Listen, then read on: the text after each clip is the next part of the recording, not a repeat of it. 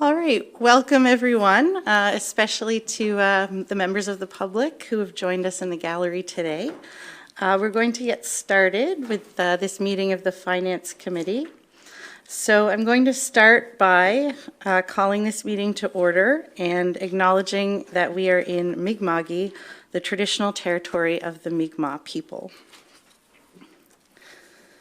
Next on the agenda is announcements, acknowledgements, and recognition. And I know that we have 2 proclamations today, so I'll pass it over to the mayor. Thank you, Madam Chair.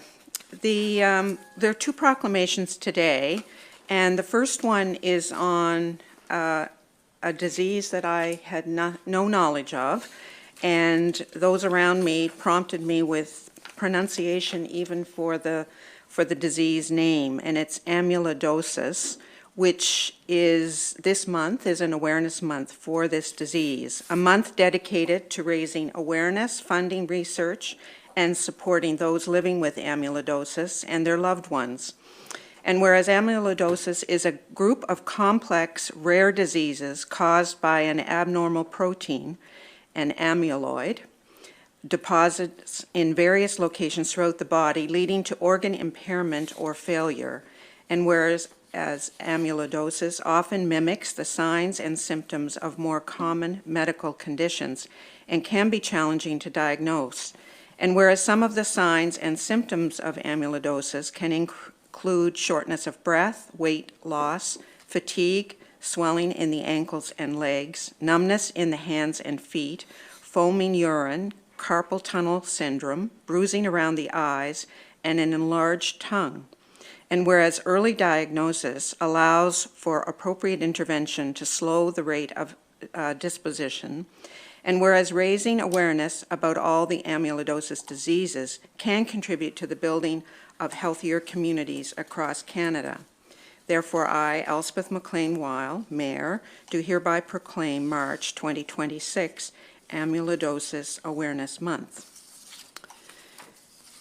And just for the public that may wonder why we do these, we get requests from organizations who ask us to declare these proclamations, I think generally out of a sense of an opportunity to create awareness. And so we acknowledge them and provide those proclamations at the beginning of our meeting. The second proclamation is on Kidney Health Month.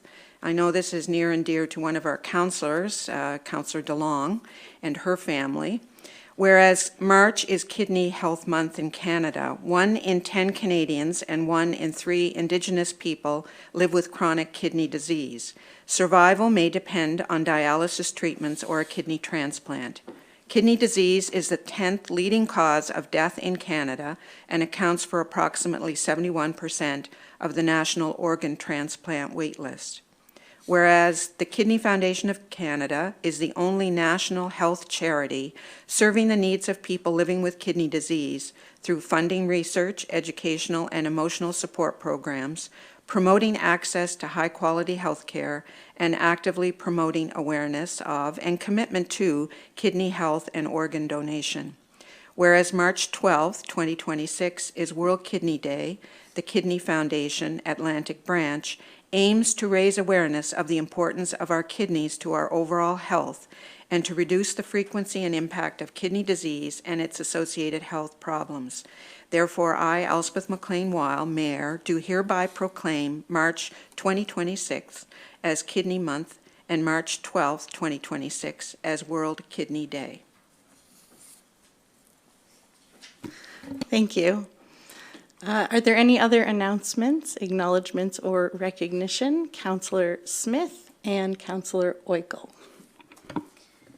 I just want to wish the Livewires 4-H all the best this weekend as they do their speech contest. I am so tickled to be asked to judge it, partly because public speaking is something that I struggled with a lot in my early life, and it turned out that everything that I wanted to do, both in art and politics, required public speaking.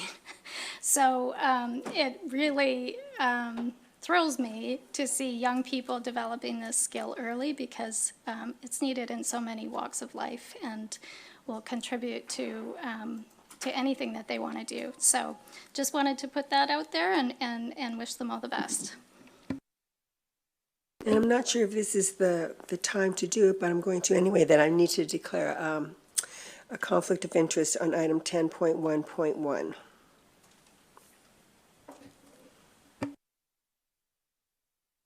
Okay, thank you for that, and good luck to the live wires.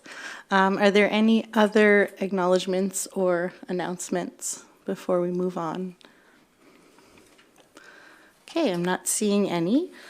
So the next portion of the meeting is public input, and I will just start by saying we do have two public input sessions scheduled right now. One is right now, and one is after the budget presentation in the afternoon. So I will just ask for a show of hands if there are any members in the gallery who wish to speak to council for this section of the public input. If you could just raise your hands. Yeah. Okay, so seeing none, I'll skip over reading the statement on public input, and we'll move on to changes to the agenda and approval of the agenda. Deputy Mayor Vino. Thank you. I would like to request an addition to the agenda today and allow for an additional public input to take place following the presentation on Nova Scotia Fire Services. I understand that after we are given this presentation, the speakers will leave, but knowing that we have several people in the gallery here for this topic today, I think it would be great to allow them the opportunity to speak following that presentation. Okay, so we will, I can put a vote to approve the agenda with that addition.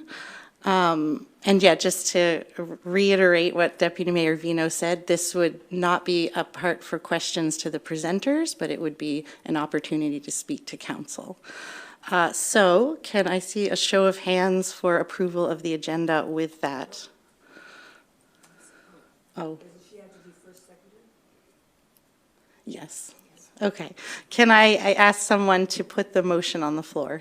Mayor McLean-Weil, and seconded by Deputy Mayor Vino. All those in favor? Motion is passed unanimously. Mayor McLean-Weil. Do we need to have a second motion to approve allowing the public to speak on this, or does that get covered by that motion? By adding the public input item on the We're agenda, okay. you're fine. Okay. Yep. Okay. So we'll add that in on the agenda. Next is approval of the minutes, and the minutes have been circulated from February 3rd, 2026. If there are no changes, I'll ask for a motion to approve them as circulated. Are you? Motion to approve. Okay. Moved by Councillor Burns and seconded by Councillor Oikel.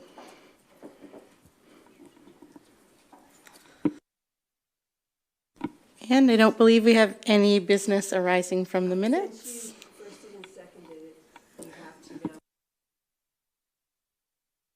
Okay, thank you, Councillor Oikel.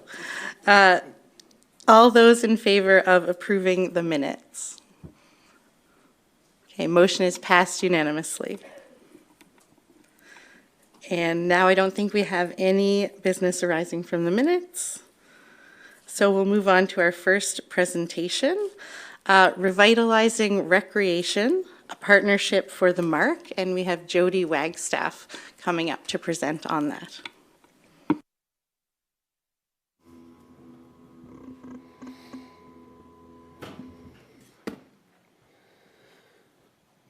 First off, I just want to say I wish I went to a 4-H speech meeting to get started.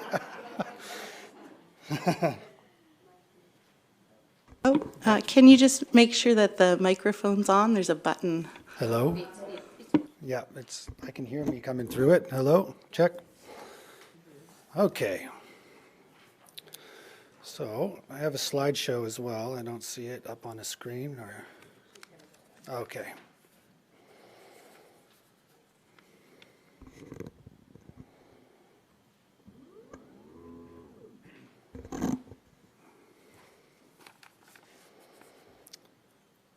That looks like it.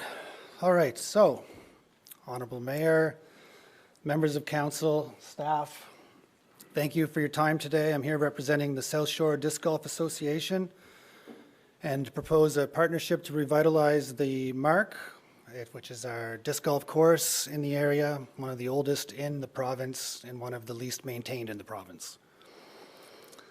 And we want to transform it into a premier recreation destination for our community.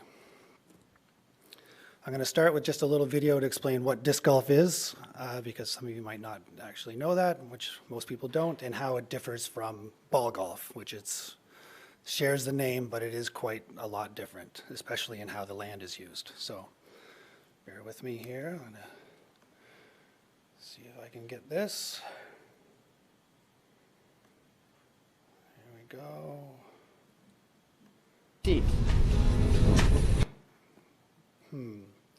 It opened up a new window and didn't open up the...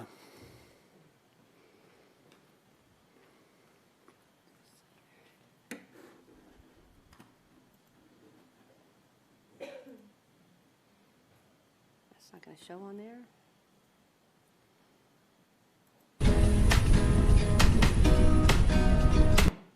Sorry. You're tall. I can't reach anything. Okay. Why is that not playing? Everything else showed on there, did it not? Yeah, the slides came up, but then that slide comes up blank until you click on it, and then it opens it in a new window. All right, let's see.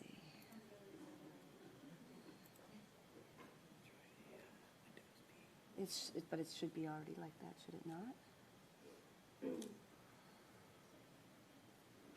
Extend. Oh, there we go. Oh, how come it didn't do it that way? Okay, like that.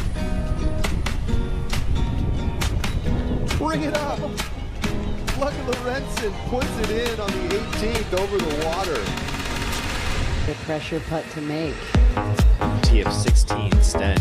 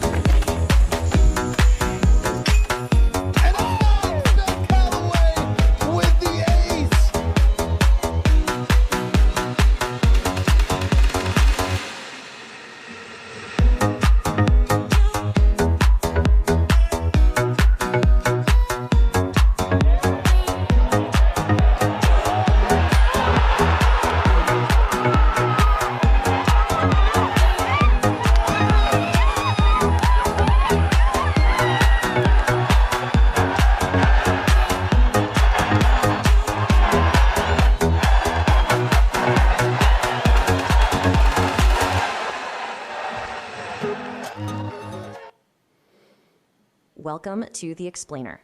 Today we're looking at a sport that is just exploding in popularity. So what if you could play golf without all the green fees and forget the dress code? Well, that's disc golf. It's simple. You're just trying to get your disc into the basket. Yeah, instead of swinging a club, you're throwing a disc. It's all about your arm. Okay, let's talk numbers, because this part is wild. The cost to build a course is shockingly low. Get this, the average cost for materials to build one hole is only about $1,000. And because it's so cheap, you find courses in public parks, which means they're free to play. But it's not just about saving money. People call it nature therapy for a reason. Players say it's their escape, a way to just get outside, breathe, and forget about, well, everything else. For a lot of people, every throw is like a little moment of mindfulness. It just calms you down. And this isn't just a feeling. Science actually backs it up. walking in nature lowers depression risk. It's also about the people, you know? Local clubs and groups make everyone feel welcome. So, no surprise here, this sport is absolutely blowing up. The official association just blew past 250,000 active members. So, what's the takeaway? It's affordable, it's accessible, and it's great for your head and your body. So you have to wonder, could the best therapy out there be hiding right in your local park?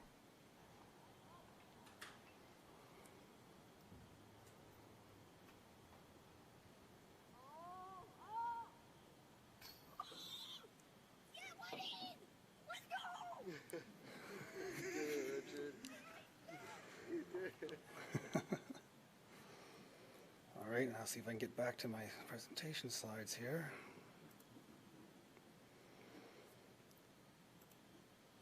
Oh.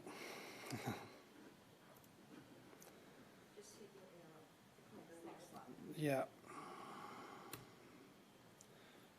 Okay, well, I guess we'll look at it in this mode. So, that's a little bit of disc golf. It started by showing some of the professional levels and then ended with what we all want to see as youth enjoying themselves. So before we look at the data, I want to share why this project matters so much. Following the pandemic, I found myself on a downhill trajectory. Coming out of a failed business and relationship, I was isolated in my basement and rarely seeing the sun. My turning point was adopting a dog that loved to play catch and needing something durable to play catch with in the woods. So I dug out a disc golf disc that I received as a wedding favor, and soon after, a friend invited me to play a proper round at the Hammonds Plains course. From the very first throw, I was hooked. It got me out of my basement, I joined a league with my son, and we found an incredibly supportive community. I truly believe disc golf saved my life. And online community forums echo this same sentiment, with players calling it a 180 for their mental health. We call this nature therapy. It gets people moving and provides a mental break from the daily stressors. The proposal isn't just about our club, it aligns directly with the province's Let's Get Moving Nova Scotia Action Plan.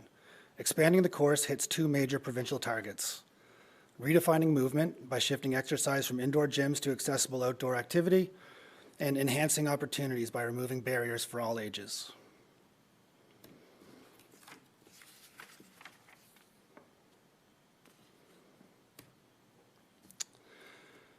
So who's using the course right now? According to the UDisc data, which is the official disc recording app that players that play disc golf use, it's an app that it's all the courses across the world are pretty much in that, and any serious disc golfer will record their apps or record their score in this app. So the mark logged 428 rounds with 131 unique players last year, but there's a critical data gap because cell service is so poor at the mark that most players cannot log in to actually record their rounds. This tech friction means the official numbers are just a fraction of the true foot traffic. And even with the underreporting, the tourism data is undeniable. We recorded 108 players who traveled over 50 kilometers and 30 players who traveled over 500 kilometers to play the mark. We hosted visitors from 5 different provinces and 2 countries. People are actively driving to Lunenburg County just to play disc golf. And if you want to see the true potential of this property, we only need to look at Hammonds Plains course, which saw nearly 6,300 rounds played last year with players walking almost 19,000 kilometers. And that course is used on private land, and it's a beautiful, beautiful course, very technical, and it's getting a lot of traffic. Meanwhile, the bar in Atlantic Canada is rising rapidly. Wentworth, Martok are building private courses, and Fredericton and Moncton are investing in premium disc golf destinations right now. The disc golf is really booming in the private sector around here, and also municipalities are jumping on board. One success story is Dieppe, that they have been recently investing in their course and was just awarded the 2027 Canadian Nationals, which will bring a massive tourism boost to them. And they've got a huge sponsor now by Greenfoot is sponsoring their entire disc golf, all their tournaments there. We have the land to compete at that level, but we need the infrastructure. We are asking for a partnership to make the Mark a premier destination for the 2026 season, and the ask is twofold. To approve the land expansion for the course to become a full 18-hole layout, and to approve material funding of approximately $20,000 to cover the hard goods, the baskets, the tee pads, the signage, and the course design. In return, the South Shore Disc Golf Association brings the sweat equity, volunteer labor, and long-term community stewardship, much like the Lunenburg County Mountain Biking Association does already at the Mark. For a small investment, we can deliver a facility that promotes mental health, drives economic growth through tourism, and offers a high durability with low maintenance cost. It's a win-win-win for our community. Let's build the best course in Nova Scotia together. Thank you. Thank you. Thank you for coming in and sharing your personal story as well. It was a nice element. So we're not making any decisions today. Of course, yes. But now would be a time for questions. People have questions for Mr. Wagstaff. Deputy Mayor Vino. Thank you for coming today and your presentation. I tried disc golf. I'm not as good as my son. There's probably some in the pond because of me. But from your opinion, what would make the Mark the ideal spot for an expansion, and how many holes are there now? I actually don't know how many holes we have there now. Okay. But can you just say why this would be, with the layout of the land, just some perks of having it at the Mark? Yes. Well, the Mark itself is a beautiful spot for disc golf. The wide open area there that leads to playing disc golf for beginners really well as advanced players, because you can throw very far. That being said, there's also a lot of wooded area with large old growth trees that make for really great holes when you just trim the brush away. We don't want to take away anything that's mature. We don't want to take away anything that's already there and established. We just clean it up a little bit, move some stuff around, and it's much like the Mountain Bike Association does in the woods. They just use the existing trail paths and use the existing land to navigate a new course. So the Mark, with the pond, with the open fields, and with the wooded areas, gives us a spot for beginners and advanced players alike. The only thing it's missing is signage, suitable tee pads. Right now, the tee pads that are there are just dirt holes in the ground, and there's no signage. So if a new player goes there and knows there's disc golf, they can't navigate the course. They can't even get around. So you're not getting any retention, any player retention. So somebody might play once, they can't get the app on their phone, they can't find the map, and it's not getting the people to come back and come back again. Although we do have a league that people do come back to, and we get about 20 players a week coming, and that fluctuates. It's not the same 20 people, but people come and go, so, yeah. Councillor Brooks. Thanks for bringing this in. One of the things that I like about this is its value add is really nice for the price. And I've seen disc golf around the world, and I like how it can sit in a park and really not disturb the park very much. I also like that this is an all ages activity, and I think it would complement the Mark nicely. So I appreciate you coming in with your presentation and letting us know about this. Thank you. All right, thank you, I appreciate that. I just have one question, one thought, one concern. I think it's a great idea. I've seen it, people playing there. But the fact that, because we don't control cell service within our municipality, and you said that it's very difficult for people to get cell service. So what do you think would be the potential of people actually coming there knowing that they're not going to be able to get onto the app, not going to be able to record their information?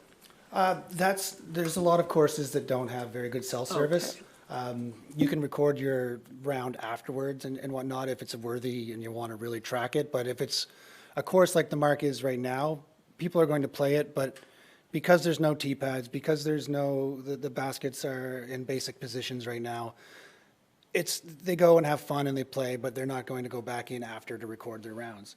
If we had proper signage, and even some courses have little paper that you can take with a little and track your course, track your score like you would in ball golf, right?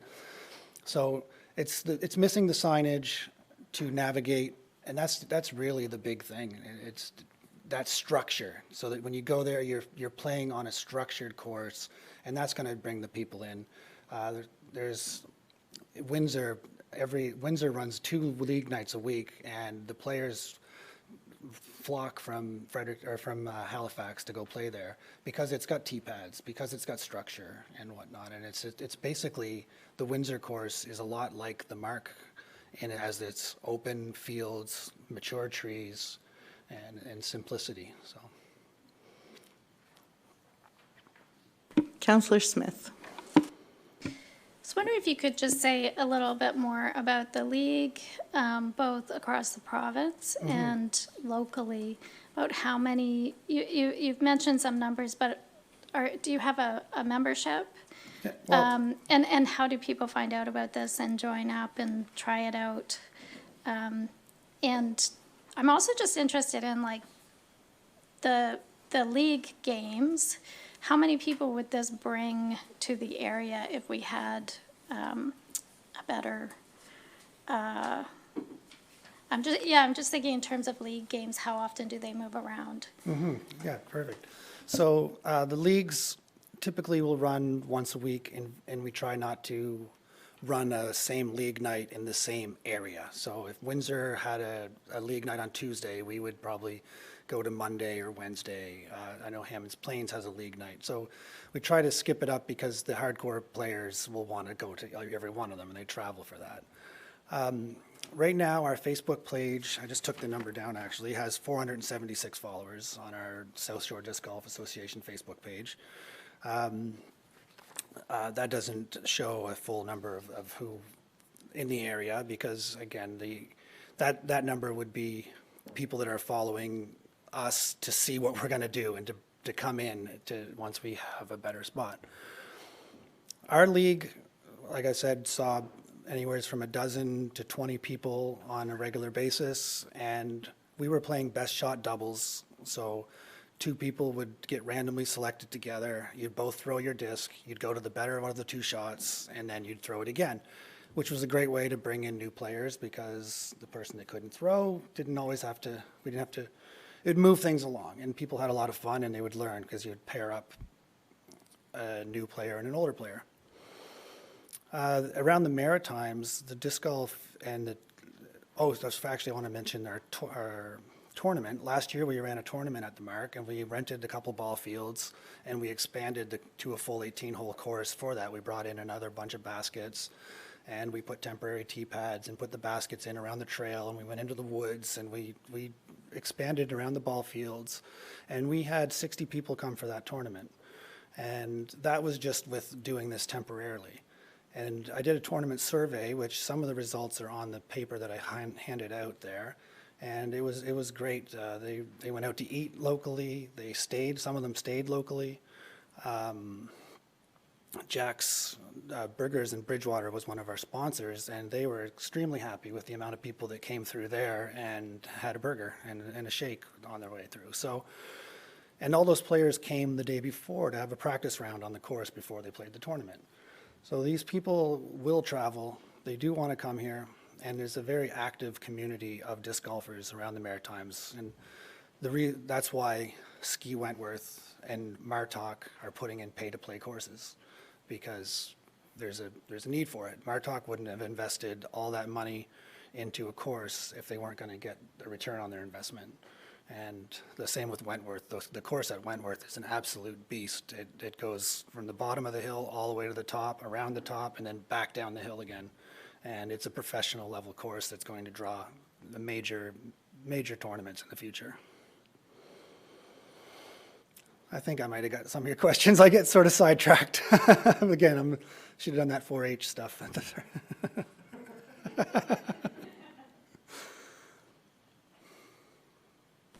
Okay, I'm not seeing any more hands. So thank you very much for coming in. Maybe some of us may be out on the course. Well, that's just one thing too. If we did do this upgrade, or when we do this upgrade, then I would love to take council out, and that would be a great publicity stunt for the whole course and get people out and teach you, because it is very much a course that, a sport that anybody can play.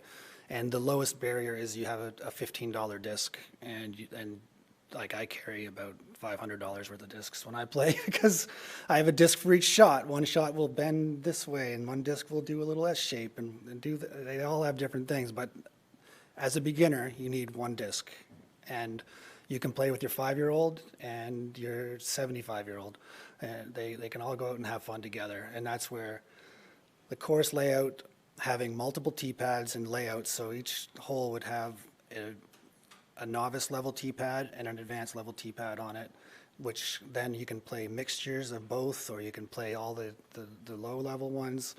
It just gives options and brings people back. Great, thank you so much. Thank you.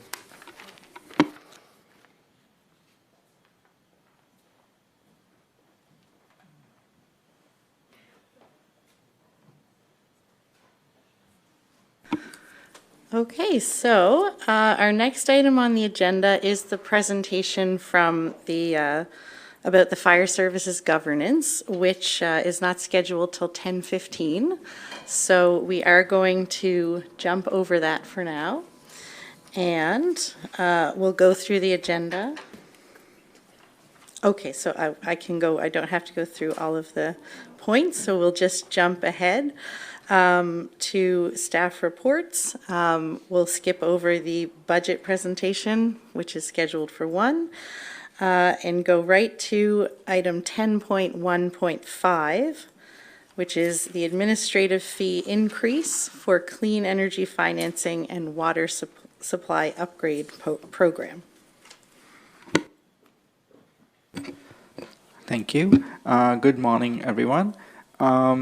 So the admin fee, this report pertains to the proposed increase in the administrative fee for the clean energy financing and the water supply upgrade program. Both of the programs are administered by Clean Foundation on behalf of the municipality under our current 5-year agreement from 2023 to 2028. Clean Foundation recently has advised that due to rising service delivery costs, the admin fee for both the programs will increase from $650 to $1,400 per applicant, effective April 1st, 2026. A $400 subsidy through Federation of Canadian Municipalities, FCM, remains available until October 2026, meaning new participants will pay a net fee of $1,000 until that date. The fee continues to be financed as part of the participant's loan, so there is no upfront cost, and the existing participants are not affected. Staff reviewed the request and assessed impacts for both programs. First, for the Clean Energy Financing Program, the program supports home energy upgrades and is a key tool for improving affordability and reducing emissions. From 2016 to as of January this year, there are 59 completed projects totaling about $564,000 in financing, with about 17 projects in progress. And the program is relatively technically complex, as it requires review of home energy assessments, verification of eligible upgrades, and confirmation that the project meets the required 1:1 debts to saving ratio. Given that complexity, staff recommend continuing delivery of the Clean Energy Financing Program through CLEAN until the agreement expires in March of 2028. Staff would then return to Council prior to renewal with options for future delivery. In regards to Water Supply Upgrade Program, the program supports homeowners with financing for eligible water supply improvements. From 2023 until January this year, there are about 25 completed projects totaling approximately $377,000 and with 48 active files. Compared to clean energy financing program, the water supply upgrade program is relatively less technically complex and they're largely administrative in nature.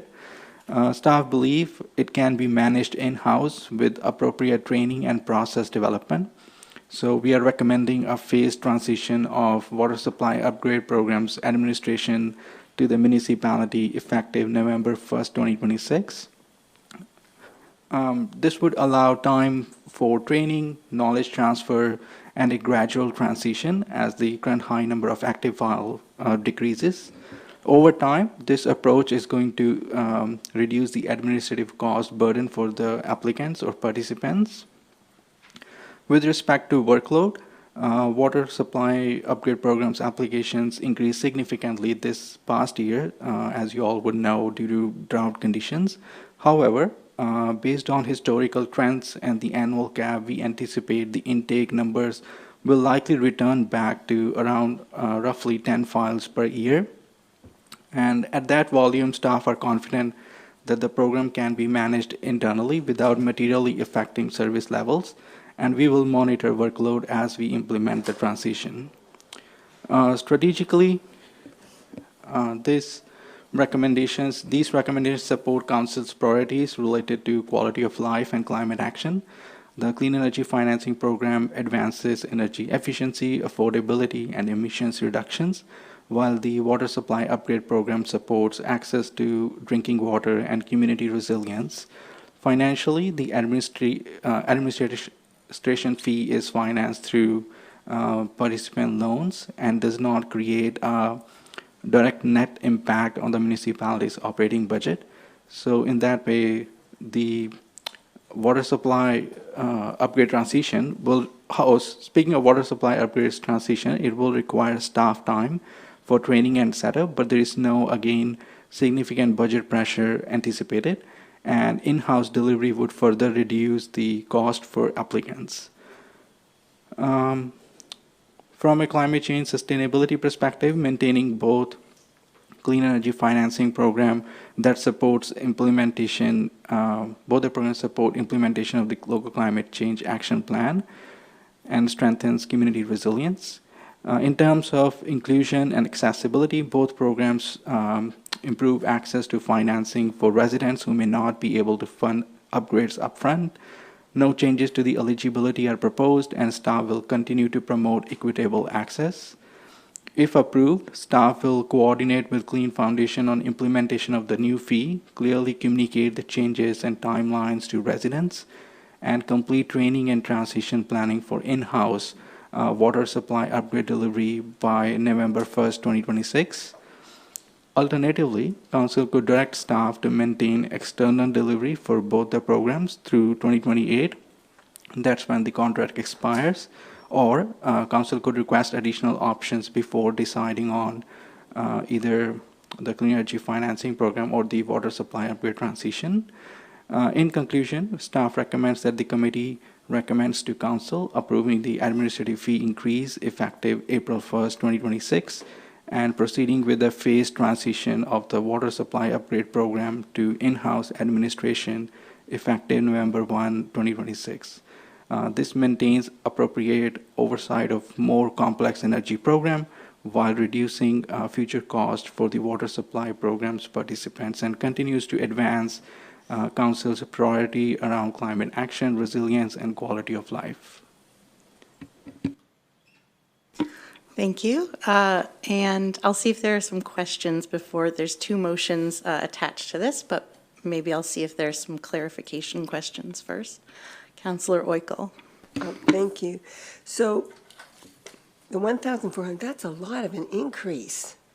Like, that's a lot for people, like an extra $800, because it was $600. Right? Yeah, it was $650. Yeah. And how much, when it becomes in-house, how much will that lower? So for the clean energy... When the in-house, the water part becomes in-house. Yeah, we are at this point, because it is... if we will be managing the program, one option is we were discussing internally, we could maintain the same admin fee, $250 per applicant. That is what we charge right now. And the remaining would be just covered through staff time administering the program in-house.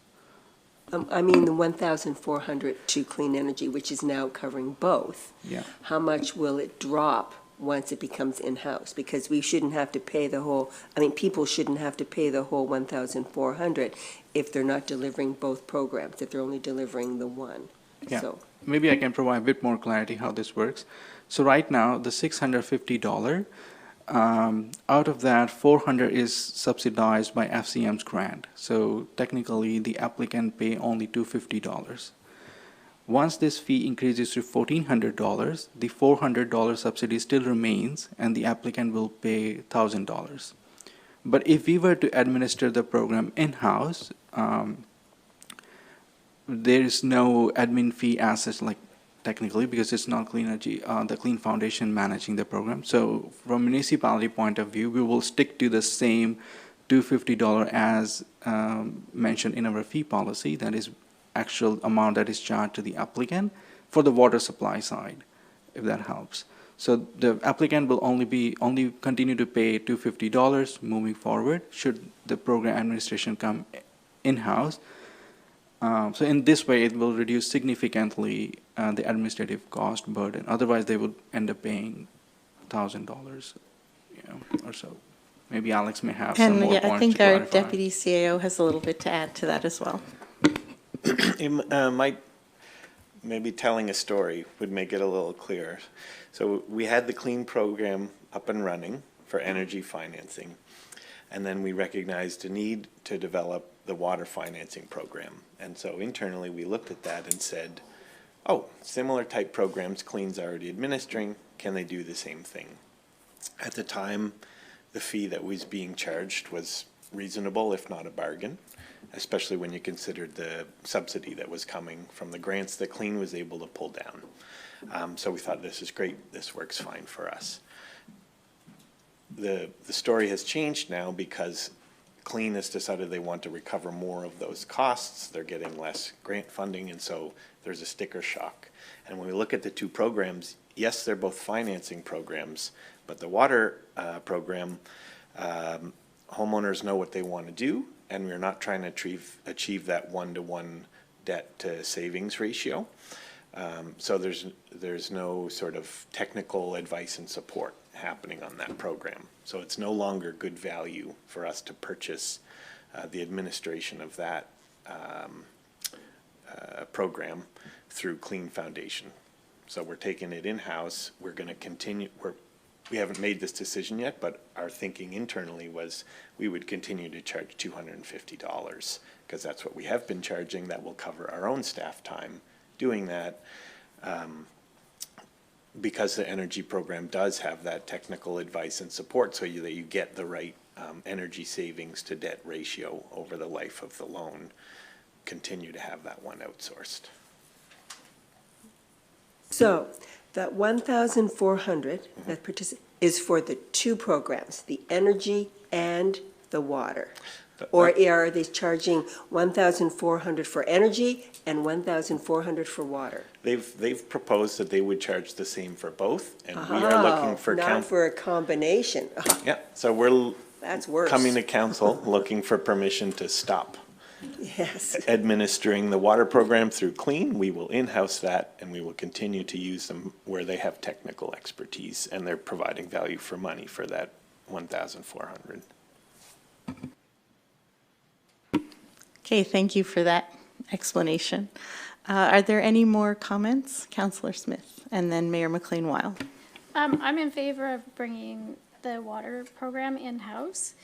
I'm just wondering kind of technically how it will work and why it will take until November to transition. I'm not questioning that there's labor involved. I'm just wondering like why it takes that long.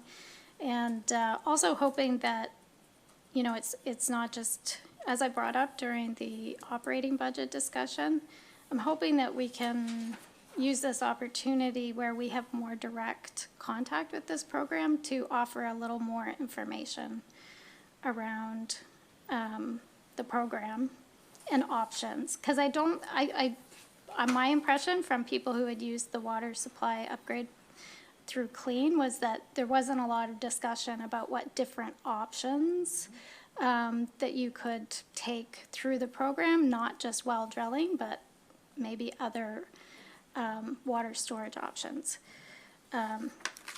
So yeah, I guess that was a comment and a question.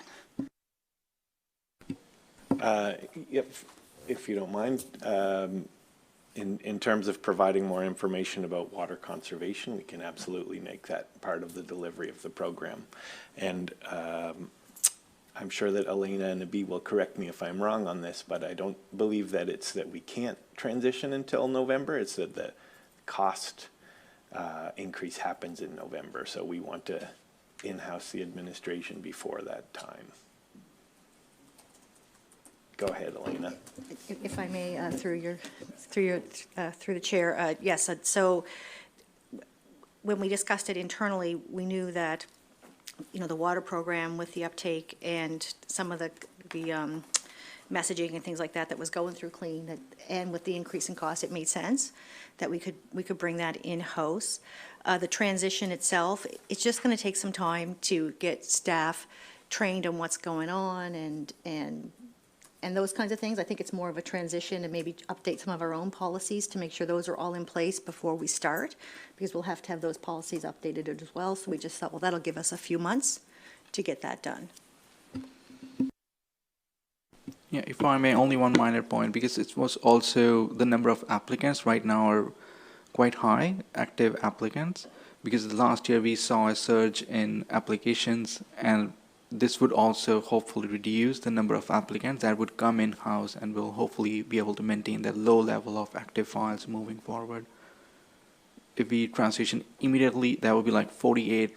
All of that files will flow to the municipality. That may create some service level disruptions and quality of service. Yeah. Mayor McLean-Weil. My question was answered. Thank you. All right, can I have someone to put the first motion on the floor? Councillor Moore. Through the chair, Councillor Reinhardt, and members of the committee, I move that committee recommends the council approve the increase to the administration fees for the Clean Energy Financing Program and Water Supply Upgrade Program to $1,400 for all new participants effective April 1st, 2026. And a seconder?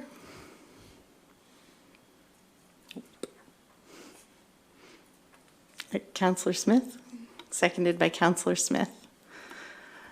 And do you have a question? Okay, Councillor Oikel. So what would happen if we say no? That's what I want to the 1,400, because that's ridiculous. I think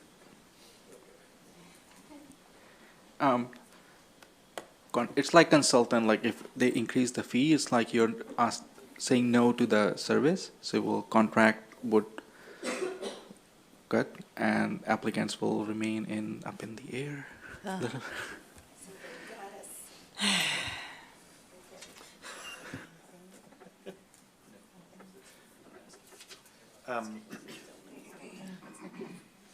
Okay, our deputy CAO has a bit more to add. So there is a cost increase. The fundamentals of the program remain the same. Participants don't go through it unless they're achieving one-to-one savings to cost ratios, and so they get the energy efficiency improvements.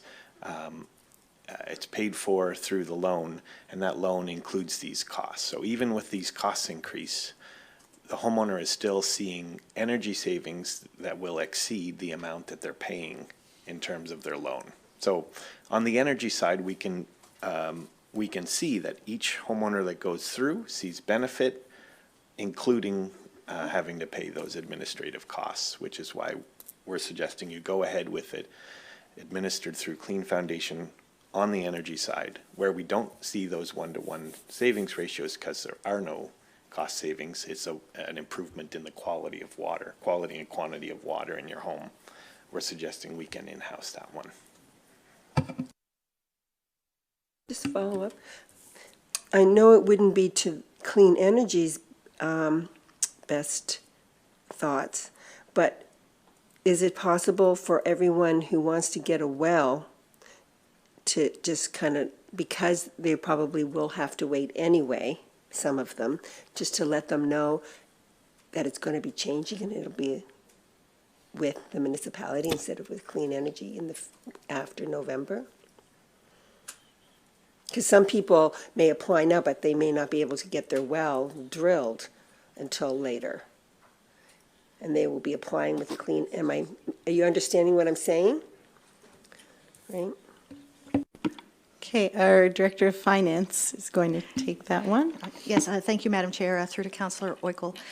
So the one thing about it, anyone already in the program would have to pay the fee, because they would be exiting that program, because Clean's already made the investment in doing the work for them, so they could get dinged twice, essentially, is what would happen if you ask them to pull out now. But anyone already in the queue has already got that subsidized rate, so they're okay. So as long as they've already got a signed agreement in the queue, then there's no change in those fees for those applicants.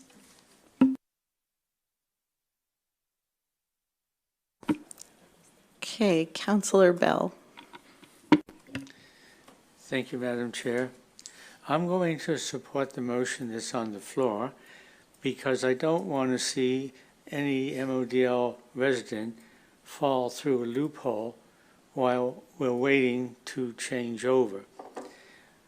So in the interim, there will be people who will find a solution to their problem.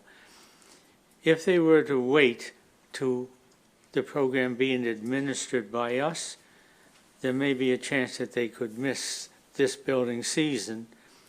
The other thing I'd like to wonder if it's a consideration that we could do is if applications are being made to clean energy financing now through this other group, if the order in which the names are submitted could be adopted by when we do the in-house program, so that if they're in the queue, that they don't lose their position or have to start over. So if it's a possibility for us to use the application list and they don't make this cut, let's not put them to the bottom of the list or make them all have to run for the toll gate again to get through first. I want to be able to accommodate as many people as we can in the best direct order. Thank you. Did you want to respond to that? Okay. Ms. Wenzel. Yes, thank you, Madam Chair, through to Councillor Bell. Actually, we have a really good relationship with Clean, and we have the entire applicant list, and they update it for us every month. So we already know who's applied through them, so certainly we would consider first come, first serve on the list itself. Okay, are there any more questions or discussion on the motion that's on the floor? Mayor McLean-Weil. Just a quick question on the 48 files that are open. Where do they fit in this in this discussion? I'm just listening to what the list and where that falls in terms of what the cost might be. I think likely if they have already signed the agreements, they are already receiving a subsidized rate, so this change would not impact them. And very likely all of them, I believe, have signed agreements. I could double check. We may not know what the latest numbers are, but most of them have signed agreements already. There may be few who may be still thinking through or getting quotes. But yeah, should they get their signed agreements, they would not be impacted.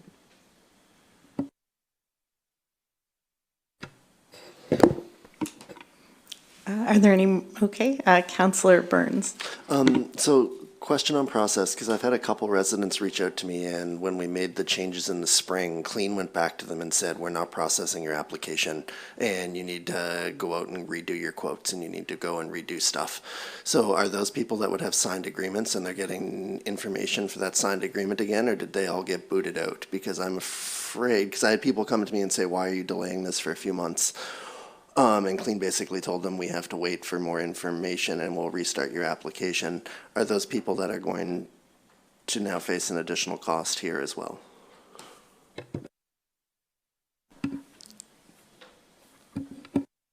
Okay, Ms. Wenzel? Yes, thank you, Madam Chair, through to Councillor Burns. So my experience is when we made the change with the program, like, there were some miscommunication certainly with Clean, and we had, in the beginning, they were telling people they were approved for the program before they actually had a signed agreement. And so there was some issues with that. I had a big discussion, I think Abhi and I were on a Zoom call with them maybe last month, talking about that communication piece that, you know, certainly when you enter the program, if you don't have any tax arrears, then you are eligible. But until we sign an agreement, there is no obligation, I guess, like the program hasn't started for those customers. And I can tell you that I probably speak to 2 people a week on the hardship clause. So we certainly work with those people to ensure that if they, you know, if they qualify under our low-income rebate, that they do get a 10-year loan instead of a 5-year loan. So those, you know, our staff are already working through this a lot with the customers. So bringing in that application piece in-house, I feel, other than helping people navigate it, which is not a finance function really, we're already doing a lot of the heavy lifting on this program. So that was kind of our thought on why we would bring it in-house. But certainly, if you have residents that are having issues, just direct them through to finance, and we'll help them out. Okay, are there any more questions or comments? Okay, so all those in favor, please raise your hands. Okay, any opposed? Okay, motion is passed unanimously. Do we just have one more motion? Okay. Okay, we'll try to just get through the last motion and then we'll have a break. Could someone put the second, okay, Deputy Mayor Vino. Certainly. To the Chair and members of the Finance Committee, I recommend that the committee recommends that Council approve transitioning the administration of the water supply upgrade program from Clean Foundation to the municipality effective November 1st, 2026, and I so move. And a seconder, seconded by Councillor Bell. Any discussion on the motion? All those in favor? Okay, any opposed? Motion is passed unanimously. All right, it is just about 10 o'clock, so we'll take a 15-minute break until the presentation on the fire services governance.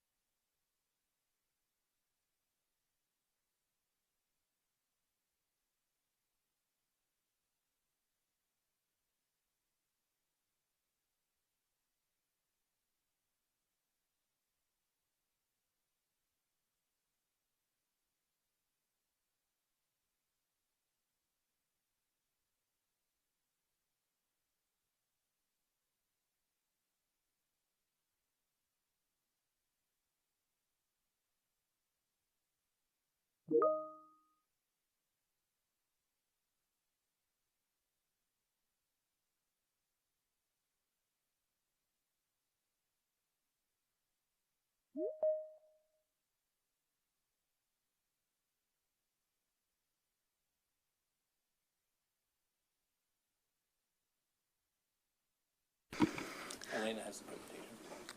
Okay. Okay, welcome back. We have one of the presenters on Teams, Carolyn Hemstock with Emergency Management. Okay, and we also have Deputy Minister Paul LaFlèche on Teams. Yep, I'm here. Okay, thank you. Good morning. Good morning. So we have a full gallery here listening to your presentation from members of local fire departments as well as council. So basically we'll listen to the presentation and then there'll be an opportunity for councillors to ask for clarification and ask questions.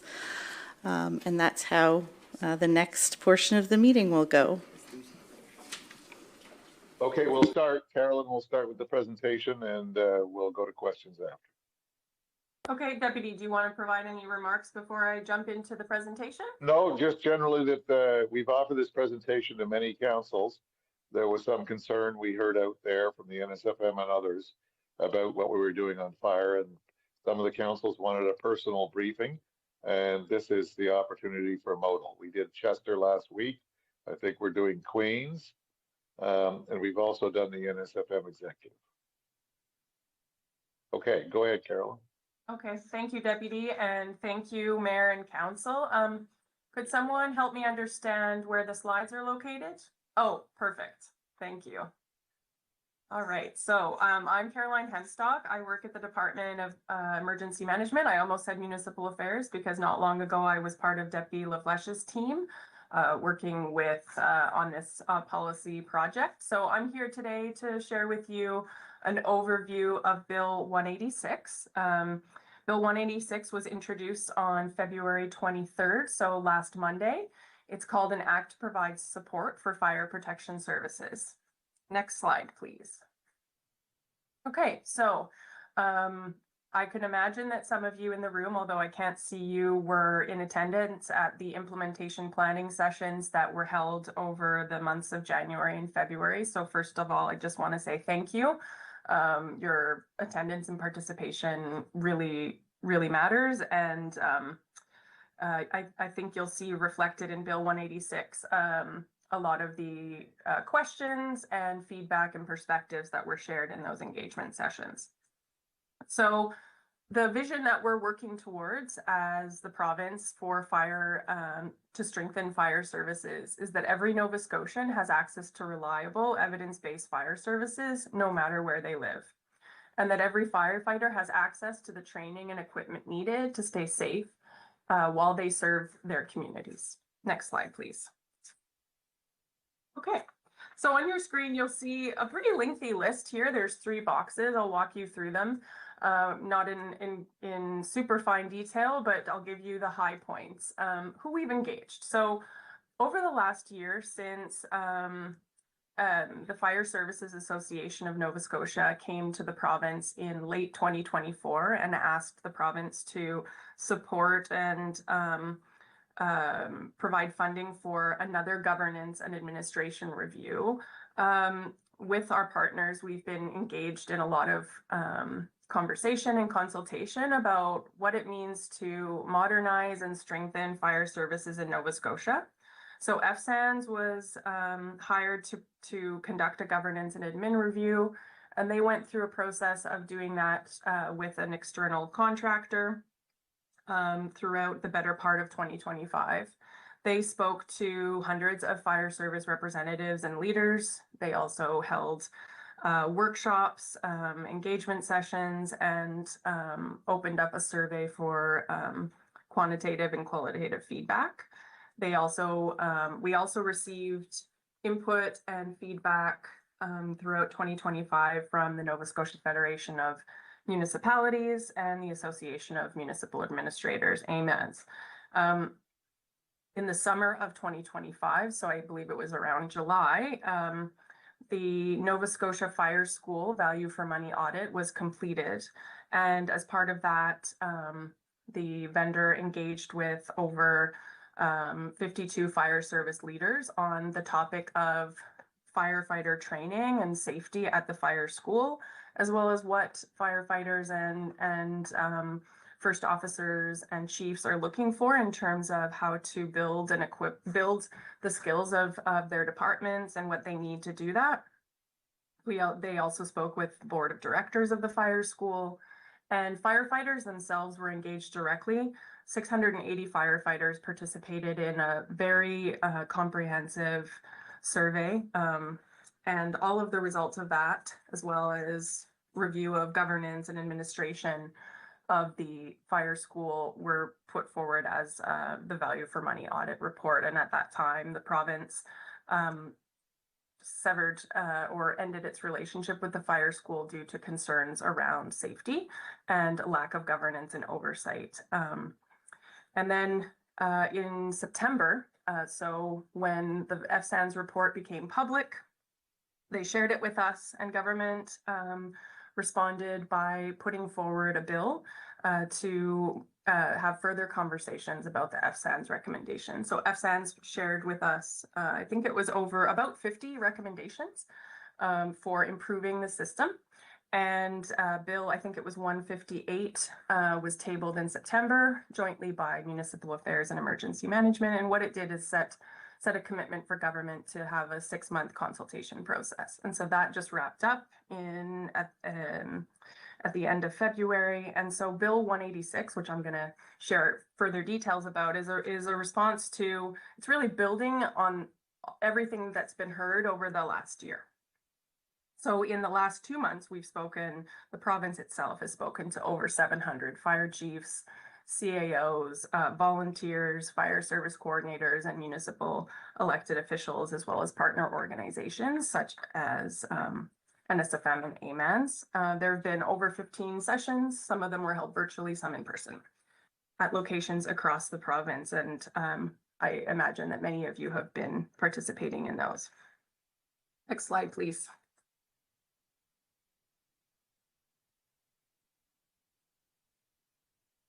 Thank you. So what the province heard from the FSANS governance review and the value for money audit were, as I mentioned, some significant concerns around safety and governance and oversight issues at the fire school that are really very important to address. The governance review from FSANS identified, and this wasn't a new finding, but it continued to clarify and shed light on what have been longstanding challenges in the sector around volunteer retention, governance gaps created by a really fragmented legislative environment. So there's probably a half a dozen provincial acts that govern fire service provision, as well as inconsistent training and uneven service delivery or service levels across the province. So depending on where you live, there might be very significant differences in the services that you receive. Part of that is related. It's not related to the quality of the firefighters' work, but rather a response and a natural consequence of the governance gaps and the way that services are delivered as well as funded. Municipalities and fire service leaders express the need for better and clearer governance, so understanding who does what, and so that they can have clarity on that, as well as a greater role of oversight from the province. That was one of the key findings from the FSANS report. And safe, standardized, and accessible, so low barrier training, came out as a really important issue to the fire service sector. Folks want to be able to take the training they need to provide services and that keep them safe. But often one of the barriers to access is the fact that it's not located in either their community or their region. And sometimes the cost is prohibitive. And then another piece that we heard consensus on from these engagement these two processes were that there is consensus that Nova Scotians, that vision that I shared at the beginning, deserve consistent levels of service, regardless if they live in the city or if they live in a rural area. Next slide, please. So the recent planning sessions that were held were a very important part of this process. So there, as I mentioned, there was general support for standardized training, clearer roles for everyone involved, whether you're a volunteer fire department, a municipality, or the province. There was support, general support for a standardized provincial framework or legislation. And sustainable long-term funding came out as an important consideration and theme in almost every conversation that was held, as well as concerns about inequities between rural and urban departments with regards to access to things like equipment, as well as ability and need to fundraise. There were strong backing on National Fire Protection Association aligned training, not necessarily that everyone needs to be certified, but that there's a strong desire for training that keeps people safe and making sure that we use best practices and standards, while recognizing that there are some folks who aren't able to or are not interested in having an NFPA certification, and that's okay, but that's a standard to kind of strive towards. There was mixed reaction from municipalities and some fire service providers about the FSAN's recommendation to transition to a model where municipalities are the leaders on fire service provision. And each group shared a unique question or concern with regards to what that implementation kind of process would look like. And we were listening very carefully. There was a strong emphasis on firefighter wellness, so both physical but also mental wellness, and the relationship that that has with volunteer retention. We heard there's a high level of burnout, a high level of administrative burden, particularly for fire service leaders and chiefs, and that equipment inequities and the importance of employer family support all kind of contribute to some of the challenges around recruitment and retention. Municipal administrators support generally modernization or strengthening of the sector if it's accompanied by predictable provincial funding, stronger governance, and accessible training options. And improved accountability and oversight was the most commonly cited benefit of a possible transition to a new model. And that was something that we heard from municipal elected officials. Although there were many questions, there was general consensus that having a relationship between fire service delivery and municipal councils would help improve oversight for their residents and communities. And so, while consensus on the new governance model was not reached, many participants expressed a keen interest in being involved in these conversations. They demonstrated a real commitment to serving their communities and being engaged on decision-making that impacts themselves, but also the residents that they serve. And what we heard as well, particularly from municipal elected officials and administrators like AMANs, is that any change needs to be accompanied with support and education to help people understand their roles and how to be a part of the change process. Next slide, please. Okay, so as I mentioned last Monday, the province introduced the Support for Fire Protection Services Act, or Bill 186. And the intention of this bill is to strengthen fire services across Nova Scotia. The legislation sets us up for a staged or phased approach to change. So standards, evidence-driven levels of service that's both achievable and sustainable. So these changes are intended to strengthen the services that are already being provided by municipalities and diverse fire service providers, including commissions, associations, brigades, and societies. And it aligns strongly with many of the FSAN's governance review recommendations in key thematic areas. It addresses at least 20 of the recommendations from FSAN's, and I'll get into further detail about which recommendations were covered. Next slide, please. All right, so when the government received the FSAN's governance review and recommendations in the fall, it took a very close look at them, and many of the recommendations are actually not legislative in nature. They're operational. There were things that can be done. There are some quick wins and other things that are longer term projects. that can be addressed as an operational activity. And so there were quite a few activities already in progress. I believe the number was, I think it was 12 that were already in progress. And then the legislation, or Bill 186, addresses about 20 of those recommendations from FSANS, which overall represents a very large portion of what was put forward by FSANS in the fall. Next slide, please. Okay, so these two slides, this material will be shared with you, and actually it might have already made its way to your inboxes through various forums like NSFM, but this essentially provides a breakdown of the recommendations that were integrated within the bill. And a big piece of that was providing a home and government for fire services, a unified and coordinated approach, and creating an Office of a Fire Commissioner. Next slide, please. All right, this slide shows the recommendations that were operational activities that were already underway even before legislation was introduced. And many of them pertain to professional standards and training. A lot of work is happening through the Firefighter Training Advisory Committee, FTAC, with regional representation. Again, a lot of that didn't need legislation to provide support. I know that they've been developing regional training plans. And there have been a couple of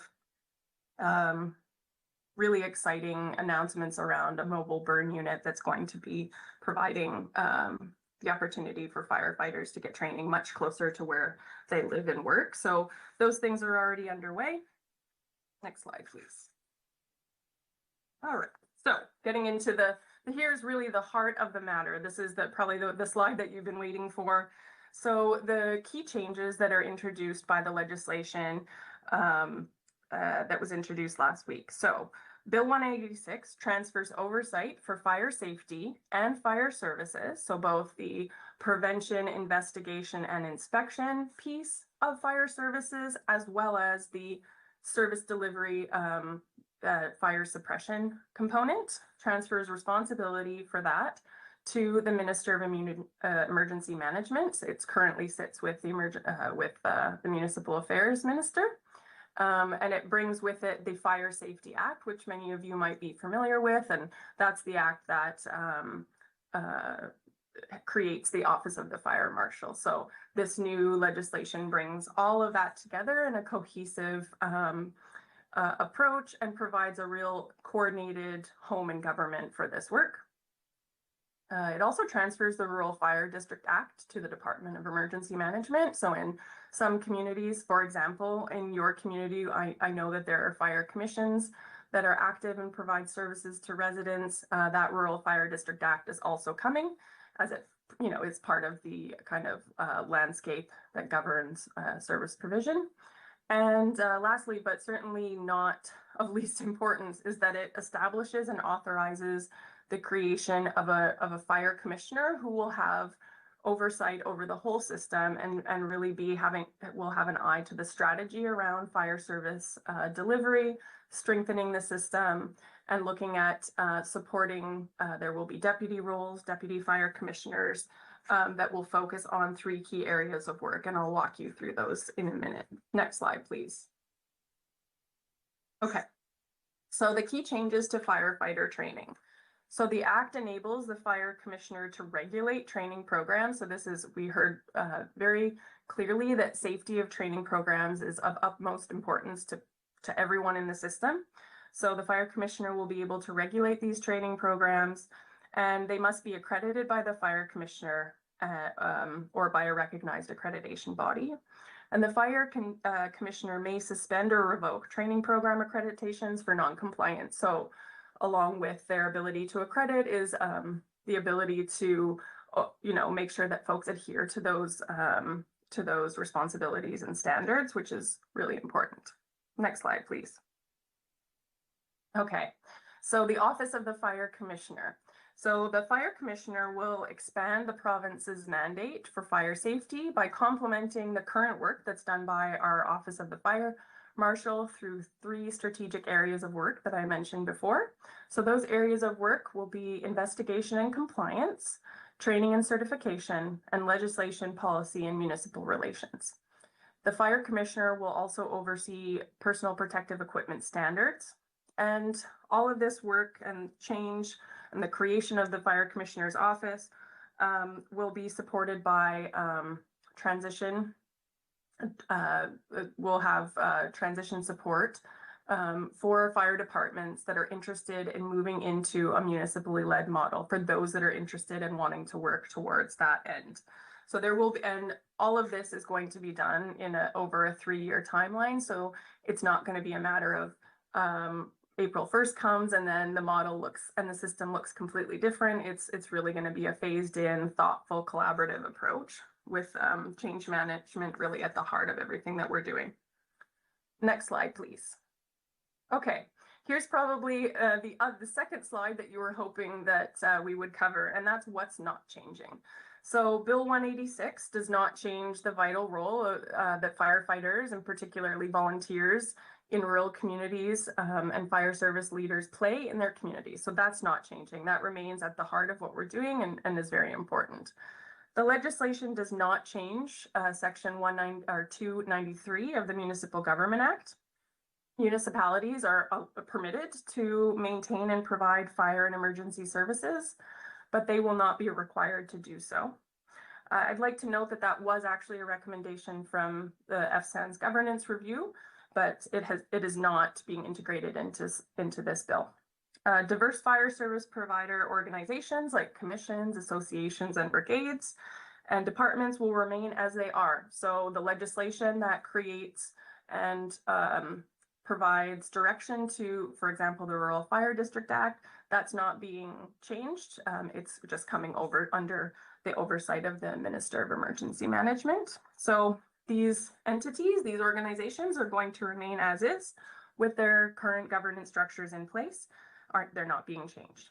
And lastly, volunteer firefighters that provide services through diverse organizations will not, this is a question that came up, will not become municipal employees. They will continue to be part of the organizations that they volunteer with.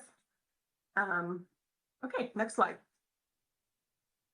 All right, so some of the new municipal and fire service provider responsibilities, things that the Bill 186 is changing and asking municipalities and departments to do. So although municipalities are not required to provide fire services, the Act creates new responsibilities for all municipalities, even if they don't provide fire services. So all municipalities and fire service providers, including commissions and brigades, to conduct a fire protection service review using a risk-based assessment. And I'm looking forward to telling you more about that. That's something that is going to be really important as we move forward and that the province will provide. Municipalities and fire service providers will also need to ensure local competencies, so the skill sets of their firefighters and the PPE that they use to respond to calls meet provincial standards and are aligned with the services that are provided. And lastly, this legislation is asking all fire service providers and municipalities to onboard onto a common fire service management system. Sometimes we call it the FRMS, and you might be familiar with it from the Office of the Fire Marshal. Next slide, please. Okay, so this is, I think this is really the exciting bit for municipalities and fire service providers, and something that you're going to see coming your way in the very near future. So this slide sort of provides a description of risk-based fire service planning. So on the left-hand side, you'll see community risk profiles. And the example that's been shared with me, and I'm a lay person, so if I get the terminology wrong, let me know. But essentially what this is about is making sure that fire services align to what the community risk profile is. So for example, if I was a community in a landlocked part of Alberta or in the middle of Nova Scotia with no lakes around, my community wouldn't have the risk of water at play necessarily. And so we'd look at the landscape and say, okay, we probably don't need to provide services for fire suppression with a fire boat because we don't have that risk. Whereas if you're on the coast, that will be a risk that folks would want to consider. So the community risk profile looks at hazard identification, kind of what I just mentioned, but probably got the terminology a little bit wrong. It looks at analysis of historical calls and data, as well as types. So the different types of calls that are coming through, whether that be fire related or medical first response, the volume. And it also asks fire service providers to think about their risk tolerance. How much risk do they want to take on? Fire service provision does have risk involved in it. And so it's the tool that's going to be provided by the province for all fire service providers essentially helps people walk through this process in a very uniform, standardized way. And so then the next column in the middle there, level of service, this helps providers to develop their in-house policies. So what are the response expectations, service standards, and then it creates a space for folks to have conversations around what services can be contracted out, what could be done through mutual aid or automatic aid. And then lastly, operations. All of this, we'd want the operations to align with what the risks are and the service level standards. So the number of staff that are contracted, the budget allocated for the work, what training needs to be done, and I'll walk you through that in a minute, what apparatus and equipment are purchased or pursued, as well as the safety and response protocols. Next slide, please. So this slide shows what I was trying to talk about in a not very articulate way, which was what's going on in the community, what's around your community in terms of risks. So the tool will walk providers through a very standardized process around with questions to look at the geography, the demography, who lives in your community, what kind of industry is there. Each community is going to be different, the types of buildings. So, you know, if you're in an urban area versus maybe an agricultural area, what are some of the considerations you'll need to think through? Transportation, the types of naturally occurring emergencies, and other human-caused emergencies. So it essentially puts a rigorous process around that risk identification. Next slide, please. All right, and I mentioned this before. So whatever service is selected by the provider, so that might be a municipality or a voluntary organization, the risk-based assessment tool that's used during the process will help providers also identify what the corresponding training need is to make sure that firefighters and departments have the skills to deliver those services and to keep everybody safe. And it also will ensure that fire departments are training at a similar level for services that are for comparable services. And it will enable more training regionally and provincially as standards are set for each department. Next slide. Okay, so over the next weeks and months, the province, the Department of Emergency Management will be really focused on creating and operationalizing the Office of the Fire Commissioner. Work is already underway to roll out province-wide training offerings for level 1 and building training capacity in the 6 emergency management regions. Work will also begin around developing the new standards and regulations in consultation with municipalities as well as service providers. And the standards, so the fire commissioner will have regulation making responsibilities, and as part of that, there will be extensive conversation and engagement in the development of. Sorry. Yep. Go ahead, Paul. Sorry, it's okay, Carolyn. All good. Okay. Keep going. Okay. So as part of that, the priority standards will be around keeping people safe. So personal protective equipment and mandatory training and things that are the baseline. And then as time goes on, there will be a phased implementation and development of regulations for things that are maybe more complex or less related to safety, but maybe more around increasing service standards, for example.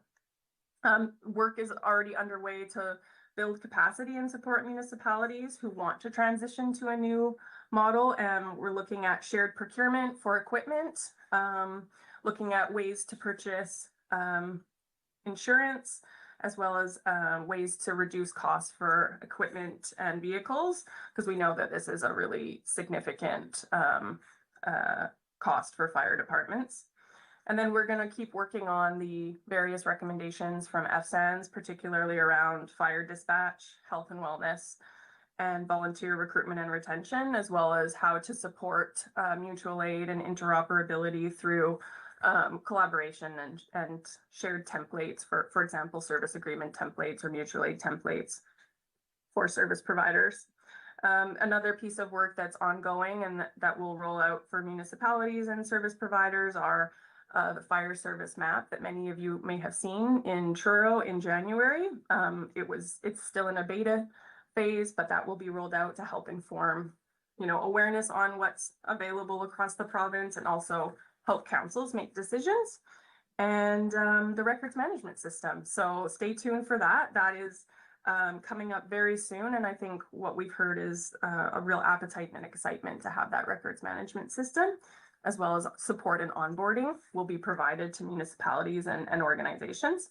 And then, as I mentioned, offering regional training as well as hybrid learning. So that really concludes the presentation. I'm going to turn it over to Deputy LaFleche, and we're happy to take any questions you may have. Yeah, we're ready to rock and roll. I realize that we changed the bill in your mind since you originally saw it, because what a lot of people focused on was the actual FSANS report. And we didn't adopt everything in the FSANS report. We'd adopt some of it. So you may want to ask, well, when are you going to adopt the rest of it? Well, at this point, there's no intent to adopt the rest of it right now. We want to get the first part done, get the department set up, get the new situation in place with the org structure and the fire commissioner, et cetera, and then we're going to have consultations. Sandra will lead them. Unfortunately, can't be here today. And then we'll go out and see what the story is, and we'll have a next phase. So that's what really happened here. Everybody was looking at the entire FSANS report, and we sort of took like a big bite out of it, but we didn't eat the whole report. Is that a good way to say it, Carolyn? Yeah, I think that's a fair assessment. Okay, I've already seen a few hands go up for questions, so we'll start with Councillor Moore. Thank you. Thank you for the presentation. When I first sat on council in 2004, the warden at the time, Jack Wenzel, looked at me. He said, "We do not tell our fire departments what to do." And I've always remembered that. There are rules and regulations that they have to go by, but I always left the fire departments. I guess those are kind of changing now on a provincial level.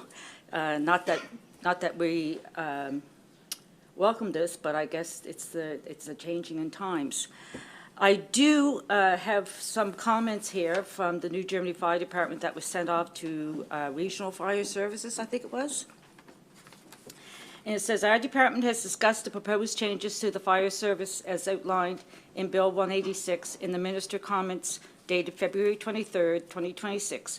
We wish to make the following comments.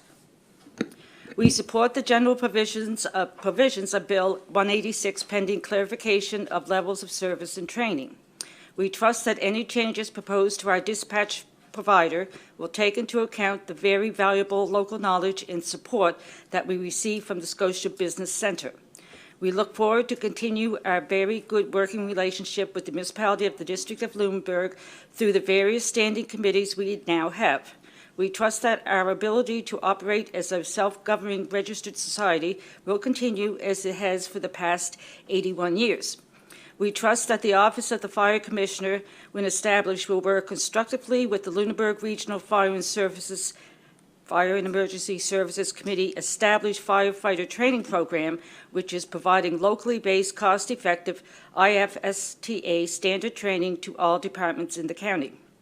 While we appreciate the need for a common records management system, we hope that the departments will be consulted in a meaningful way so that the inefficiencies that exist with current reporting methods can be avoided in the future.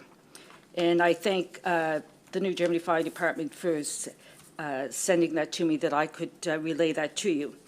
And also in your report, I find that lots of times when studies and stuff are made, there's not a lot of boots on the ground. It's a lot of behind, on the desk, behind the computer. And to compare municipalities in Nova Scotia with inland in Alberta is, I mean, we are surrounded by lakes. We're surrounded by an ocean.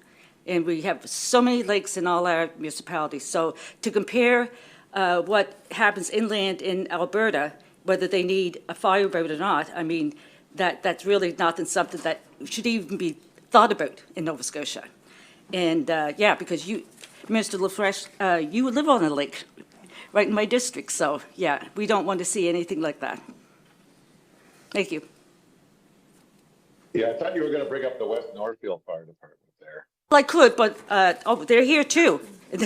Yeah. Okay, good. They just didn't give me any notes. They just gave me information. Okay. So can I ask you when that came in? When did that input come in? Like what date?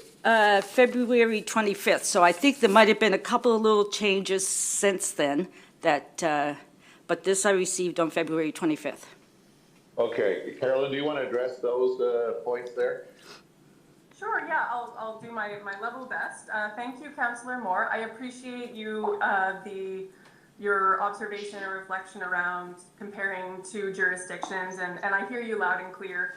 As I said, I was fumbling my way through the technicalities, so probably a better example about how the risk-based fire service planning will take place would be between, say, a place that has a skyscraper and needs a specialized equipment to be able to reach quite high heights to fight fire versus a community that has no skyscrapers, right? Would they necessarily need a truck with a very large ladder? So that's probably a better example. And to respond to the question, I think I heard from the letter that you read, service levels. So the province, the fire commissioner, is not saying that they are mandating specific levels of service or requiring services to be provided.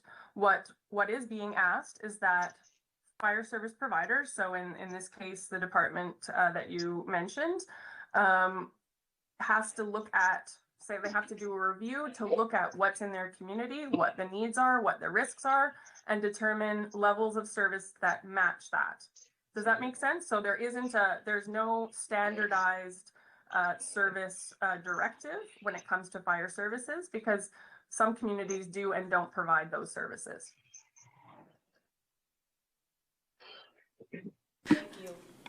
Okay, thank you. Just can I mention that if you need some follow-up, I realize the fire departments may be in the audience there. When we went to Chester last week, we were able to have discussions with them following the meeting. Today, because we're stuck nearby the legislature for various reasons, we can't do that. But we're welcome. You know, we would welcome the opportunity if the individual fire department, in this case, New Germany, needs to have a consultation with us. We can do that. Thank you so much. Okay, Councillor Bell. Thank you, Madam Chairman. In Minister LaFresh's opening comments, he shed some new light that might make some of my questions unnecessary. But I want to thank you for the opportunity to address the FPSA of February last week. I appreciate that Bill 186 attends to many positive aspects. While I have 12 prepared questions, I will limit myself to one at a time so that other councillors get the opportunity to speak. Following the brief statement of my perspective of this, formulating a comprehensive opinion is challenging given the numerous outstanding details. However, I would like to highlight a significant issue that remains unaddressed at this time. The current structure of fire departments, I believe, is well dealt with by the Fire Service Association in Nova Scotia. They are a vital link, and they need to be included continually as we make further changes. Approximately 18 to 20 years ago, the province undertook a review of the ambulance service delivery. At that time, services were provided by various identities. Incorporated companies like Michelin, hospital outpatients like Roseway Hospital, religious organizations like the Roman Catholic Church run some ambulance services like in Pubnico. Fire departments run ambulance services like Chesapeake, or funeral homes.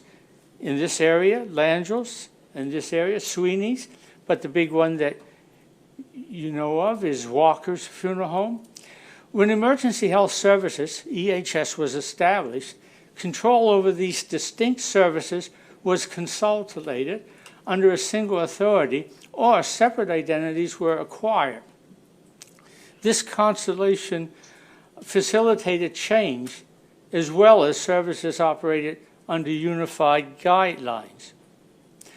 I do not anticipate the province acquiring 360 departments, especially given the existing financial constraints, nor is any such action necessary to implement improvements. Presently, fire departments operate under very legal structures.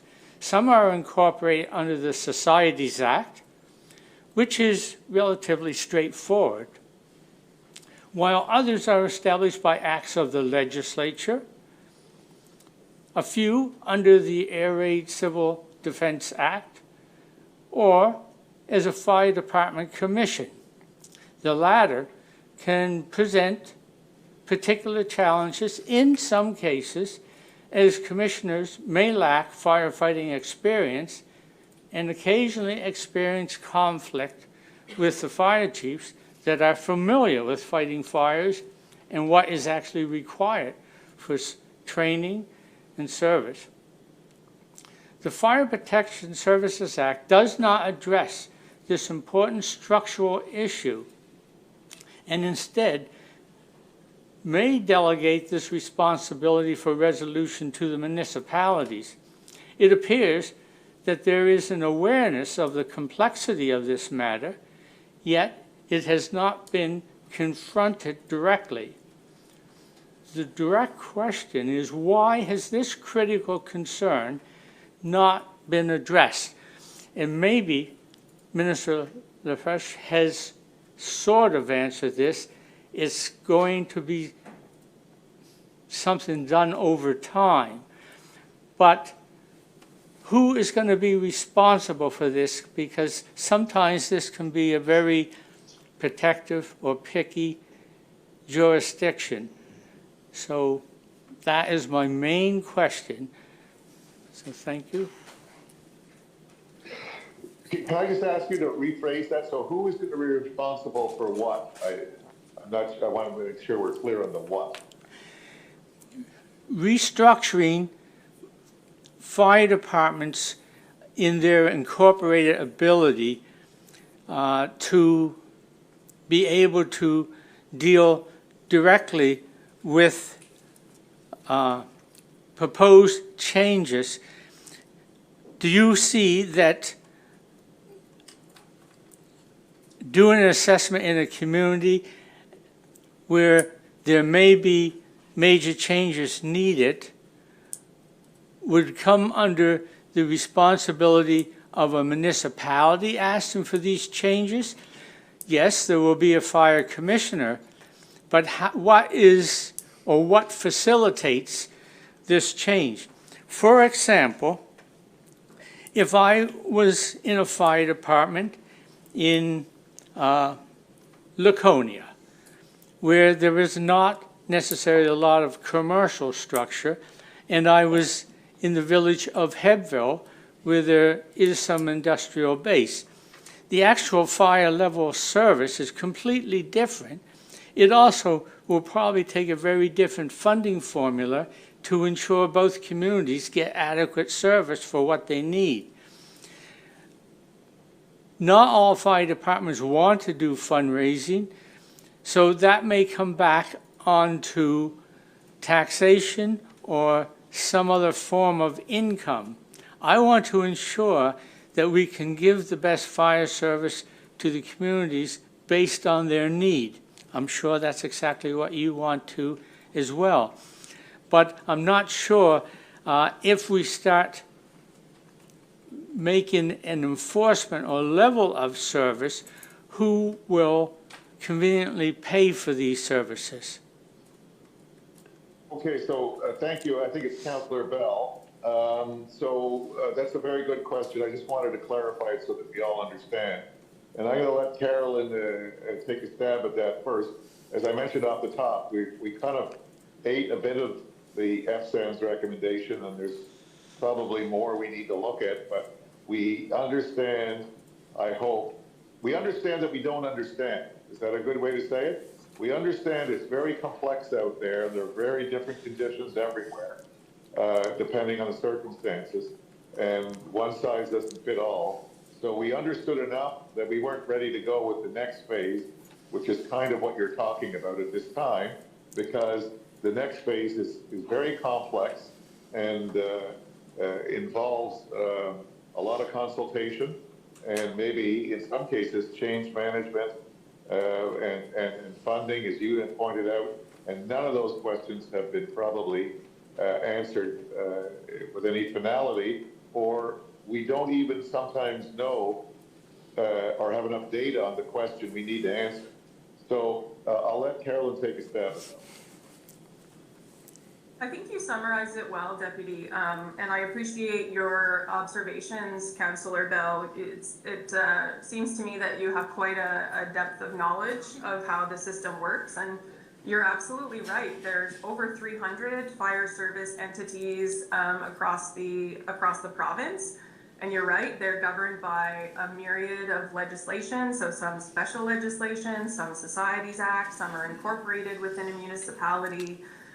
Some are fire commissions that have, many of which are in your region, and they all have different local realities. They also have different needs in their communities and different, similar in some ways, but nuances around their governance structures and the models that they use to make decisions, as well as how they fund the services that they provide and the relationship between the municipality and the entity. And so in many ways, the main relationship is around service agreements, mutual aid, and funding.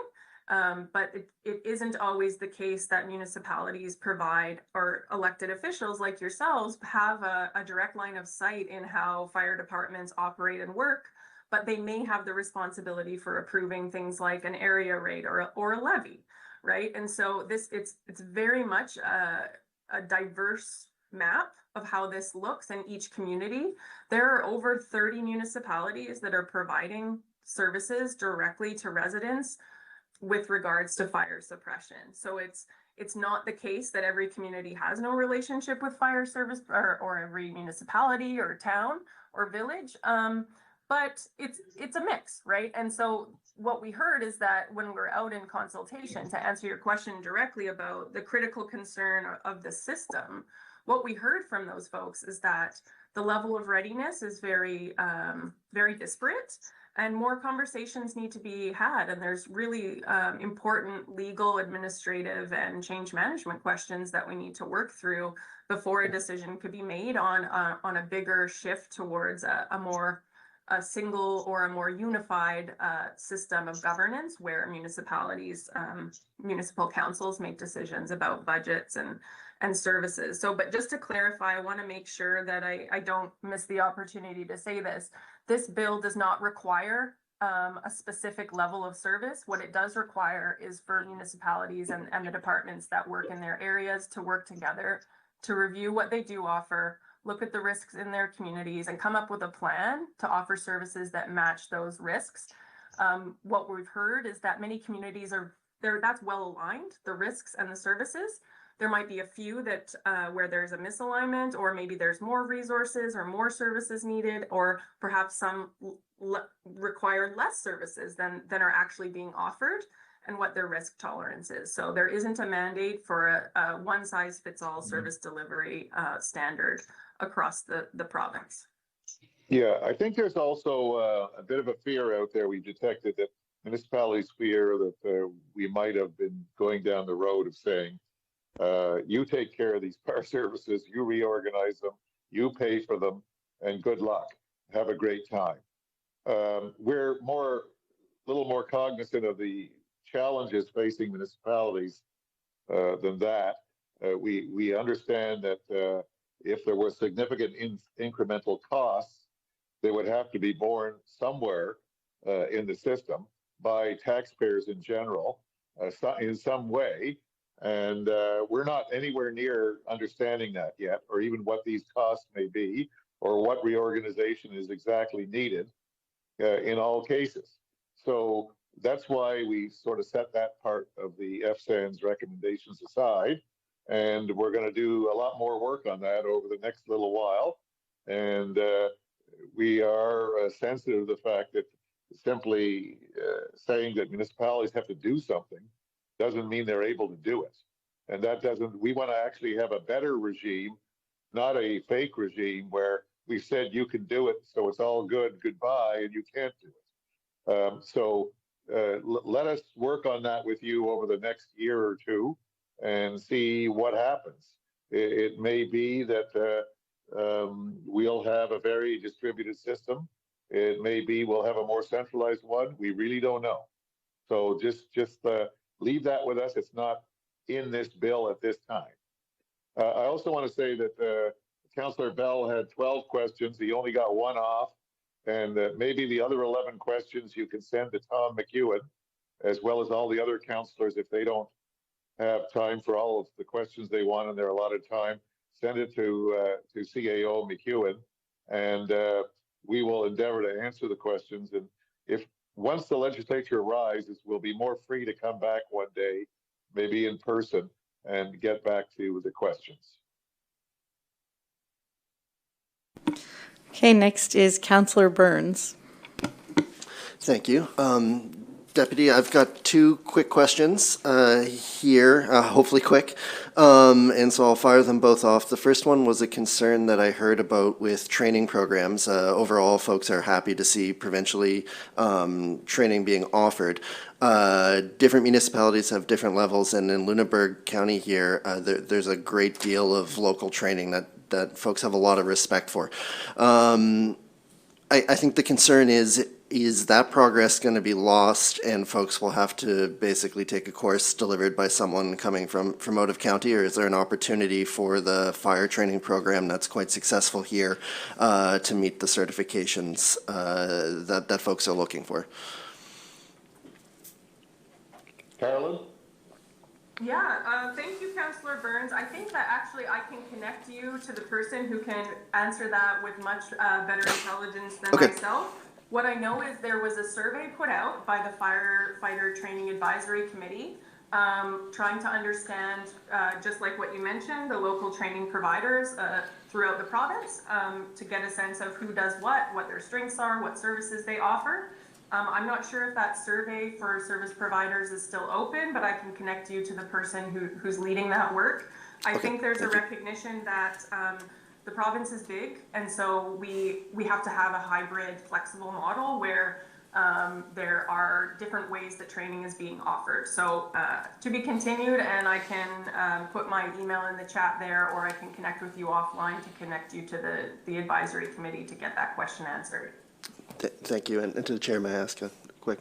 Another concern, and I know you would see this on a provincial level, municipally here, it's a municipality with a wide variety of communities and services that would be required. And what Northfield in my district here would be required to provide with the Pine Grove area and some of our one of our only areas with multi-story buildings versus what would be required in elsewhere is going to be different. So there's a concern about mutual aid in what folks are certified to be able to provide. Are departments that would not be offering the same levels of service that Northfield might offer, would other departments still be able to be called in for mutual aid? Because I think the concern here is, are we hamstringing some of the departments that they can't call in for aid from some of the other departments who won't be offering the same level of service?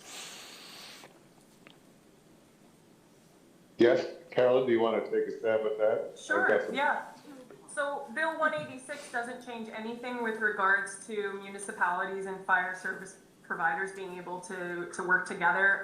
Mutual aid continues and is a really important piece and is going to be supported, as well as service agreements between different areas. So no change in that whatsoever. And in fact, I think would be encouraged for fire departments and municipalities to have those conversations about, hey, what do you have, what do you do well, what could we contract to you, or it could be a mutual aid agreement, an automatic aid agreement, so that we can focus on doing the things that we're good at and you do the things that you're good at.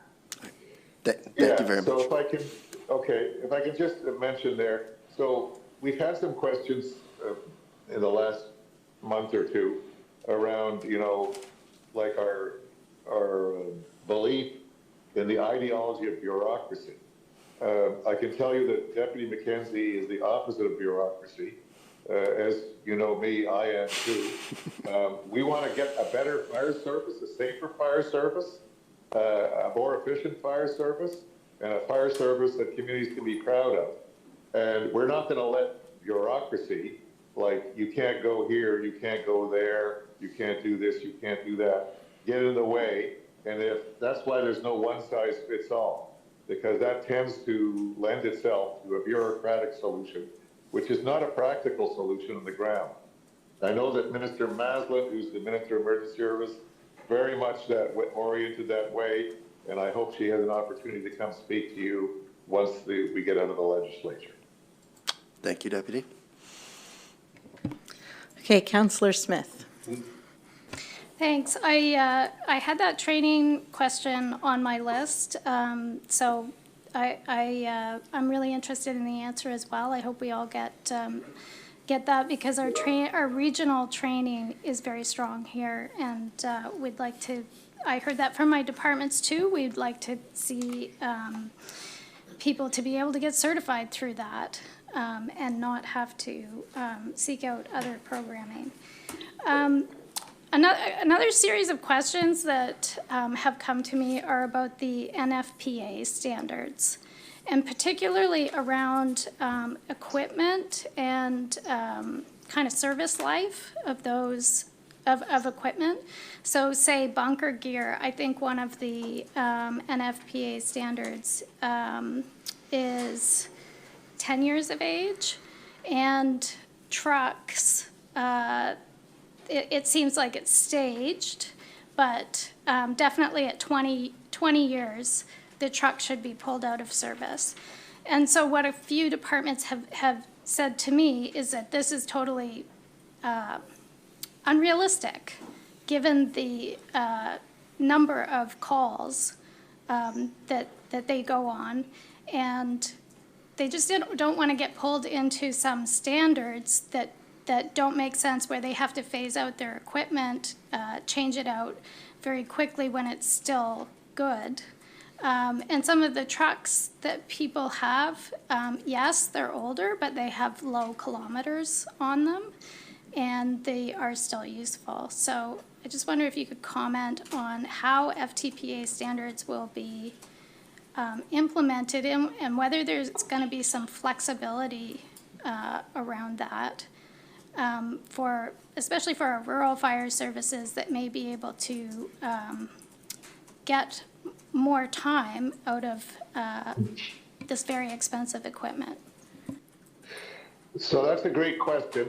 I think we're going to have a lot more consultation on things like that are, probably easy to decide if you're in the city of Toronto and you have a large fire department, and you have the ability and the funding to get the shiniest new equipment.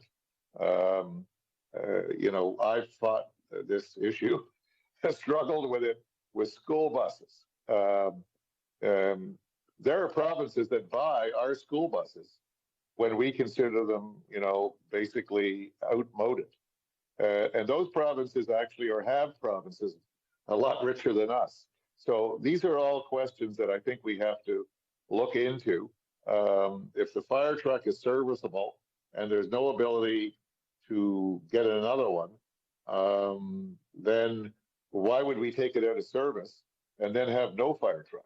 It doesn't make any sense to me at all. So these are the things I think we got to look at. What are the, what does this standard mean, this national standard? Is it a guideline? Is it the law of the land? It's not an act of parliament, the federal parliament. It's a lot like building code. Sometimes we have to look at what we do. So I think I'd leave that one for now, and you'll hear more about it. You'll have an opportunity to have some input on it. But, the other day we were at Chester Council, and I found out that the National Transportation Association of Canada guidelines said that a sidewalk they wanted to build was too close to the center line.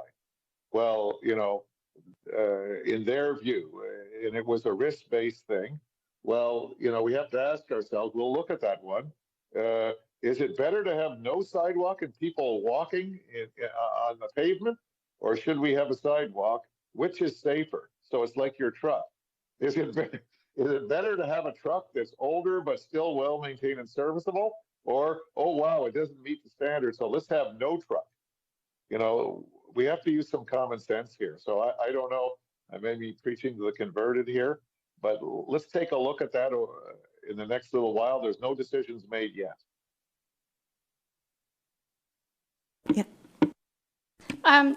I'll just steal a second question here, and that's just to emphasize the point that Councillor Moore had shared in the letter about Scotia Business Centre, and just how much people value the local knowledge and relationship they have as far as dispatch. And just wanted to see if you had any comments about if we are moving to a province-wide dispatch system, and maybe this isn't happening within this bill. I'm losing track actually of what is actually happening now or later. But maybe you could comment on how we maintain that good local knowledge and relationship in terms of dispatch. So I appreciate that the bill, the bill has a lot in regulation. It's a lot left for discussion. So, and that's the way things are generally done. Like major principles are put in bills, and the authority to make regulation around those principles are put in the bills. What is not done is we don't put it in bills stuff that could be in regulation because it shifts or changes over time. It might change with technology. So for instance, we no longer put the exact value of fines in new bills because of inflation. We put it in regulation and the fines change. If we put it, we still have like $5 fines for things, which would be not a useful deterrent if we put it all in the bill. So we tend to put things in regulation. So you'll see in this bill, there's a lot of things that are in regulation. And when we do those regulations, we go out and have consultations about what's appropriate. So I appreciate it's confusing because you see the general authority to do things for the minister to make regulations, which have to be approved by the lieutenant governor and cabinet. You see that in the bill, but that doesn't mean anything's happening yet on that front. So certain things will be proclaimed with the bill. And I think we've outlined that. I think Carolyn went through what's proclaimed kind of with the bill. And a lot of things are left for a later date, and they're in regulation, and there'll be consultation around them. So what you mentioned there is something that there'll be consultation, I believe, and regulation. And sometimes there are things not even allowed in the bill in regulation. And that means that there have to be amendments to the bill at a future session of the legislature. So we're not there yet. but we do understand the concern that people have around these things. And sometimes there's a misunderstanding, as you said, of what's in the bill, what's not in the bill. I myself am confused of what's in the bill and not in the bill. And then sometimes when we pass a bill, you're not allowed to tell anybody this. We find out later that we didn't put enough regulation making authority in the bill. So we can't do something we thought was in the bill. So a good example of that is we've now done two different bills in the Traffic Safety Act, one about 6 years ago and one last fall, and neither one has yet been proclaimed. We hope to proclaim the most recent one shortly, but that's because we missed stuff. So yeah, nobody's perfect. Okay, next up is Deputy Mayor Vino. Thank you, and thank you for coming to present to us today. I appreciate the offer to follow up with further questions through our CAO. However, we do have representation from at least 9 different departments in our gallery today, so I think it's really important that they're here to listen to our questions that we asked. And with that, here in Modal, our fire departments are made up of volunteers. These are community members who give their time on top of jobs, families, and responsibilities to keep our residents safe. No one questions the importance of safety standards, but any movement towards increased provincial oversight, added reporting, or new requirements must come with clear funding, realistic expectations, and respect for local decision-making. We cannot place risk or additional strain on volunteer departments without this proper consultation and support. One of your slides said predictable provincial funding. Will the province commit to multi-year formula-based funding to support any new standards or reporting requirements under Bill 186, rather than relying on discretionary or application-based grants? And since our fire services in Modal are almost all volunteer-based, what assurances can the province provide that support the funding remains consistent even when or if there is a change in party government?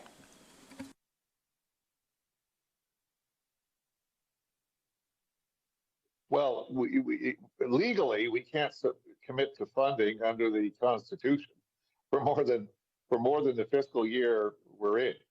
So that sounds like a bureaucratic answer, but that's the answer we always give. And I know you're going to say, well, what about the 12 months notice? Well, just because in a legal sense, the budget has to be approved every year. So we cannot ever, no government can ever commit, and any politician that commits, what they're saying is, as long as I'm there, I will promise to introduce a budget that does that.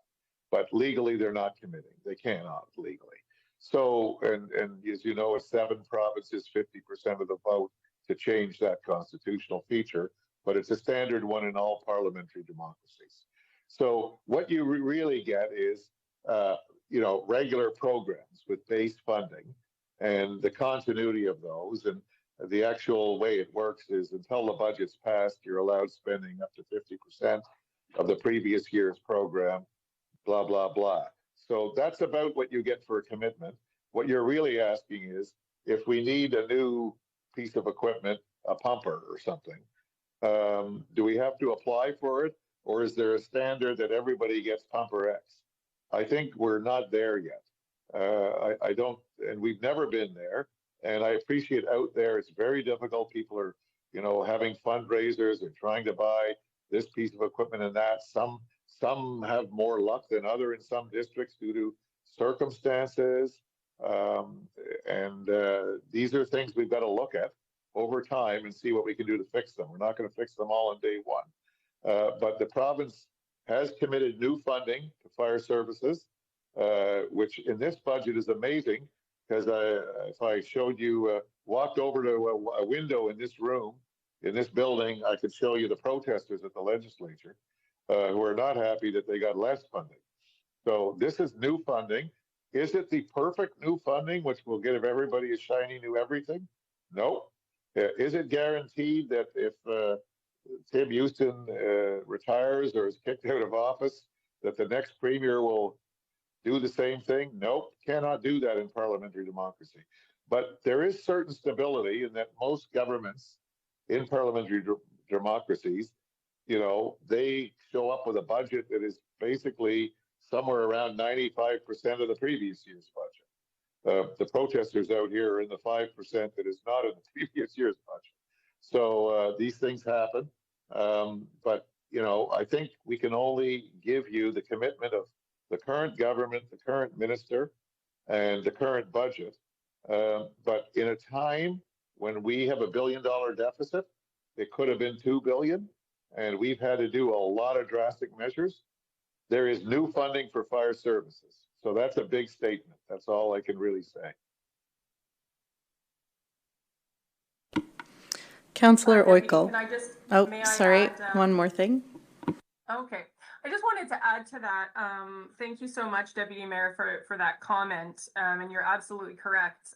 Everywhere we went in consultation just in the last 2 months, conversations, you know, a big part of the conversation was, okay, what does the future look like, and how are we going to cover the costs of this new model or the work that we're going to be asked to do? And so I would say that is one of the recommendations. When Deputy Minister said we didn't bite the whole apple, one of the things that still needs to be, bit into and really have those meaningful conversations and consultation is around sustainable models. And I really appreciate, and I'm taking notes here to share back with my colleagues, the solution that you put forward. And I think that that's something that in consultation, we're going to be asking and looking for solutions from municipalities, from fire departments who know their business very well, so that we can look at all of those options and look at what sustainability looks like. I would also put a little asterisk there to say that each fire department, it runs soup to nuts how services are funded. But what's an absolute given, and the Minister of Emergency Management has said in the House and has communicated, is that we know fundraising activities take away from training time and responding to calls, and that's something that in the system we're working towards shifting. So that's not a commitment necessarily to funding, but definitely a commitment to having the conversations and working together to solve some of these big complex issues that are going to take some time to work through. And fundraising and funding are a big part of that conversation. Okay, thank you. Now, Councillor Oikel. Thank you very much, and thank you for taking the time to come. Really appreciate it, and it's cleared up a lot of different things. I'm just wondering about the level of services. So when a review of the level of services is required for an area, but let's say the department isn't comfortable with delivering some of those services that are needed in that area, or even that they don't have the personnel presently in their numbers to deliver that service, then what? Because once the public realizes or understands that a certain area is supposed to have certain levels of service, but their local fire department isn't able to, through either being comfortable having the personnel to do it, or they don't have their numbers, like I said, then what?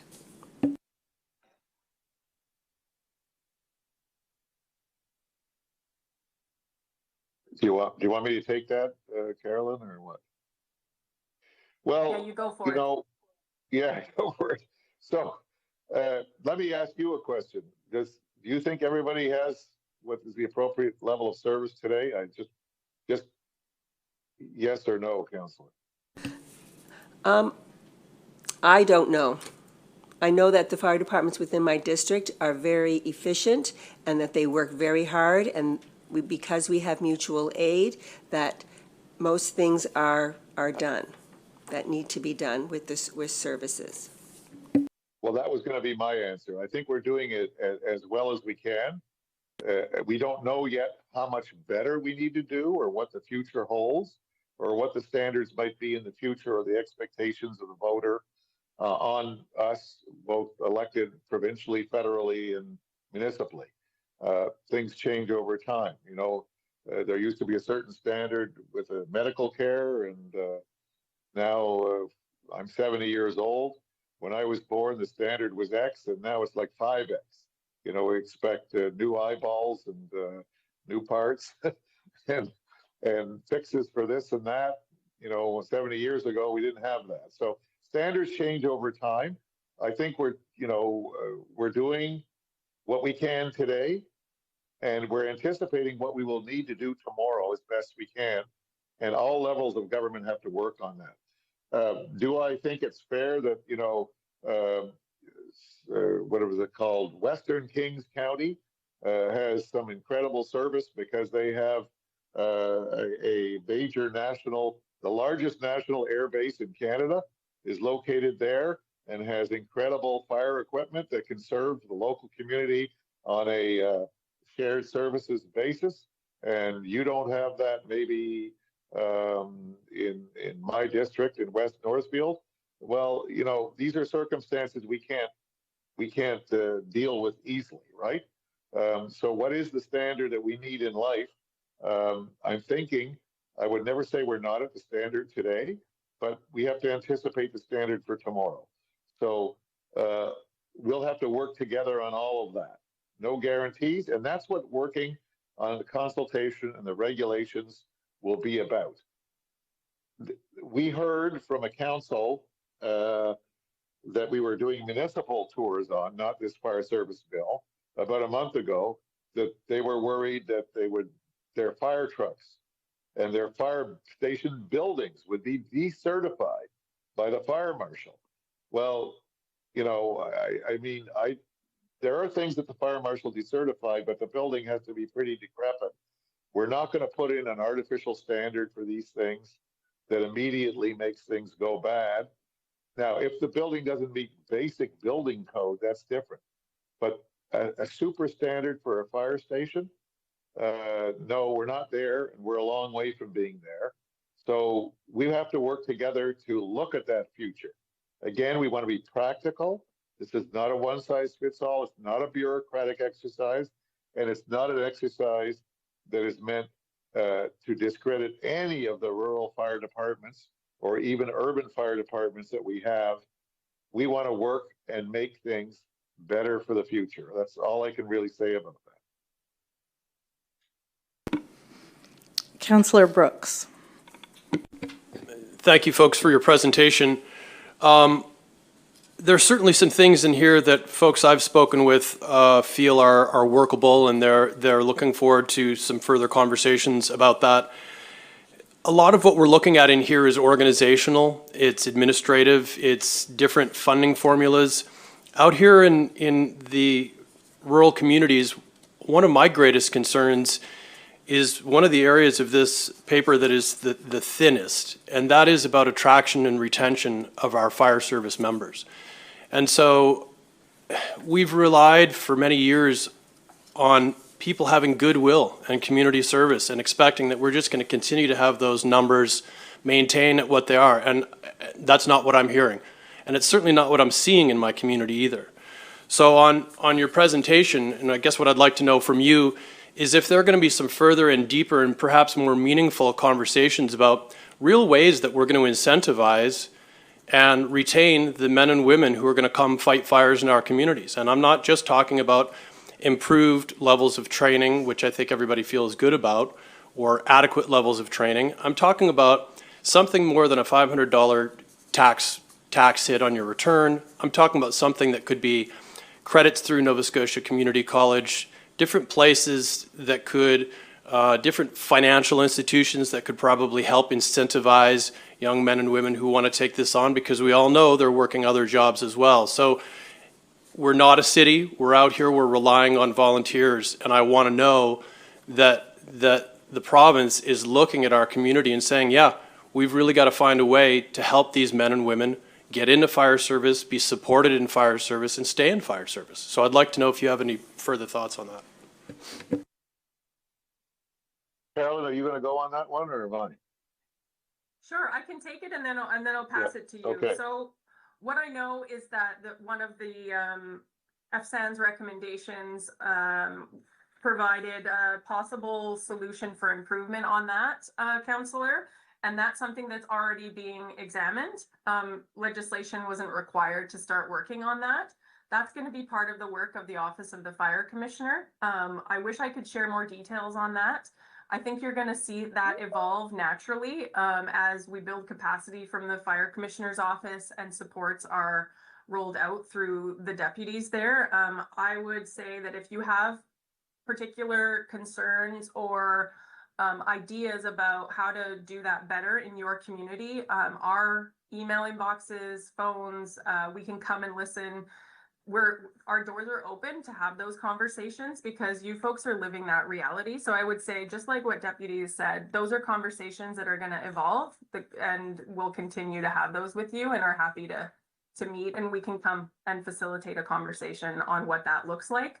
I would also encourage you to chat with your FSANS directors and representatives about their recommendations and supports that they can provide, or solutions that they've already put on the table. I think bringing people together around solutions is going to be an important part of this work. And I think that Lunenburg has representation at FSANS, so they can also be a resource. I know that they have put some really strategic and evidence-based thought into what that looks like. So they would definitely be able to speak better to their recommendations, but it's being looked at and our door is open. So please get in touch. I see that the Associate Deputy Valerie Potty-Bunge has joined us now, looking very serious. Yes, okay. But just getting to that, I assume it's not the issue with volunteers is something that's developed over time. It's not related to the intro of the fire services bill and everybody's scared. Because I think we've heard that we having an aging of the volunteer workforce, and in a lot of rural communities which have been, suffered population issues until very recently, we've lost some of the younger population. The demography has changed, so we're having trouble recruiting. So these are things we have to look at. We have to look at demography, and we have to look at the attraction of volunteers, and we have to look at what types of jobs volunteers can do. Some volunteers may not be able to do some type of jobs, and I think Deputy McKenzie has been very vocal about that there'll be a type of job for most volunteers, and we need that.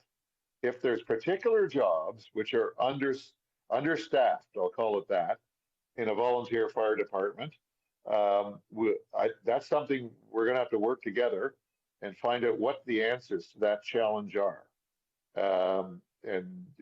We may have a reversal. We've had some population increase, particularly among new families, younger families in rural areas in the last 6, 7, 8 years. So I think maybe we bottomed out on that. I'm hopeful, but we can't count on that.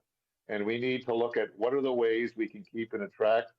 I think Councillor Brooks, I think it was, you said, maybe training course at the NSCC, maybe we look at the deduction on income tax. These are all interesting comments that I think we need to fit into the consultation as we go forward. Are there other ways we can attract volunteers? What are other benefits? Are there, their base job protection?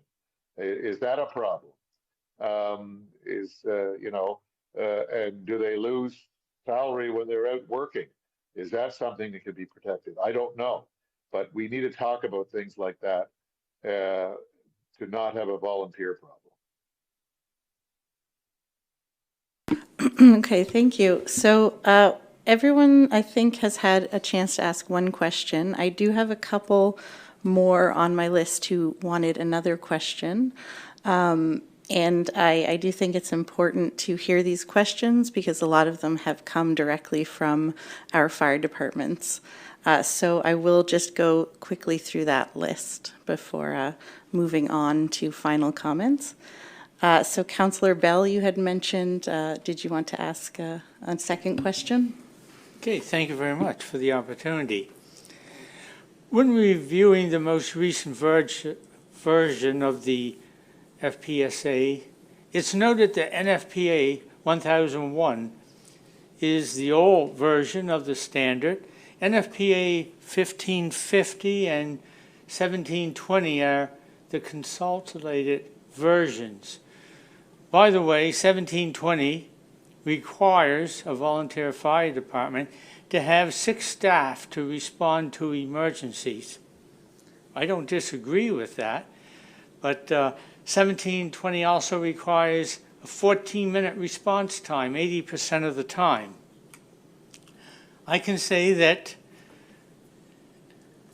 a nearby municipality that I truly respect and their fire service is barely doing that in a area that has a high volume and also has a high population of firefighters, and their average response time is 13 or 14 minutes during the day. Furthermore, one of our local departments, on more than one occasion, and I'm not naming names and not pointing fingers, but this is something that sometimes it's hard to meet, being able to have the manpower or human relations to staff a single truck for an alarm page, for even smoke in the house, and getting out the door, where some people work in neighboring communities and have to travel to the fire station in order to get their bunker gear, meet the truck, make sure that there's other people that will be their backup team. It makes it difficult. Sometimes it makes you have to rely on mutual aid. That doesn't mean that these departments don't fulfill a very important role most of the time, but sometimes they won't be able to meet that 1720. Can you choose one version and use that throughout the document so that firefighters are going to know what exactly they need to expect and what guidelines they need to meet?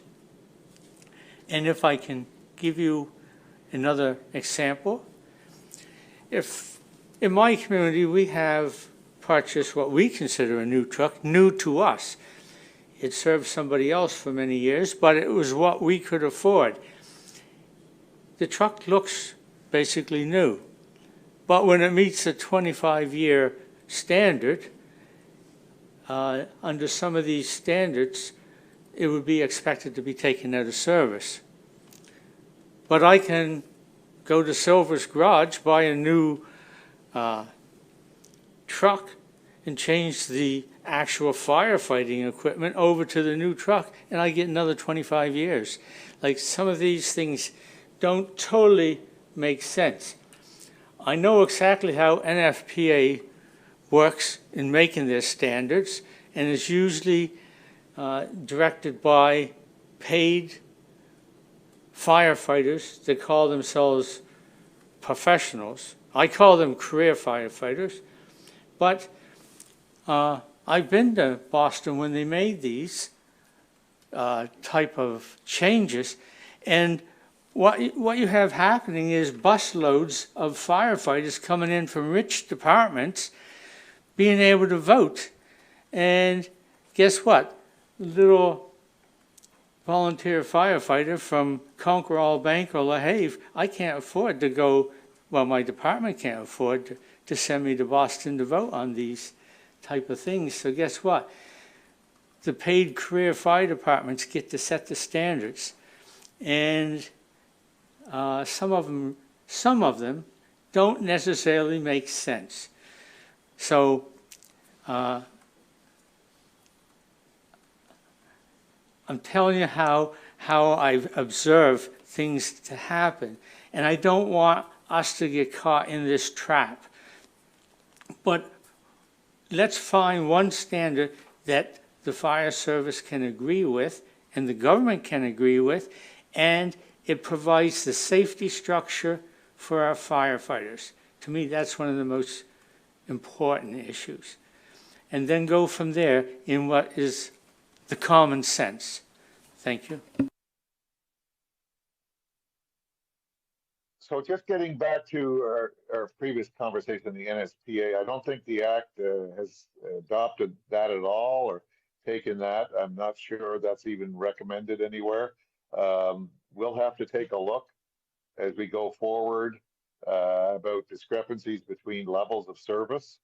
But, you know, there's no better expertise, and I think the proof was just demonstrated by you, Councillor Bell, that the local knowledge is the knowledge we need of these issues. We don't, we in the provincial government are not at that level of expertise. So we need you to help us with this. And there's not always an easy answer, and not everybody's going to be the same. I don't know what the answer is, but let's work together over the next 3 years on those answers. That's the best answer I can give you. Councillor Burns. Thank you. Conscious of time here, so I'm going to ask sort of one global question because I've got a few questions in from the departments. I know there's going to be opportunity for consultation on this with FSANS, but if there are departments that feel they want to ensure their voice is heard and the reality of this municipality is heard and not lost in the broader FSANS voice, which has a lot of different voices to amalgamate there. Can you speak to what formal opportunities or what paths they could best direct their questions or their advocacy? I know there was an email earlier for some specific questions, but if there's anything that that we can help connect the departments to, so that if they feel they need to ensure that their voice isn't lost in the larger overall voice as regulations come out, how is it that they could best do that? Yeah, I can take that one, Deputy. Yeah. Yeah, so I put in the chat here an email address that comes to the staff at Emergency Management, Fire Modernization at novascotia.ca. So that's one vehicle for communication, one forum. Fire departments are always welcome to and can write to their MLA, or in this case, the Minister of Emergency Management, who's responsible for the act. So that's a way that they can share their perspectives and advocate on behalf of their communities. So those two forums. The other thing I would say is if there's a group of folks who would like to have a further conversation to walk through some of these questions to help understand what's changing now, what's going to be worked through in collaboration through regulations, we can come and do that. So I'm happy to come down to Lunenburg, bring folks from emergency management to chat with the fire departments. Our door's open. So fire modernization at novascotia.ca, correspondence with the minister is an option. I can also share further contact information for myself with the CAO. I think is it Tom McEwen? And you can relay that to your departments too. Thank you very much. Councillor Smith. A last quick point. When we're talking about what fire departments need, I know this is not your department, but you could pass it along. We need cell service, better coverage. In our areas, this is a long-standing demand from our fire departments, and that would go a long way to enriching the level of service that they're able to provide. And it's just, it should be one of those things that it's an essential service now, and we need it. Okay, so you're mistaken. It's not Carolyn's problem, but it's my problem. Build Nova Scotia is in charge of the cell initiative. And remember, we're just building on what is a federally regulated initiative to fill in what we feel are emergency gaps. So we're doing, Nova Scotians can't afford to do a job that national telecom companies aren't going to do, but we've stepped in where the service is so bad that we have to do something, whether it's cell or internet.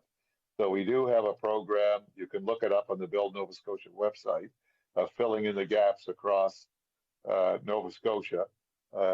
Thanks to modal councils, past actions, the internet is pretty good in Lunenburg municipality. The cell is still not great. We know that, and there's dips in the highway. The 100 highway series suffers from many, many tower gaps. But on the other hand, do the citizens of Nova Scotia, how much do they want to pay to do the job that major cell companies should be doing, or even minor cell companies who are free riding on major towers. So there's a big debate nationally about that. Don't want to get into it here, but we're doing what we can for where we feel there's an emergency. We put tens of millions into cell towers of our own. So we're trying to solve it. It's slow. It won't get done everywhere, but talk to your MP would be better than talking to us because it is a federally regulated business. Okay, Deputy Mayor Vino. Thank you. My next question is around the community risk profile and who will be conducting that process. And I bring this up because this is where I think local control over fire services decisions that currently reflect each community is going to be really important, as they would have the knowledge. Thank you, Deputy Mayor. So absolutely, the fire service review process will be done by municipalities and fire service providers, so associations, societies, the departments. They know they are at the local level, they understand their communities best. What the province will do is provide a standardized, free, low barrier tool that they can use and provide training and support and build capacity to do the review and use the tool. But the actual review and the application of the tool will be done at the local level. Does that answer your question? It does. Thank you.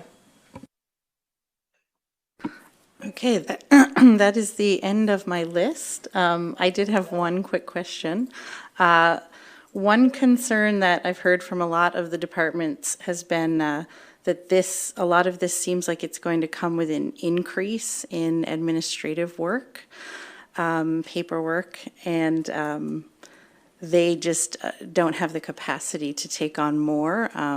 They're already volunteering so many hours a week. So that's a big concern that I've heard. So perhaps you could speak to that.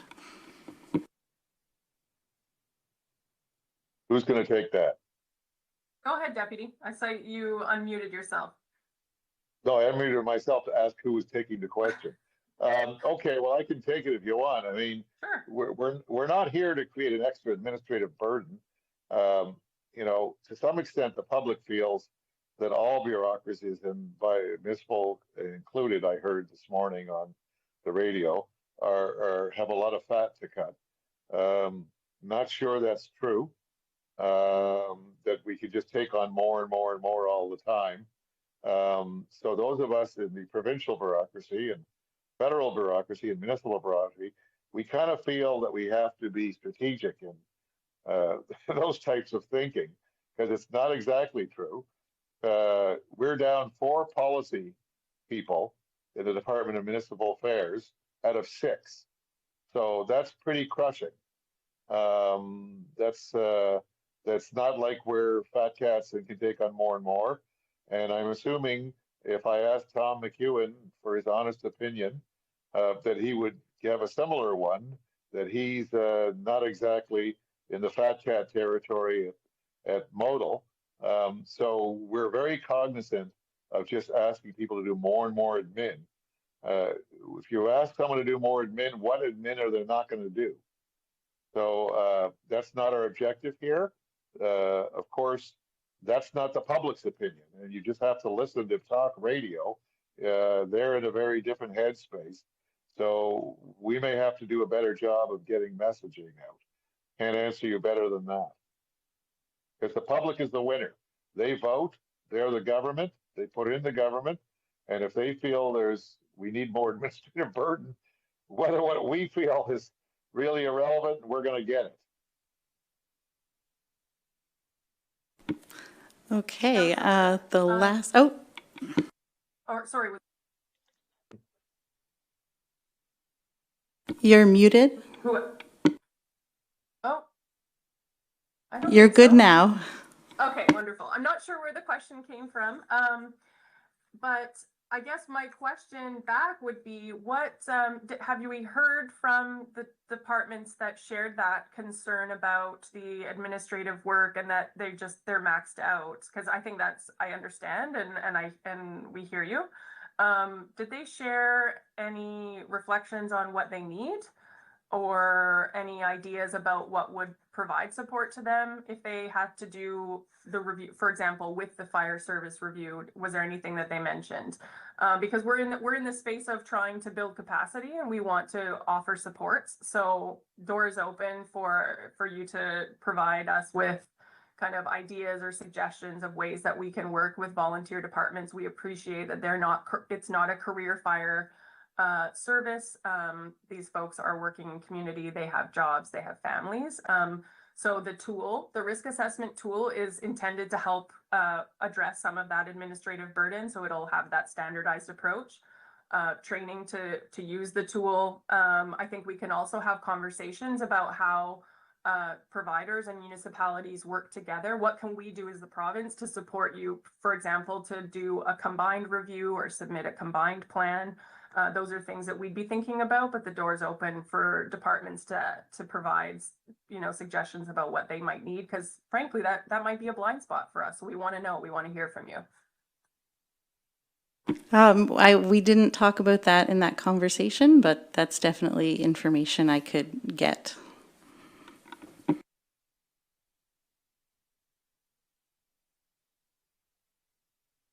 Okay, we have one final, I believe, comments from Mayor McLean-Weil, and then we will say goodbye to our presenters and move on to our final public input portion.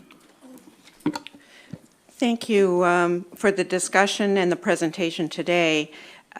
Deputy Minister LaFlèche made two comments that I think are really, really important.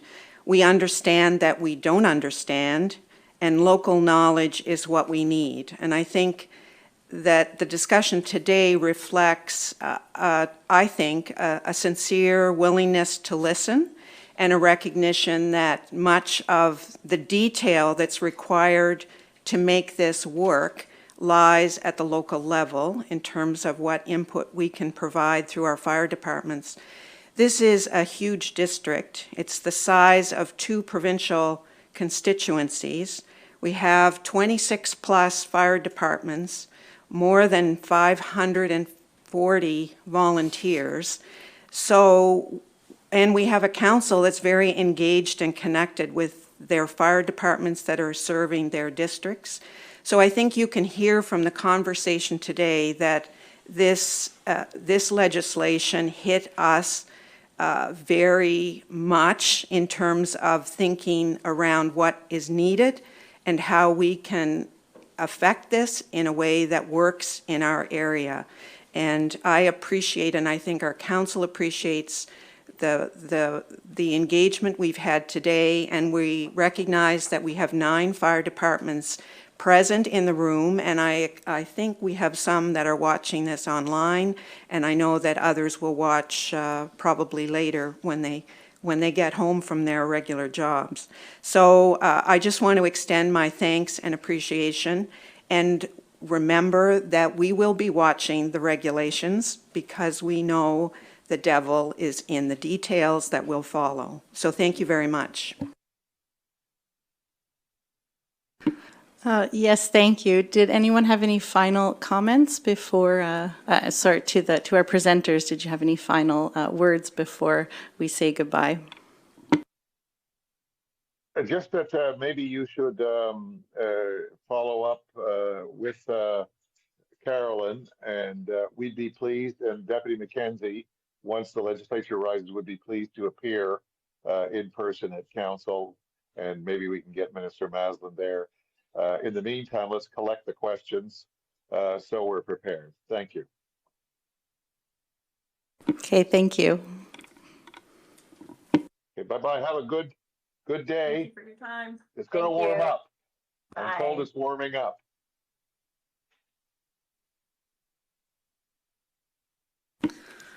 Okay.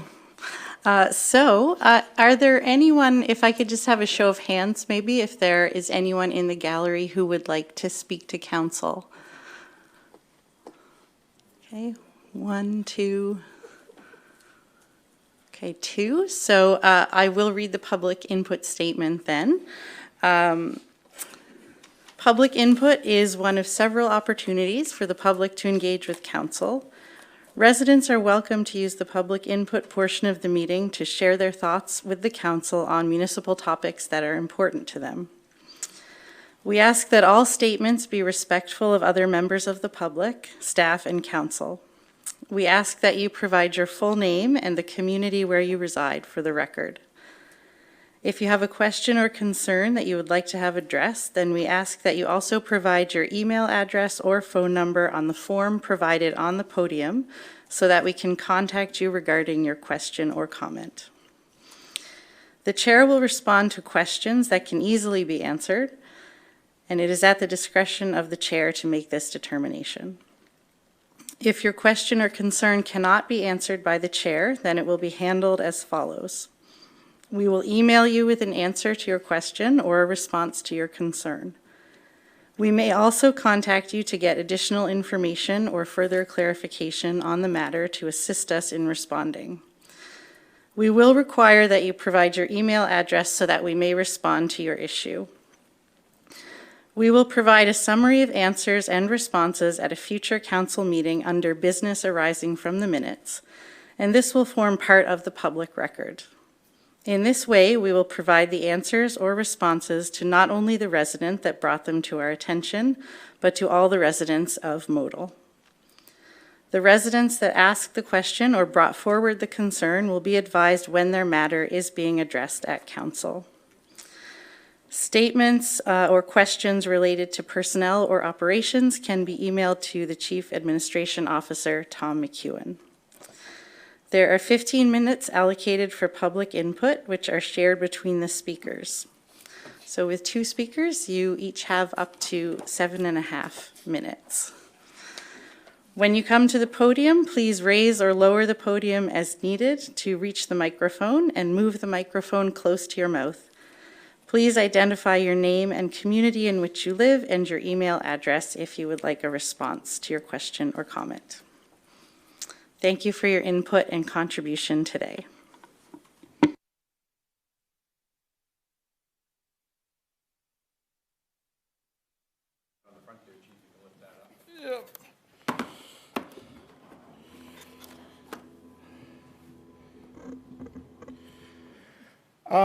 My main concern is a lot of information, a lot of contradiction. Hi, sorry, could you just give your name and where you're from? Thank you. Sorry, Peter Stevens, Big Tancook Island. I'm the fire chief. A lot of information coming in, a lot of it contradictory, I'm afraid to say. The one thing I want to address is the metrics of how we measure standards. I have been to the chiefs and deputy chiefs meeting. I have been to several of these other meetings that they've been holding. I think in Canada and provincially wide, we get 2 terms confused. Qualified versus certified. And I'll give you a quick example, but I'll keep this short. You're all qualified drivers if you drive a car in Nova Scotia. The province has issued you a driver's license. You are not certified. And this is my main concern. They're talking about level 1, NFPA 1001, and they're approaching it from the teaching end. Why don't we approach it for what's already known on the ground? Right? Why can't we have an assessment from all the local fire departments to sit the NFPA level 1 firefighters online test without any training, whatever. If they pass it, they pass it. Then they can be assessed with a physical evolution on ground. There's a lot of knowledge out there. I have met communities here that have had an integrated level 1 training system in place for years, and they meet all the qualifications, but they weren't taught by a certified instructor, so it doesn't count. It seems backwards. We're going to spend a lot of money, time, and effort reteaching something a lot of these guys already know. Why? We're trying to save money. Money is the issue here. Time is the issue. Effort's the issue. So can we not assess departments and individuals at the basis level or based on their knowledge rather than who taught them? In the same way that it doesn't matter if your parents taught you how to drive or you had a certified instructor teach you how to drive. If you can pass the test, that's what counts. That should be, to me, the basis of the standards we should be trying to meet, as opposed to spending a lot of money and a lot of other things. That does not negate the burn system that the province is acquiring. That's all great for practice. My opinions. Thank you for your time. Okay, thank you. Hello, I'm Corey Zink, Fire Chief of Oak Hill District and past President of Lunenburg Regional Fire and Emergency Services. So I'm just going to go through a couple points. First of all, I do want to acknowledge, the work that we've had and close relationship we've had with Council, as well as with the province. These are going to be interesting times.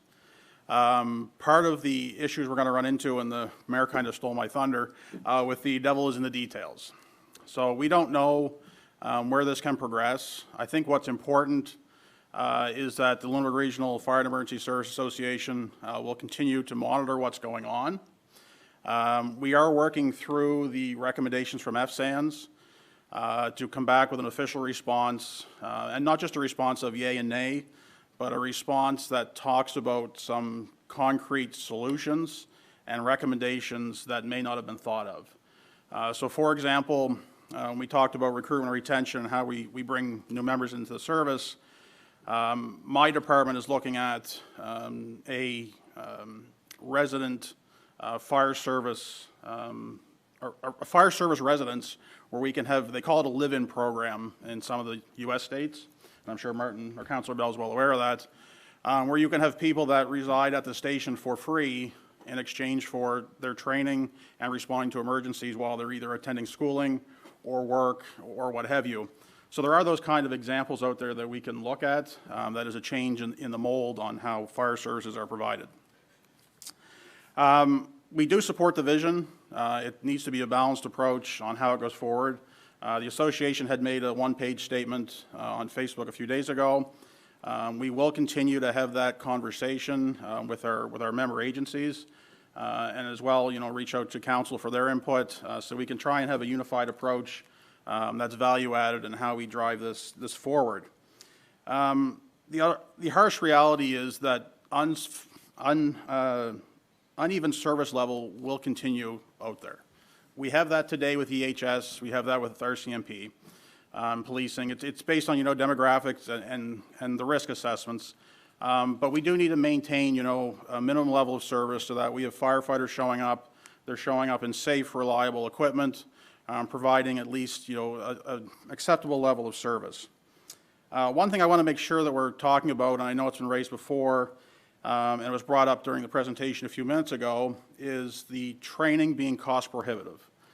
So unfortunately, what you've seen come out from the FTAC is the cost from the for-profit service providers for level 1 being significantly higher than what we have set up for our in-house service. So we want to make sure that we're not going to lose that ability.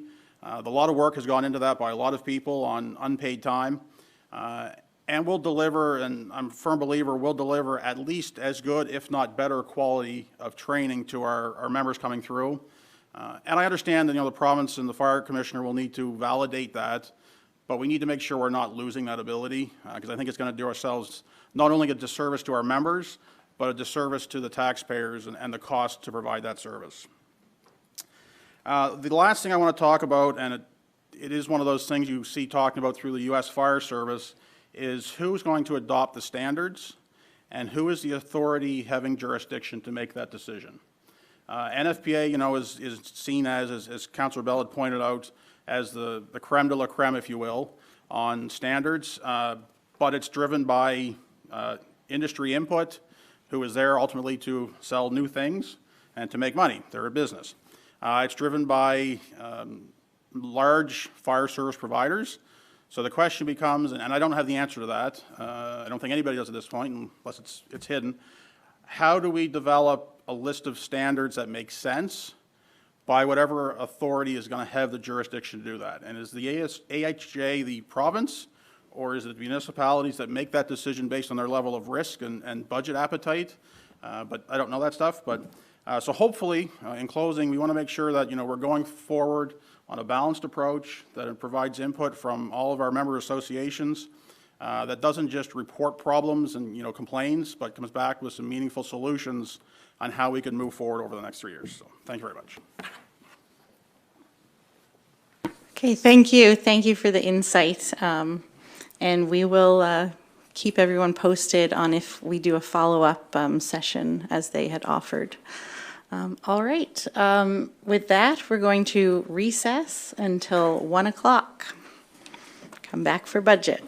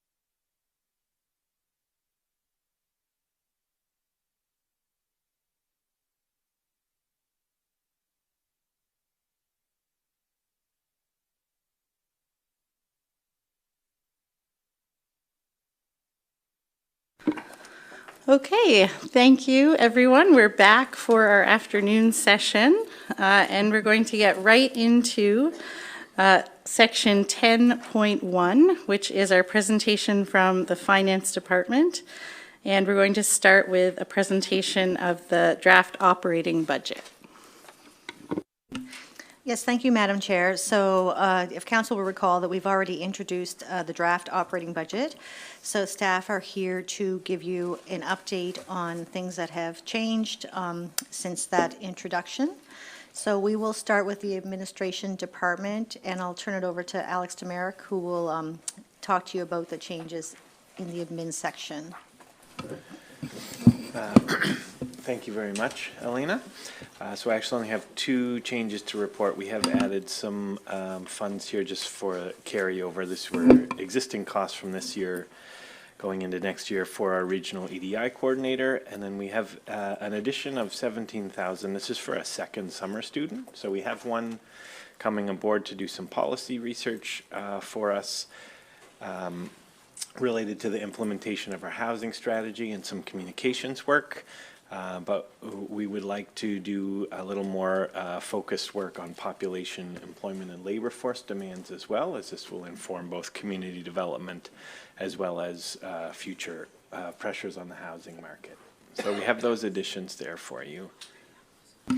Thanks, Alex. So I think that the Planning and Development Services has a few changes as well, and I'll turn it over to Jeff Merrill, who can speak to those. Yeah, we had some additional private road maintenance and improvement charges areas come forward. So we had the Tanner Road Homeowner Association, the Elmwood Road Association, and then we did make some adjustments since the last time we did the operating budget. Not every private road association had submitted their budgets, so there's a net revenue of $600 for that. Coastal support, we removed $104,000. This is the grant through the Nova Scotia Federation of Municipalities. We did apply for that grant, but they actually will pay the consultant directly. They don't transfer the funds to the municipality, so we are removing that from the budget. I just see that this must be the older version. So it's not actually managed by Clean Foundation. That second part should be removed. The project will be managed by MODL staff if we're successful in the funding.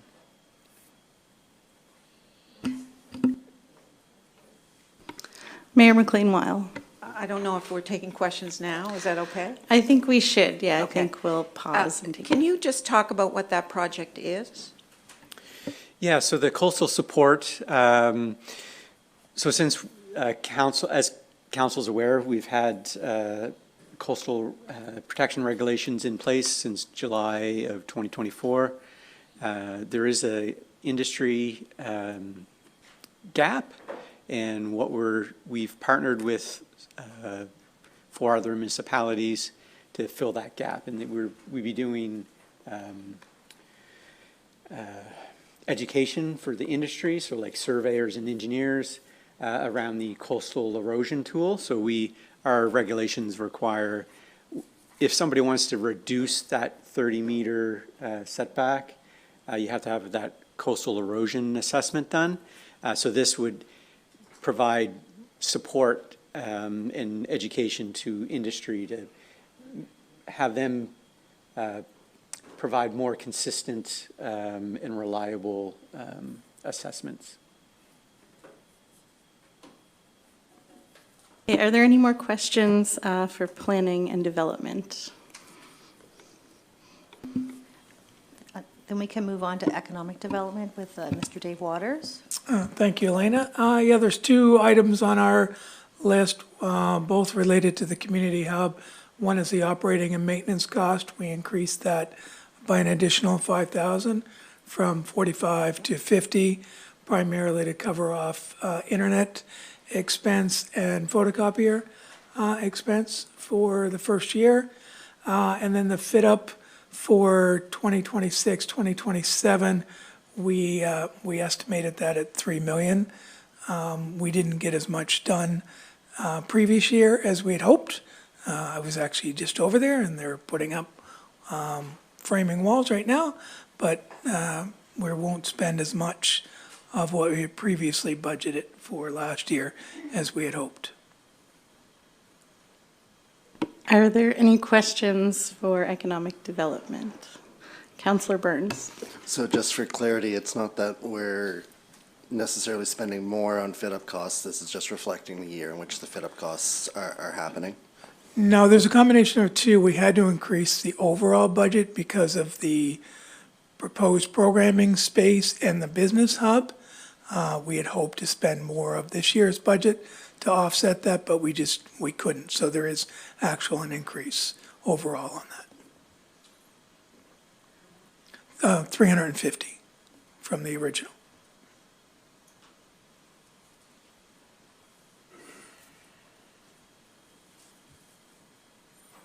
Okay, thank you, Mr. Waters. So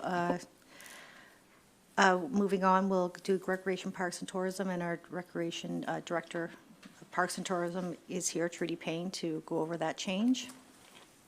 Yeah, so there's one additional change being recommended for the operating budget, and that is with the Broad Cove Community Association. So if council can recall, we just signed off on a stewardship agreement not that long ago around the Broad Cove Beach. And in January 2025, when they made their presentation to council before we went on the journey of expropriating the property, there were a number of asks that they had for us to consider, which was providing signage, some educational displays, creating some parking opportunities, waste management responsibilities, and then just opportunities for some future enhancements such as seasonal portable toilets, beach wheelchair access matting. So we're requesting $5,000 in this year's operating budget to hopefully address their number two concerns, which is some signage and some parking designation for this year.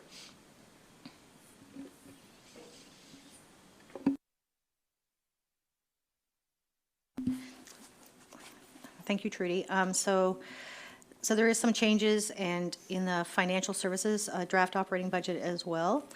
One of the things that came up when we introduced the budget was some questions around the credit card acceptance and convenience fees. If council will recall that we started accepting credit cards last August, so we've had about 6 months of experience with that.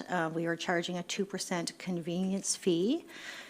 So we have a monthly equipment rental and debit card fee anyway, so we had a budget for that we were using as just the cost of doing business.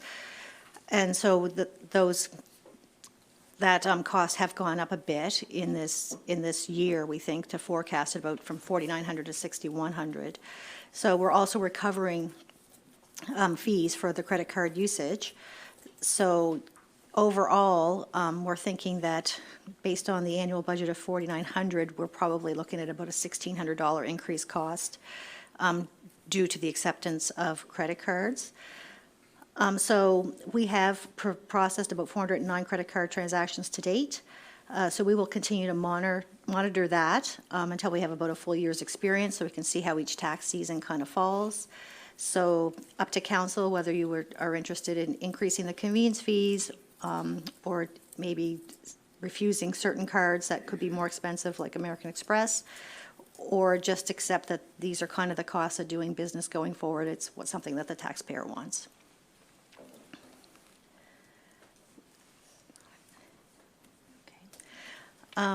Also, there is the LCLC, the multipurpose facility. That board looked at their operating budget and their capital. So those things have been amended based on the presentation to the board.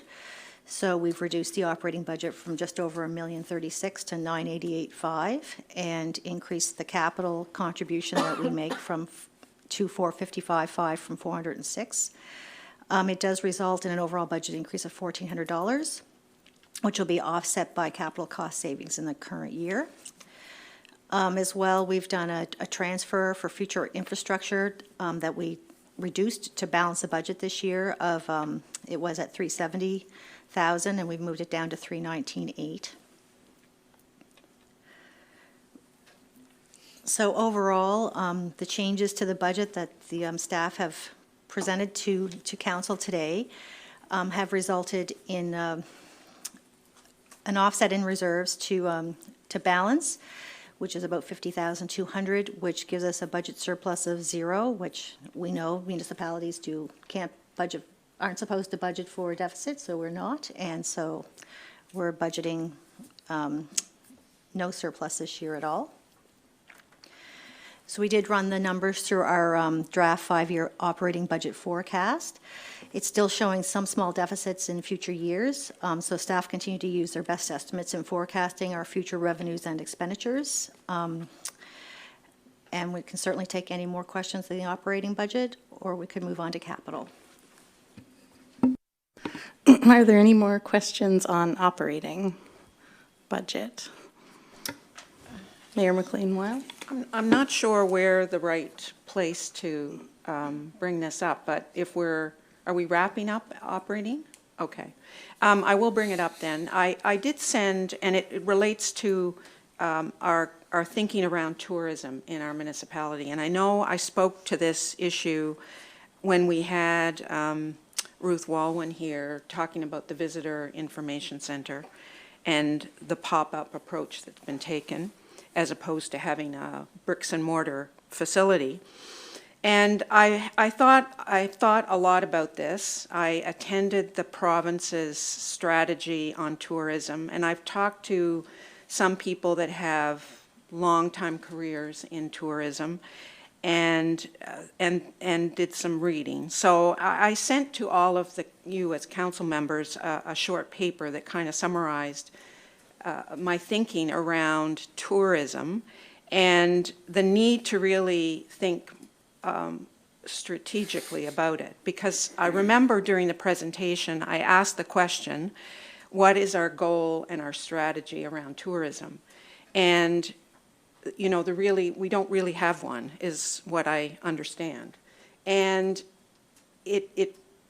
there are other questions. If we think and I put this in the paper to all of you, the questions that we need to be thinking about are around, if we're going to be in the business, you know, our role as a municipality is to deliver services and support infrastructure development. We're not marketers. And if you think about what we're currently doing in tourism, it really is about marketing. And is that the place we should be? And another really important question around tourism is, does it align with our strategic priorities? And it does. It fits under economic development if we think that's what we want to achieve. Does it contribute tax dollars, create employment? All of those things are things that we would think about under economic development. But as a council, this is not really something we've ever, in our time together, discussed in full and had a bit of a consideration of what role we want to play. I think a fundamental question is, should we be in tourism at all? Like, start with the basics. And I'm sure there was historic reasons why we're in that and why we've identified that as an important sector.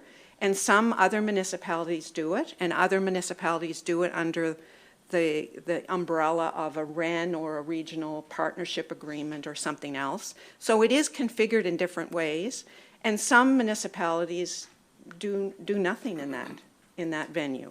So I raise all this because I think that, and given the report we got on the visitor pop-up program we're doing, which really, in the end, the most response they got was from attending trade shows in our own municipality.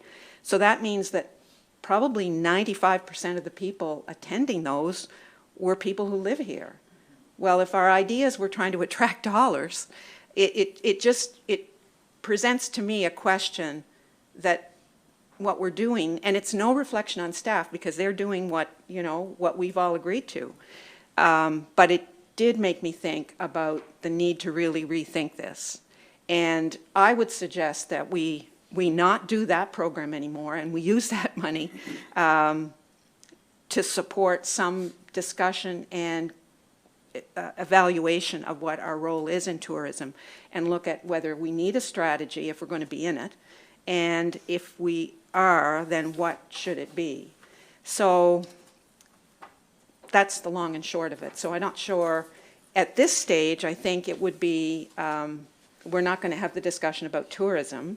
The question here would be whether we see value in continuing with that visitor program, or suggest that I'm not suggesting we increase or decrease the budget. I'm just saying that maybe doing that is not the best thing we could do with money right now.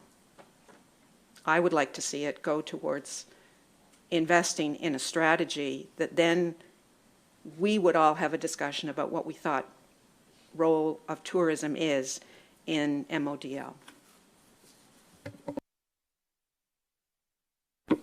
Is there any further discussion on that? It won't affect the budget, but it will affect how maybe some of that money gets earmarked.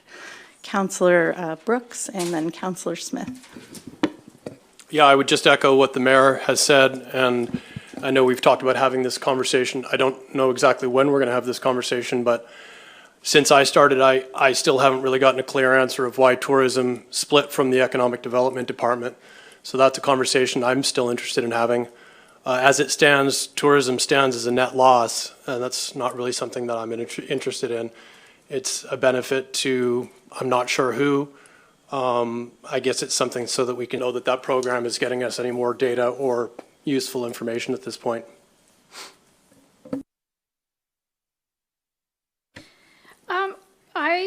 I kind of broadly support the discussion around tourism, and just my initial thinking around it is I especially support thinking about tourism as something that also contributes to local quality of life. So you do see some emphasis on some kinds of tourism, like cultural tourism, that also builds up, I'll just say it, heritage.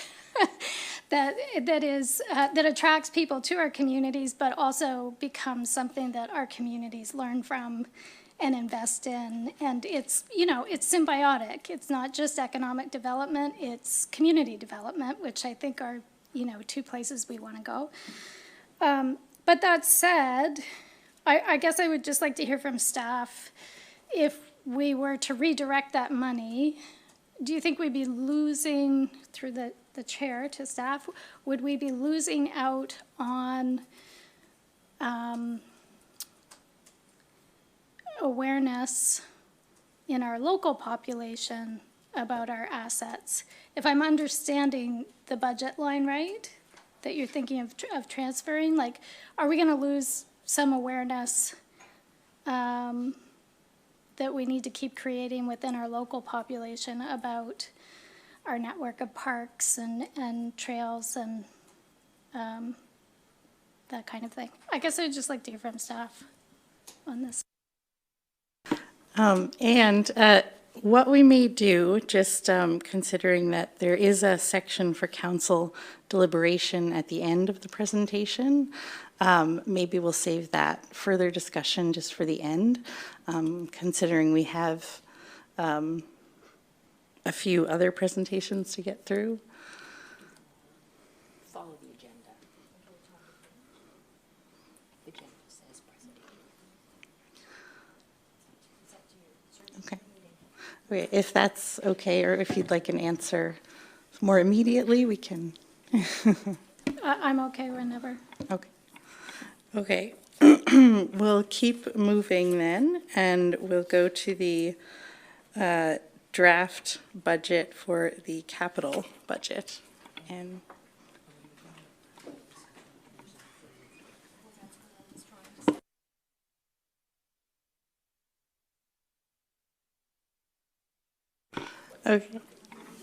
Okay, so our CAO is going to address that before we move on to the capital budget. Do I go back? Yes.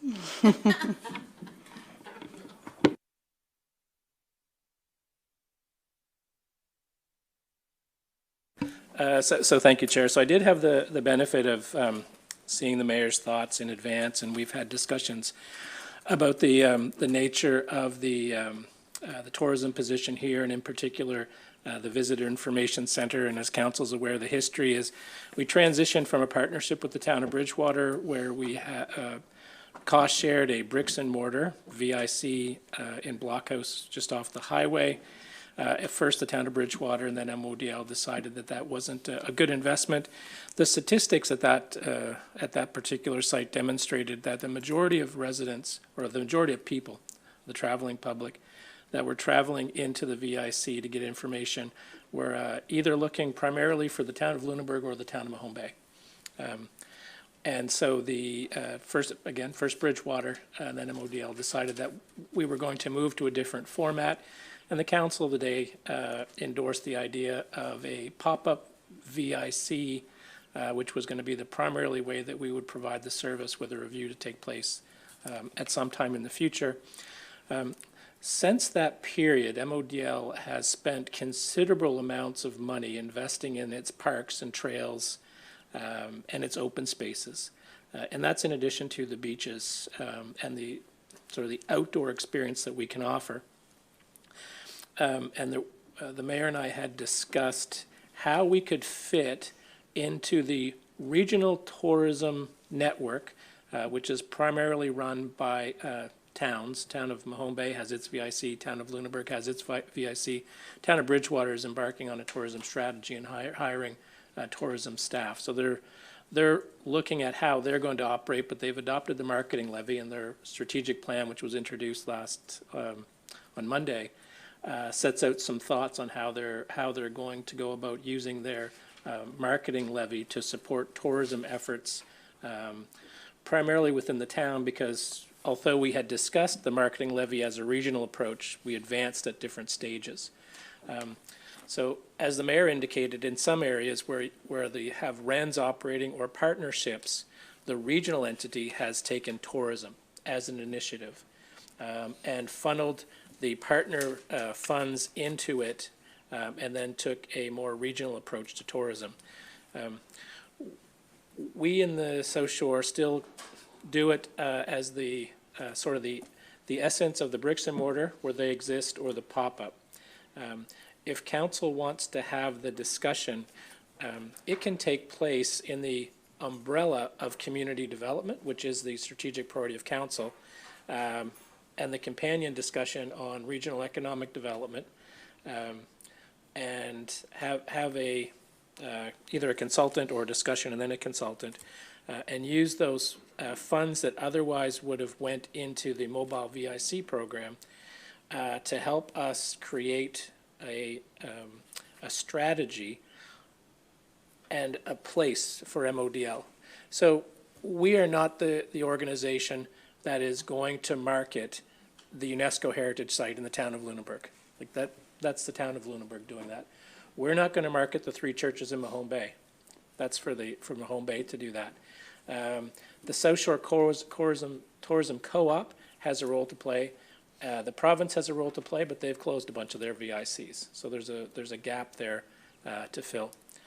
What we have to offer, and what the mayor and I have discussed, is what people do when they're not in the town of Lunenburg, and when they're not in the town of Bridgewater, and when they're not in the town of Mahone Bay.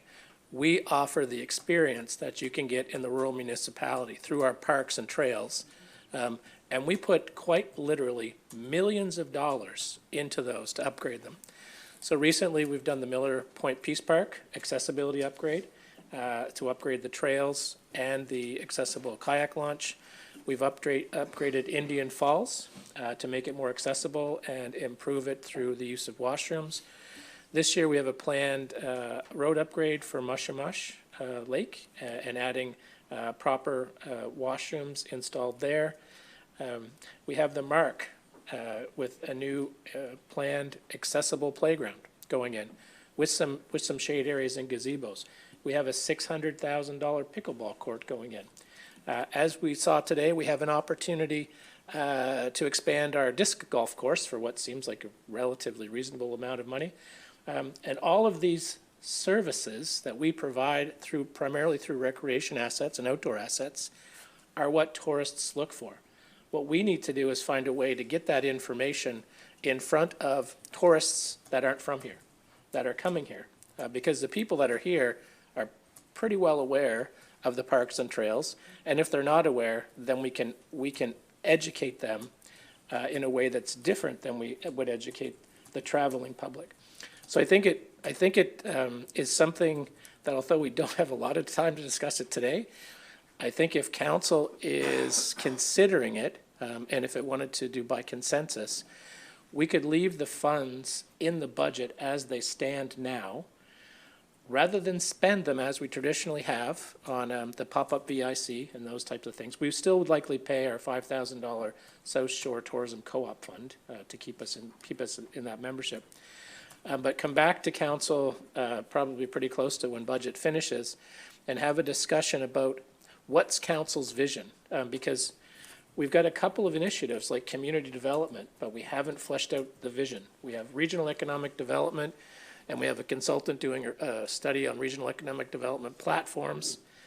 So that's coming through, and that discussion will happen later. But I think with tourism, there is the opportunity for us to figure out where we fit in the tourism network in the South Shore, work with our partners on how we can get our information perhaps into their VICs so that the information that supports the parks and trails and open space that we want to highlight is available, and then look at what other ways that we can work through partnerships and on our own to devise tourism.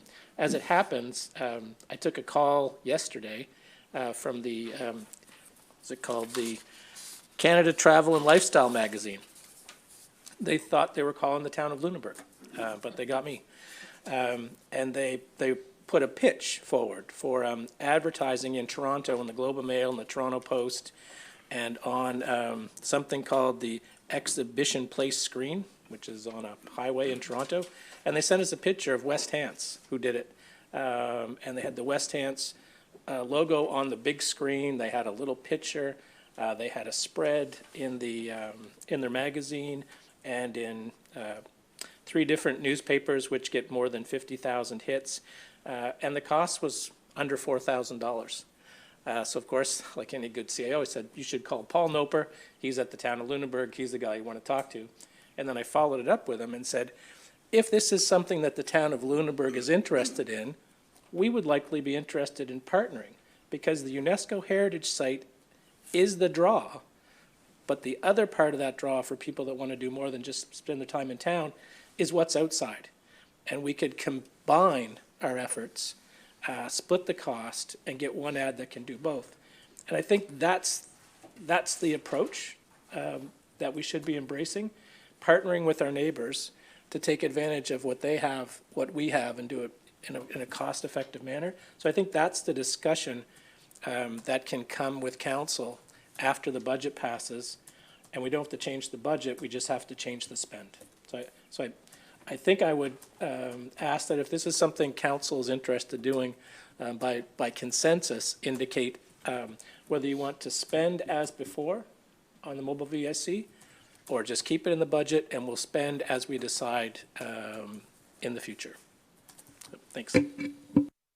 Okay, well, since we're having that conversation now, and thank you for the clarification, I think it is important that Councillor Smith get an answer to her question, if you would still like to make the decision whether we want to.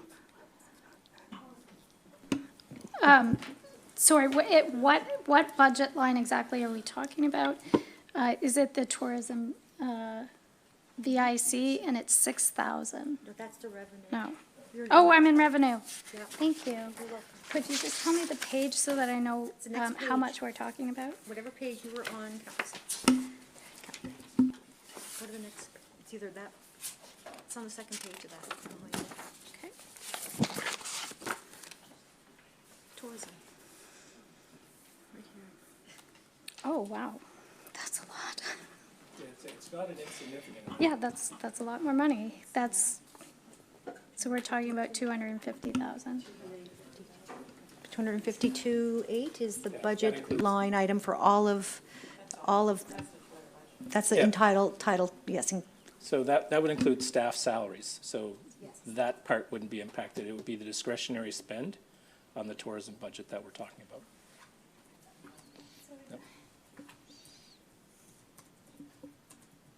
Yep. So what would the amount be that we would be diverting? $40,000? So it's broken up into a number of budget lines. So what we would do is save the salary portions and any direct expenses for salaries for staff, and the discretionary portion that goes out on other things, we'd quantify that and hold it. And that's what would form the basis of the discussion for council on how it wants to move forward. But it would take a little bit to.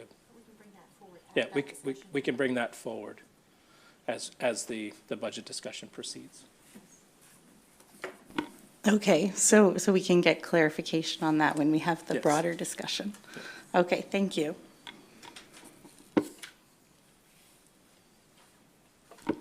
Okay, so now we can move on to the capital budget presentation.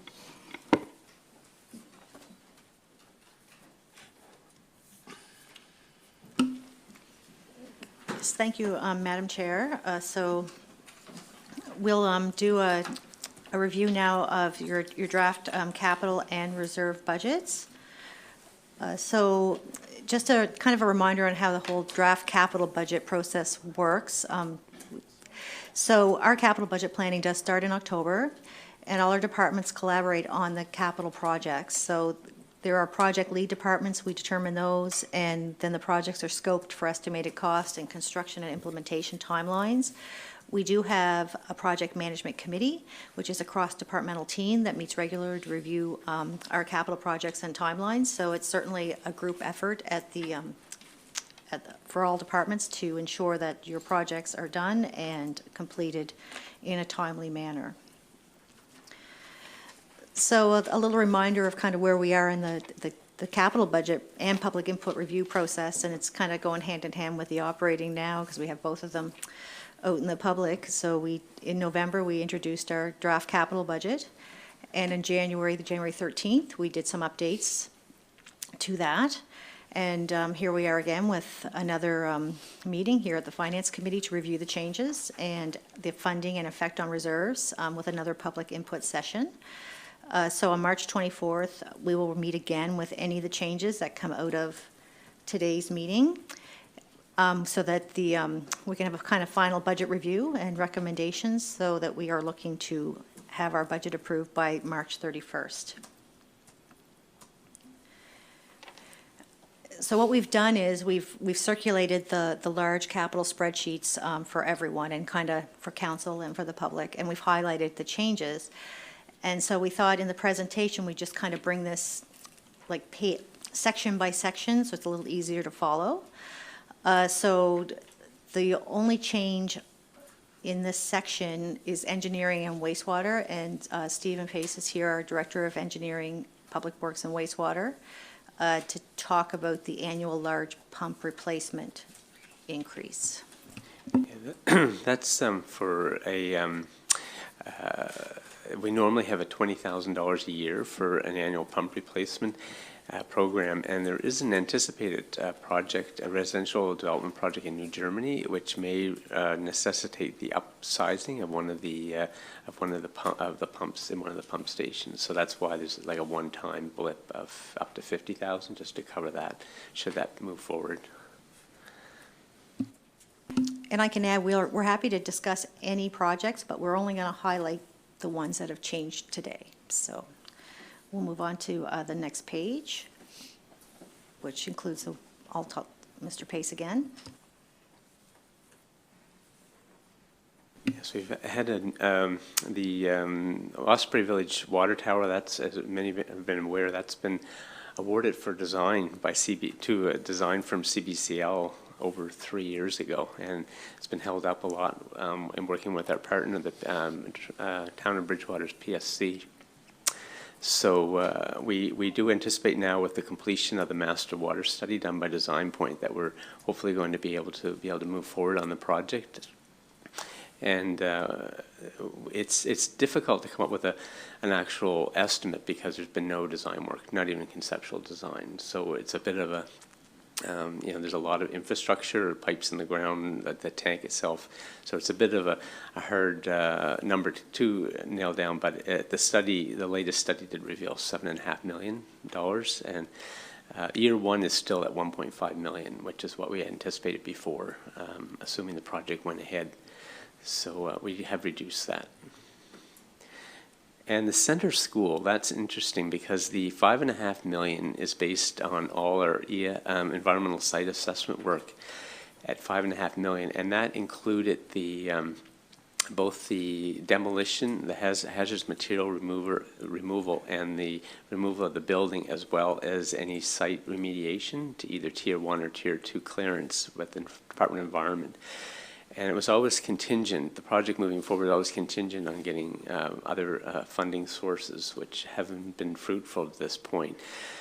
So what we did in this case, we actually pulled out the cost of just demolishing the building, where it is an unsightly building, unsafe, and has its own issues. We did pull that out, and unfortunately, it's a large number. Of $4.5 million of the $5.5 million estimated. So that $4.5 million is just to remove the building, all the hazard material in the building itself, and not address any of the site remediation work.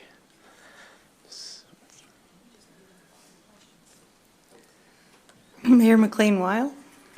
So just for clarification, does that mean then that the site itself could, I mean, there's a soccer field there, there's people parking there. We could continue to have it used for those purposes. We just couldn't build on it or sell it. It probably wouldn't pass a financing deal because of the soil contamination, but it can still be used. Yes, and actually I should point out the soccer field is on a separate PID, a separate property. There's a property line there. But it has been identified in the environmental site assessments that it is there is one source of contamination from an underground fuel storage tank. So in time we will have to deal with it. But there's different ways of dealing with it. You can actually delineate it, do groundwater monitoring around the identified location, and if it's proven over time that the groundwater isn't migrating to other outside of this location, it can be just left on file that way, and that's minimal cost. Or we can do some cleanup work to get to Tier 2 or Tier 1 is when you are able to have potable water on the property. So there's different levels with different price tags attached to them. Hopefully that. Yeah, if I may, this has been an issue for a long time, and I know Deputy Mayor Vino is probably going to speak on it, but both she and I'm sure others, have heard repeatedly from residents. We are paying to have the maintenance of the building, when people break in, Gerhardt's or someone has to go and do something to close up the building. And there is a cost, an ongoing cost associated with that. And I think at this stage we should just do what we need to do to get rid of the building. And if we can do it for 4.5, I mean, I'm hesitant to say that number because it's a very large number, but we just need to, and there are some environmental deadlines we're meeting with government regulations. So I think I'm glad to see it here, and if there's other work to be done in the future, well, we'll consider that. But I think now getting the eyesore out of that community is really important, and the safety issues around having people break into it, or people that may be on site that think it's a building they can go into. There are risks there that we should eliminate. Yeah, I will add that we do regular inspections, and I'll document it for our insurance provider. And we have regular site visit, and invariably, within a month, there's multiple cases where we have to reboard windows. I think most of the windows are boarded now over time, so costs have come down a little bit. We're not buying as much plywood, but it's an ongoing battle, break-ins and so on. So, but this gives you the opportunity of knowing the cost breakdown between the two options. The $4.5 million is kind of and we've had it verified by a contractor and a consultant, so we're in the right ballpark. Deputy Mayor Vino. Thank you. In the budget that's been presented at least the last 2, maybe 3 years, we've always documented that the project will not proceed without grant. We've absorbed all grant possibilities, to my knowledge, from speaking with our CAO. So the budget line item of 4.5 in this year, would that lead the public to anticipate that it's going to come down this year because it's in our... But like, is that the decision we're making, that in the next year we are going to spend this to take it down? That's what it would cost to take it down. I think it would be council's decision if you want to proceed without funding. And that would be by approving the budget with this line item, correct? Okay. Yes. Just looking for clarity on that because I will get asked. Yeah. And to your point and to the mayor's point, it definitely has become a site that I'm worried somebody's going to get hurt. I often see kids running on the roof. I'm there often for soccer games, and it's become a play gym, unfortunately. So removing that can't come soon enough for the community. Councillor Oikel. So it says Center School demolition and remediation. Is that $4 million just for the demo, or is it for both? The estimate is just for the demolition and the hazardous materials removal and not the site. Now, we are on notice with the Department of Environment to do both. And they give us 2 years from the time it was submitted, which is, I think, within the last year. You can apply for extensions, which we did in the case of Riverport School, to allow funding to come in. We did apply for extensions, as the Riverport School is a very similar project, only a lot smaller in scale. But there's a little bit of flexibility for extensions, but it is a potential liability in the meantime. So then maybe and remediation should be taken off because it's not. Yeah, remediation right? refers more to the soil. Unless, if the main focus would get the building down, if it's possible to delineate it within the budget, just to delineate and leave the soil intact. We did something similar to that at the Mark building, where we have underground fuel storage tanks that migrated underneath the program building. In that case, we just had it identified and leave it in place. And so that's it can be done fairly economically, and we may try to do that. And that would be the only way we could remediate within that budget. And the tenders tend to be a little bit over the map as well in this field. So when the results come in, but we have had it verified by a contractor as well.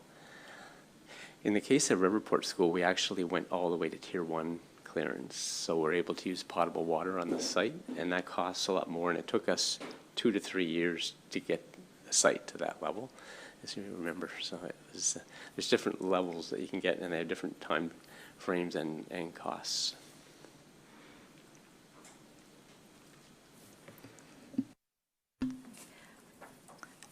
Thanks, Mr. Pace. So the next section is planning development. I think council's already discussed this, the public transit grant that we've moved to the operating fund that was in our capital. So that's kind of a non-issue. We've just moved it over. And then Trudy Payne can talk to the recreation parks and tourism changes. And maybe Mr. Pace as well. Yeah, I can speak to the Hillside Cemetery Monument. So the $150,000 was originally placed in 26-27, but based on council's direction and approval for us to do essentially a year-long public consultation to determine whether we would even be putting a monument up of some sort, based on the feedback that we get from the consultation, it was moved to year 2 as opposed to this upcoming fiscal year. And Wiles Lake Regional Park, because the scope of work had changed significantly between the Mark and Wiles Lake, we're not doing public consultation or extensive public consultation as was originally planned for in the Mark. We're doing some stakeholder engagement with the accessibility committee and some of the ball field users. That scope really changed. So we will be looking at putting an RFP, a new RFP out for Wiles Lake Regional Park consultation, and now that it's a standalone project as opposed to a bigger project. Usually you get some economies of scales when you're combining two projects together, hence why the increase last year was 50,000, why we're looking at 60,000, because we are looking at that standalone project and also looking at some other possibilities with that park that might change that scope. So that's why the change in the $10,000. And the Mark EV chargers, I would really defer to engineering or Jeff with that. Yeah, that's just a project that's not being done this fiscal year. That will be done maybe in year 2, depending on where we're at with the Mark. Deputy Mayor Vino. Just wondering where, who's pushing the EV chargers? Is it something coming from planning side? Is it a grant we're looking at? I know we've had success at the LCLC by having a complete separate company take care of installing and usage and management, and it's completely hands-off from us. So if you could just speak, I realize it's in year 2, but if you could speak to where this came from, that would be great. Yeah, that's coming from the Planning and Development Department. So as you look at all of our municipal facilities and whether or not they'd be appropriate for, adding EV chargers there. In the early stages, I know staff were in contact with a few companies before they ended up with what's currently there now. So if there are opportunities, yeah, we'd be more than happy to kind of let somebody else do the chargers. Mayor McLean-Weil? My point was the same. Okay. Thank you.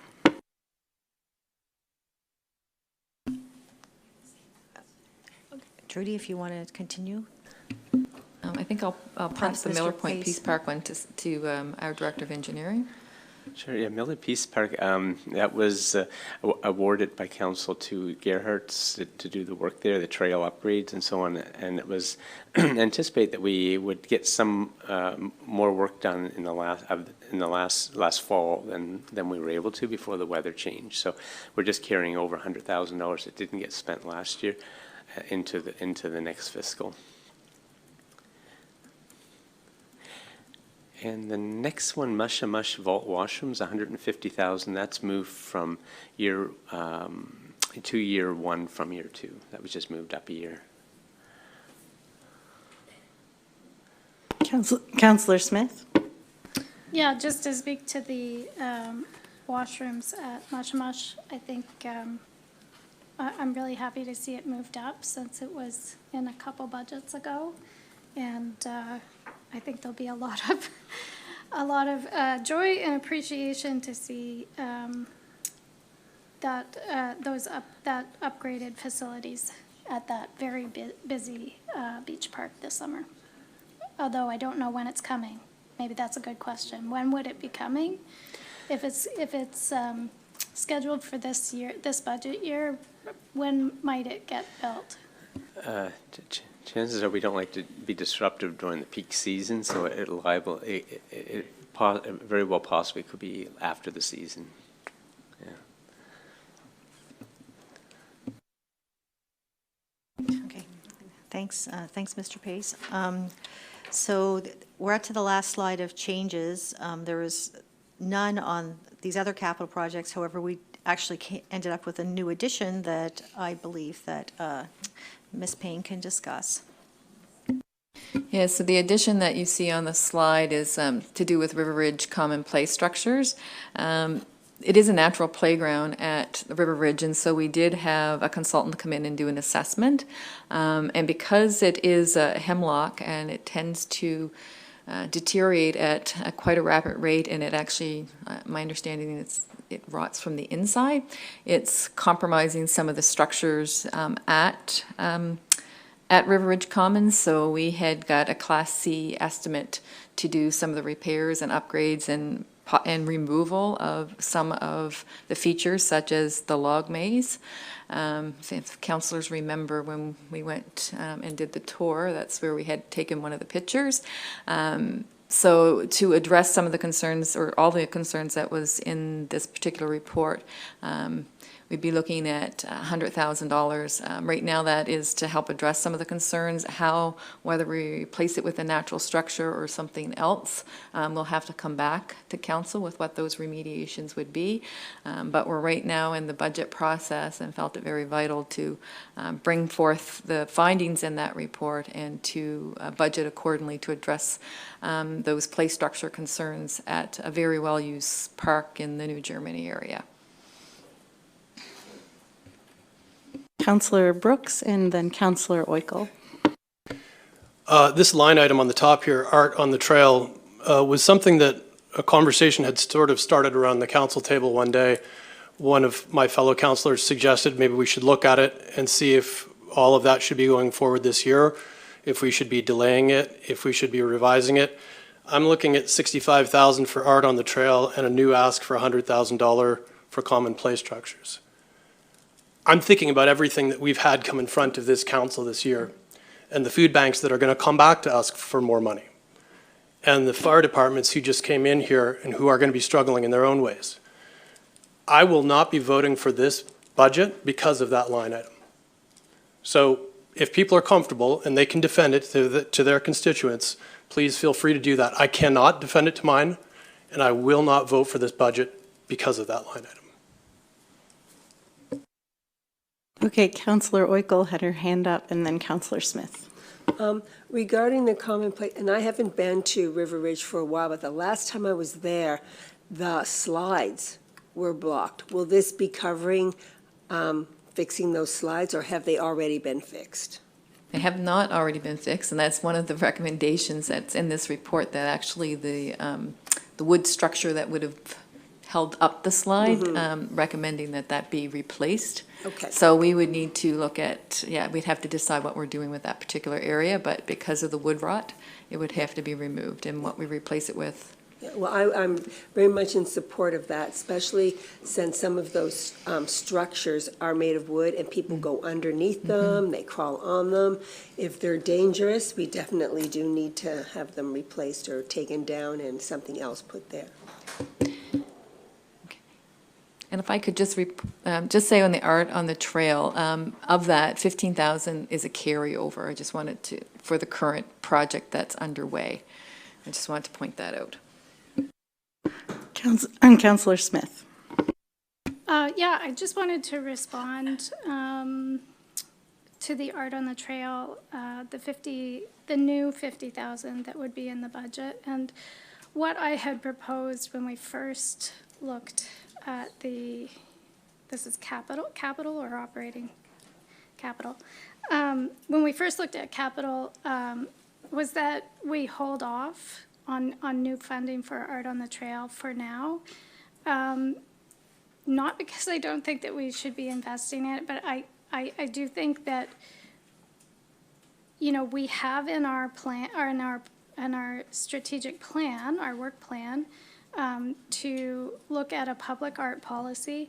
And I really think that will help us clarify what we're doing around public art in the municipality. And I also think that, this could be part of the conversation around tourism. So I see a lot of kind of conversations that need to be had. And my issue with spending $50,000 again on the Art on the Trail program is that my understanding is that this was kind of a pilot project that kept going, and it was successful, but we never revisited what we were doing with it, what our vision is for art and culture in the municipality, what are some of the risks, what kind of policy do we need, as a container. So that's on our plan to talk about a public art policy.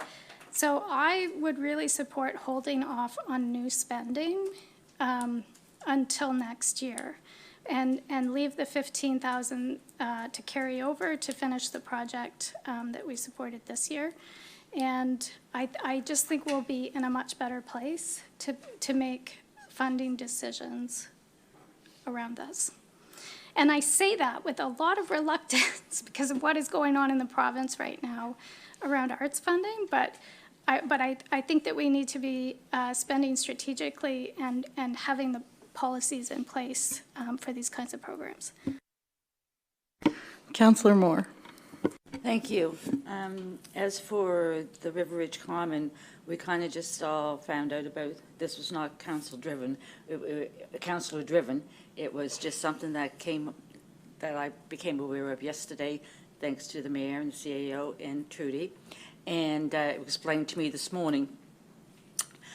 It was a surprise. I see the money that's going to go into New Germany sewer and stuff, and I mean, we're all wanting something out of the budget, but infrastructure like a sewer, I mean, we have to keep that up.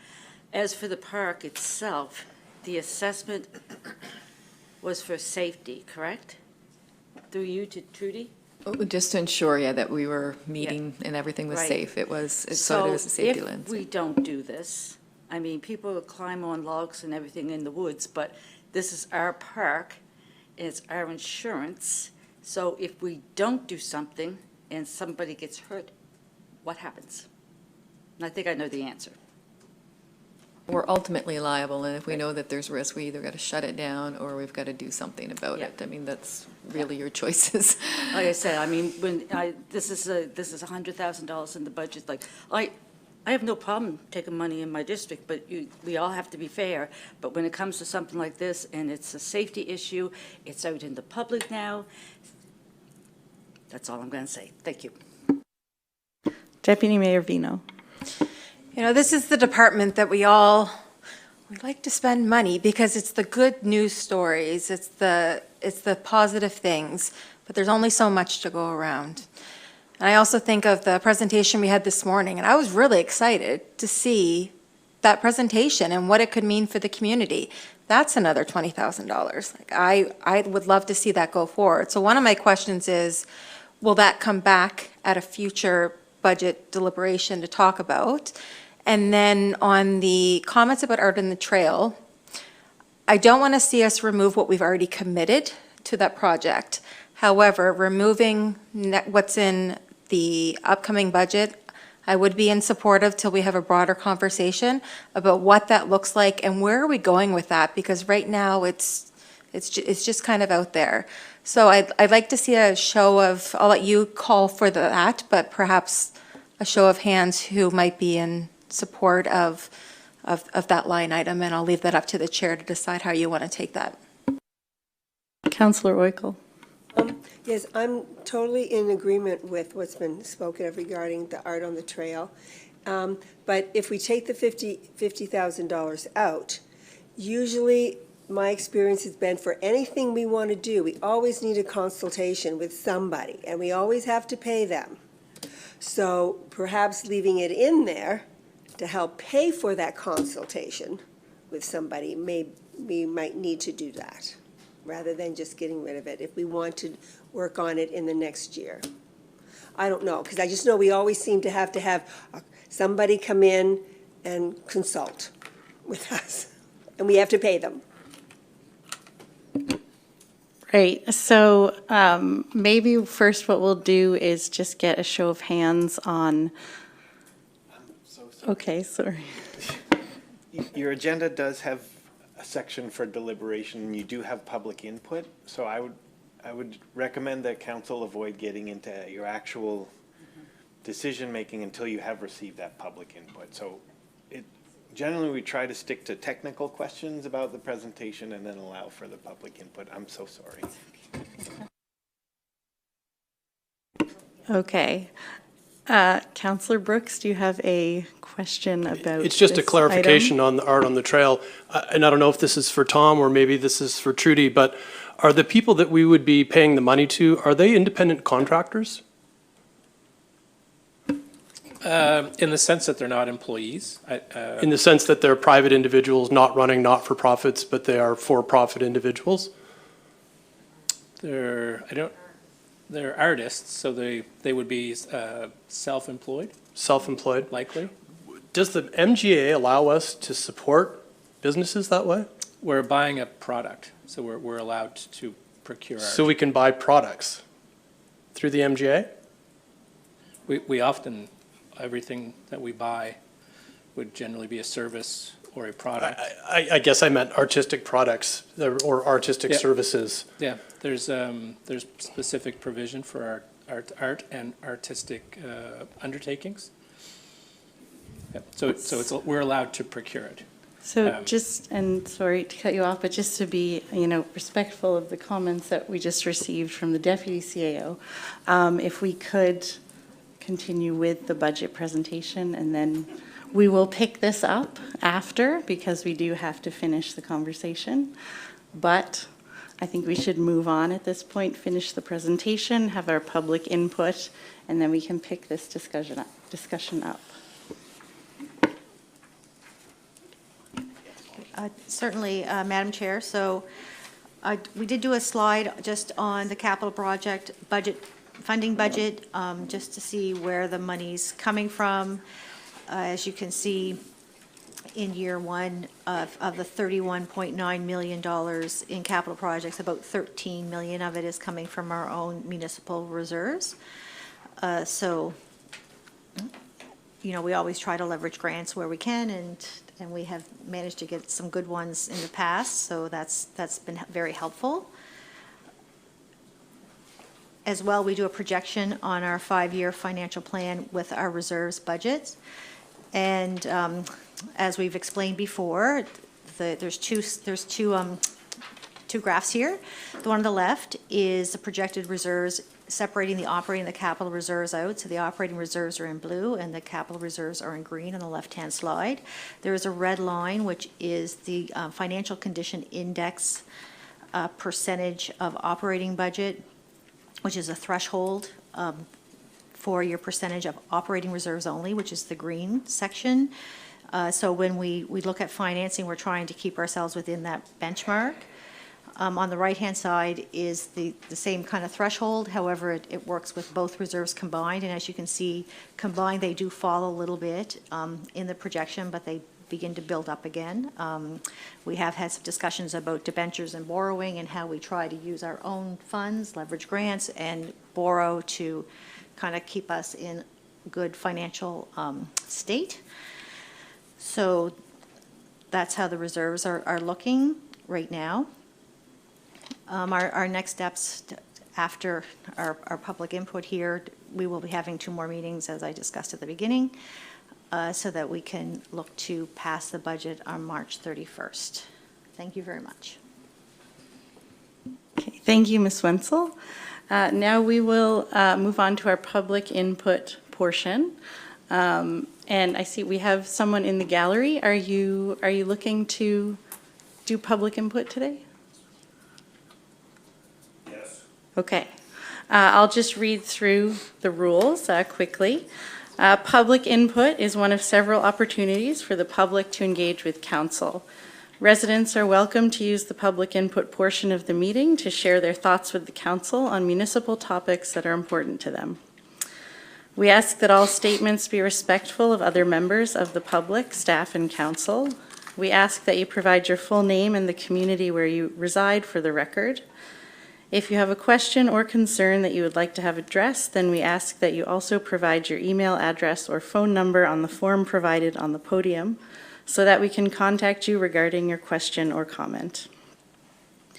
The chair will respond to questions that can easily be answered. If your question or concern cannot be answered, then it will be handled as follows. We will email you with an answer to your question or a response to your concern. We may also contact you to get additional information or further clarification on the matter to assist us in responding. We will provide a summary of answers and responses at a future council meeting under business arising from the minutes, and this will form part of the public record. Statements or questions related to personnel or operations can be emailed to the Chief Administration Officer, Tom McEwen.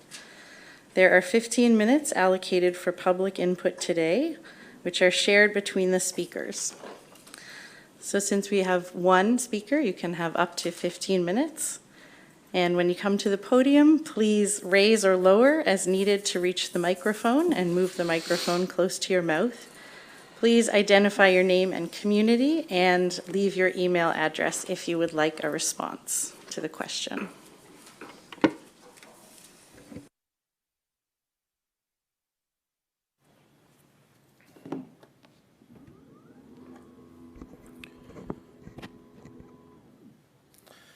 Good afternoon, Council. I had a bunch of stuff wrote here, but I think I'm going to leave it for another day. Basically... Sorry to interrupt. Could you just state your name and Andrew community? Himmelman from Newcombeville, sorry. So basically, back in 2020, the operating budget was right around 31 million. And now this year, the operating budget is almost $50 million. So, you know, the cost of everything's going up, but I don't see a whole lot in the presentation about reductions and any cost-saving initiatives that are taking place.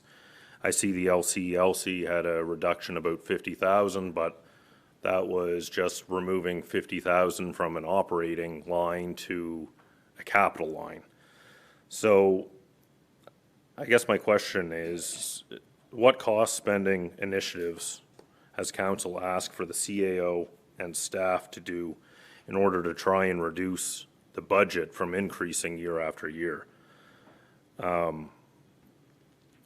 We've got a third-party property assessment organization that keeps jacking all of our property taxes up, and that just increases the amount of money that could be spent in the municipality. Could being the main word. So Modal's budget, from my calculations, has increased an average of about 8% year over year from 2020. The property tax revenue has increased about 60% since 2020, which means the spending in this municipality has also increased about 60%. You know, no one's wages have gone up 60%. People's pension plans haven't increased by 60%, but yet their property tax year over year keeps increasing. So the elderly community that's relying on pensions, you know, that's, I think old age pension check went up by $2, yet their property tax has gone from $1,000 to $4,000 in some cases. So it's overall in the country and all forms of government, I find it very, you know, rich to have conversations about public housing strategies, all of this stuff, and we keep paying consultants, we keep jacking up property tax and every other tax, rain tax, and at the end of the day, you know, no one's really asking for this. We're just asking to get by with, you know, what we can make day to day or what's supplied through a pension plan. So, you know, the city of Calgary, their residential property tax revenue is only increased by 28%, but somehow the municipality has gone up 60%. So, you know, the municipality staffing, like that's very hard info to find, but what I did find online is that it possibly could have went up 44% or 30 full-time positions just over the last 5 or 6 years. The other items, like I was away at the time, but I see a budget item for a wooden salmon carving in a park back in the middle of the woods for $50,000. Like, and the art on the trail item. Everyone in the whole community, it doesn't matter who I talk to in this room, everyone's struggling to get by. And yet, year after year, it is very easy to spend more and more money on, my opinion, stupid things. So meanwhile, everyone's just trying to keep a roof on their head, and yet we get a $50,000 carving for a salmon. Great. Like, that park in Indian Falls, that is a very nice park. I'm glad it's a nice park because it's a lot of money going into it. Meanwhile, you know, we've got the issue on King Street taking place. The community's half falling apart, like it's no better than what it was 10 years ago. And yet somehow we figured out to spend, what, an extra $3-4 million over last year? I'm just having a hard time struggling with what's taking place. And really, you know, if there hasn't been a cost-saving initiative that has been asked, you know, I really think that someone in council should make a motion to go to each department and review what their budget is and try and save 10 or 20% out of it. Go through all your items, rank 1 through 10, and try and figure out how you can do more with less. And try and claw back this trajectory of spending just because the property tax assessment's going up. And, you know, it's great to hear someone today mention one of the purposes of a municipality, but yet again, I'm going to review 9A, which is provide good government, provide services, facilities, and other things that in the opinion of council are necessary or desirable for all or part of the municipality, and develop and maintain safe and viable communities. Well, right now, the very last one, 9A Part C, is to maintain safe and viable communities. Yet it seems like the focus right now is on desirable items of, you know, what was it, another $100,000 on a wooden swing set. I remember just 2 years ago, I brought forward, why are we spending $10,000 or $15,000 on this wooden swing set, and now they're rotten. And now we got to spend another $100,000 as taxpayers to replace the rotten swing sets. It just does not make sense, and I'm very frustrated just paying attention for the last 2 years. You know, I just came back from about 3 months away in a poverty-stricken country where people are living in cinder block homes with tarp roofs, and they'd love to have 50,000 Canadian to go towards food and housing compared to a carving of a salmon. So, you know, there's a lot of things, I believe, our culture here, our history, art, that's all important. And I guess the battle in today's government situation is the province responsible for it, or is the municipality responsible for it? And you guys are guys and women and men are sitting in here trying to make those decisions. So I just really like that, take a step back and figure out, are we spending money on non-essential things, and what are essential things that we have to spend in this community? I'm not sure if that came out right, but that's my 2 cents for today. Thank you. Okay, thank you. And did you want to respond to any personnel? Okay. Okay, we will follow up at the next meeting.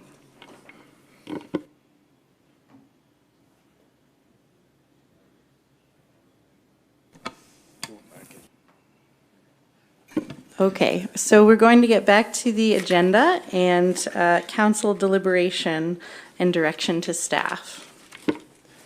So this would be an opportunity for council members to bring up items that they'd like to give staff direction on. There were 2 items that I had identified, and there may have been more that came up during the presentation of the material. The first one was on the tourism budget. So there was a suggestion that we not change the budget, but direct staff to return with more information about changing the use of the money in that budget. And then there was another item, a suggestion to reduce art on the trail. from 65,000 to 15,000, allowing only for the carryover. So at minimum, those two items require some more discussion, and then Elena has identified at least a third. Just 1 second. So, Just want to Councillor know Oiko? if we could, because I have a conflict of interest underneath the draft operating budget, if you could talk about the one thing, I'll sit out in the gallery, and then we can talk about the things for the capital budget, so that they're not all mixed up together. Sure, we could have If that would be discussion all on the right? operating. Okay, thank you. Yep. Okay.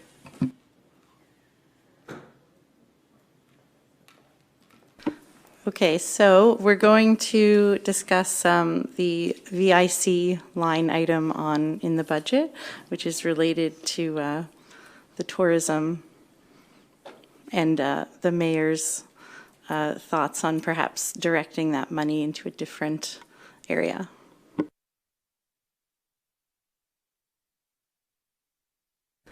Councillor Smith? So just a question on this. If we did decide that we would divert some of that money, possibly, I just feel like I'm not quite understanding how we're going to use that money at this point. And it seems like the details are yet to be worked out or discussed. So what is the decision point right now? Is it we're not doing VIC funding and the money will be set aside for something else? Or could we possibly like divvy the money up in some other way when it comes back to us for a more detailed discussion? Yep. Yeah, thank you for that question. So, in essence, if you approve the budget as it is, we will spend it as we historically spent it based upon the various items. So we would hire VIC staff and do all the things we historically have done. If this direction passes, we'll leave the money where it is. We'll identify which line items in the budget are associated with the VIC spend. And we won't spend that money until council has a chance to talk about and decide how they want to spend it. And then when that decision is made, then we'd move forward with the spend. So in essence, it's just leave it in the budget, but don't spend it as you plan. Spend it as we discuss and give direction later.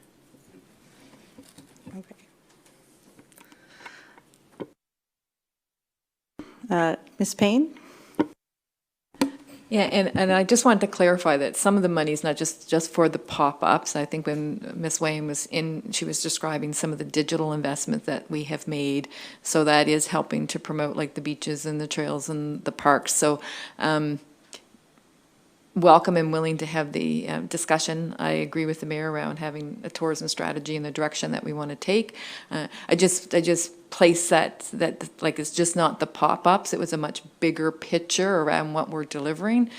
We do, deliver brochures on behalf of tourism operators.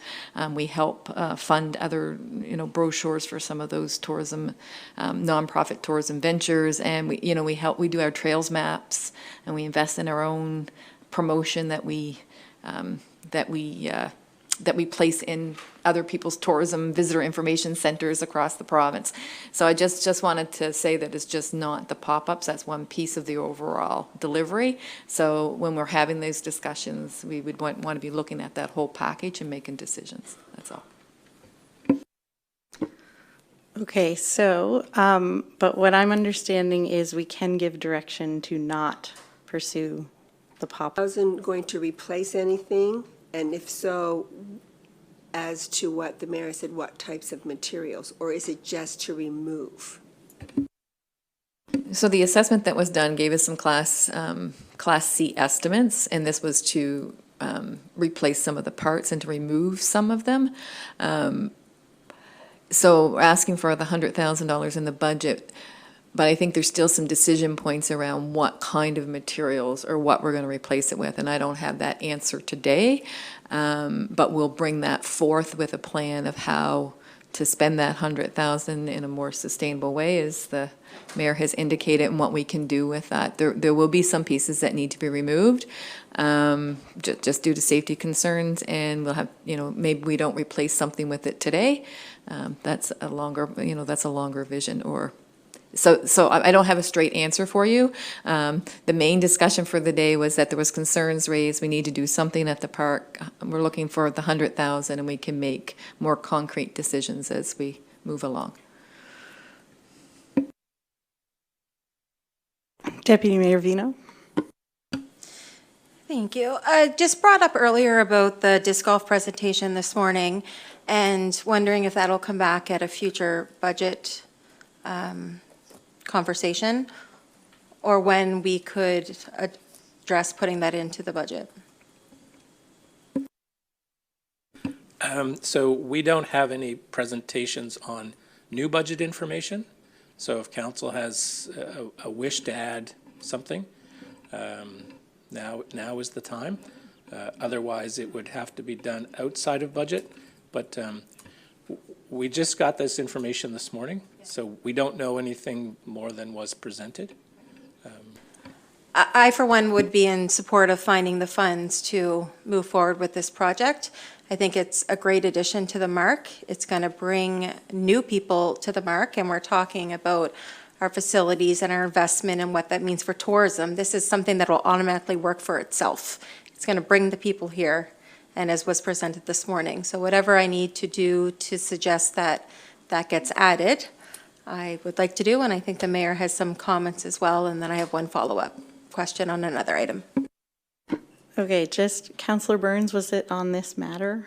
I'd be happy to defer until we... Okay.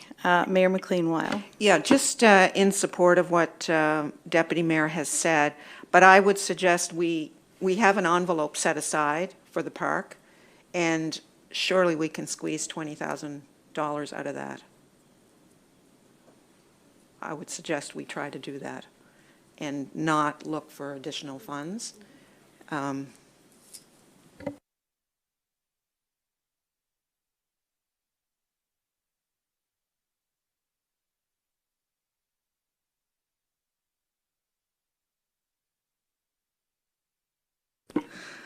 Councillor Burns? Just 2 points. First is I just wanted to speak reluctantly in support, but also enthusiastically. It's reluctantly enthusiastically about spending the money in River Ridge. Like, it sucks that we have to do it, but we have to do it because this is a place where community goes to with their families. It's a gathering point. If the equipment isn't great, then our alternative is to take that equipment out, and that's going to lead into my second point in a second. We've seen other parks where we go in, we take the equipment out, and then nothing happens there, and it becomes nothing but a field at best. And so, I can tell you, a lot of families in the same situation as mine are using it regularly, and every time I take my kids to the play place in the mall, instead of going to River Ridge, it costs me $32. So yes, it's money to spend on equipment, but we're creating a space where people can go, and there isn't an entry fee to come to our parks. The second one is, we're throwing a lot of money around here on parks. I think there's places where we're going to have to, we can find $20,000 in the budget for disc golf. I remember 2 years ago asking for, a small sum in the range of 5 to 10 grand to start some work on Pine Grove Park, and everyone thought that was going to break the bank. So, there's a lot of dollars that go around here for other parks now. So I think when it comes to disc golf, great proposal, but there's some envelopes in which I think that money could otherwise come out of, and if it can't, then we end up having the discretion as a decision-making body later on to just say yes and do it anyways. Deputy Mayor Vino.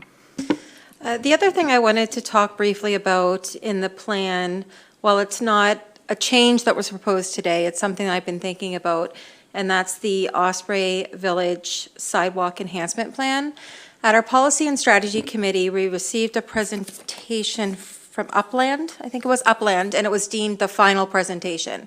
And we have in our budget right now a line item of, what was right in front of me, 5.1 5,125,000, with the municipal funding portion being just over $1 million. How does the plan that we've received tie into the funds that we have budgeted?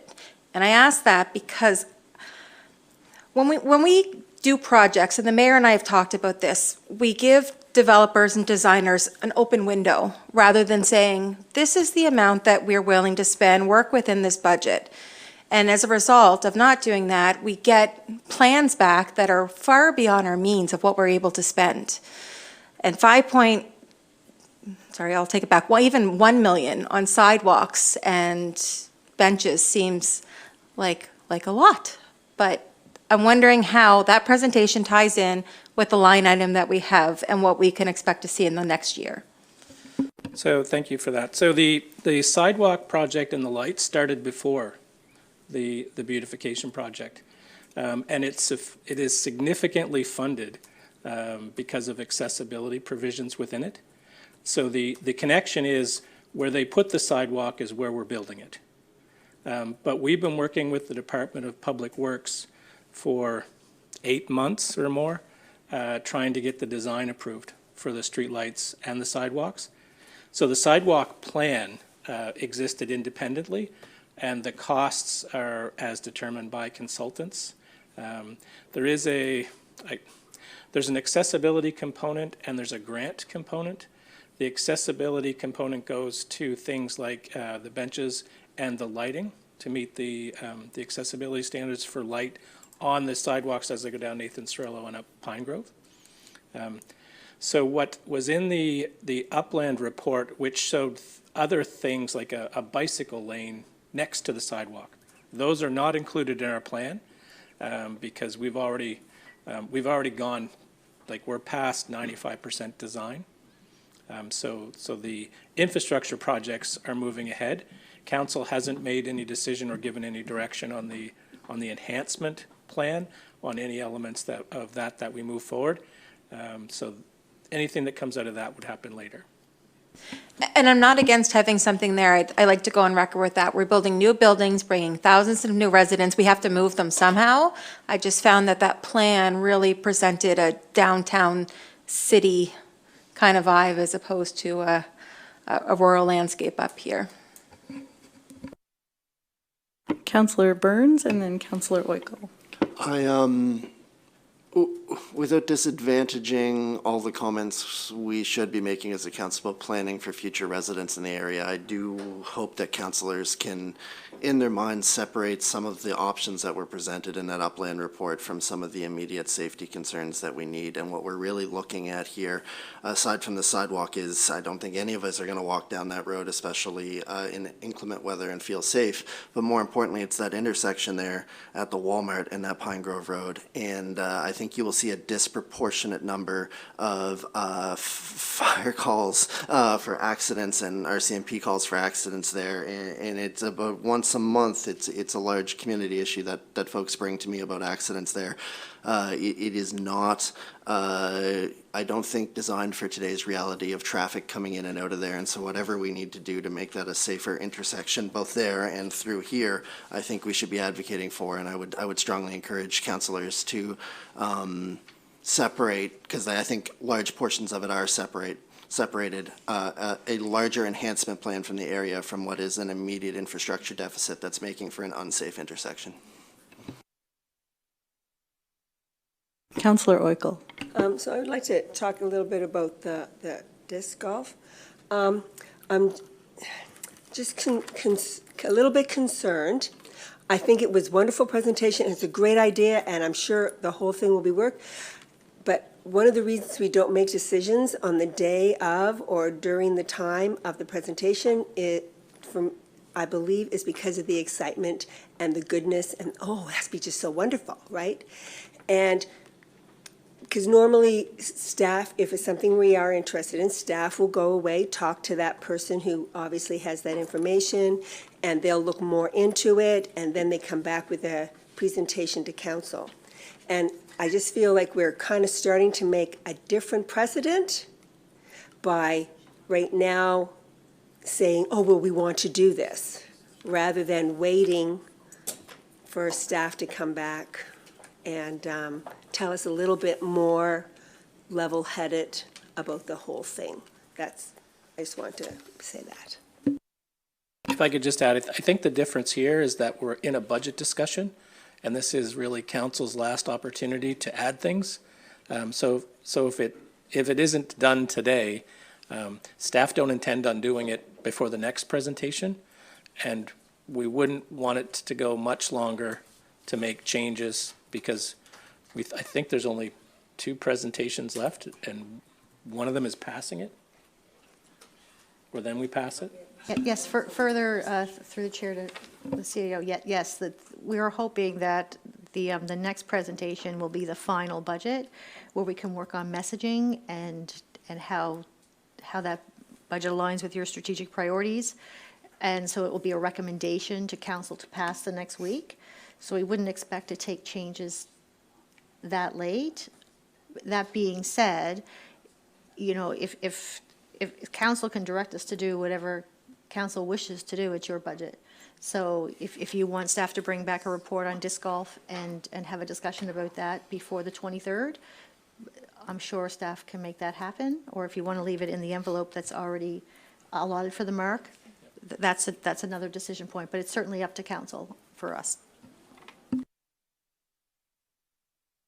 Just concerned, that's all. It's certainly a fair point, Councillor Oracle. It's to allow that time for a little more research to happen and a little bit of analysis.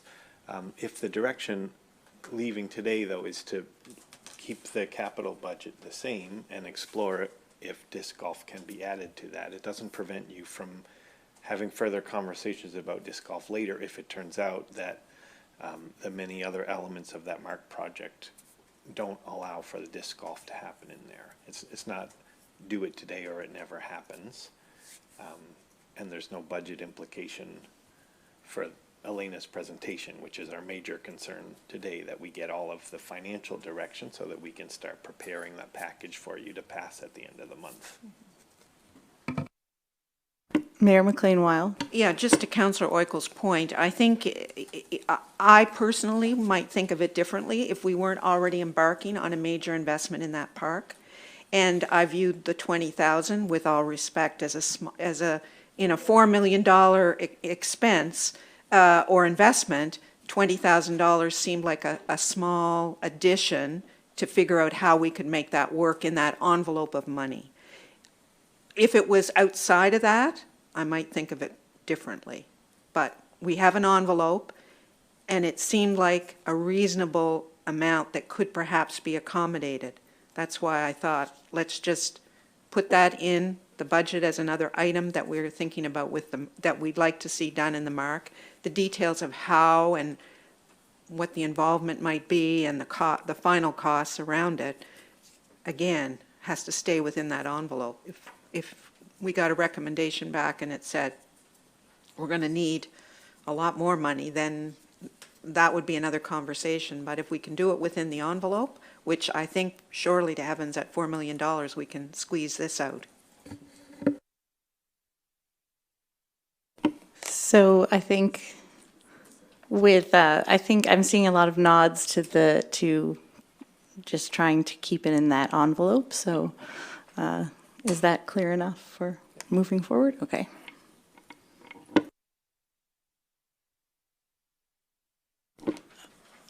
Okay, are there any more questions or discussion for the capital budget?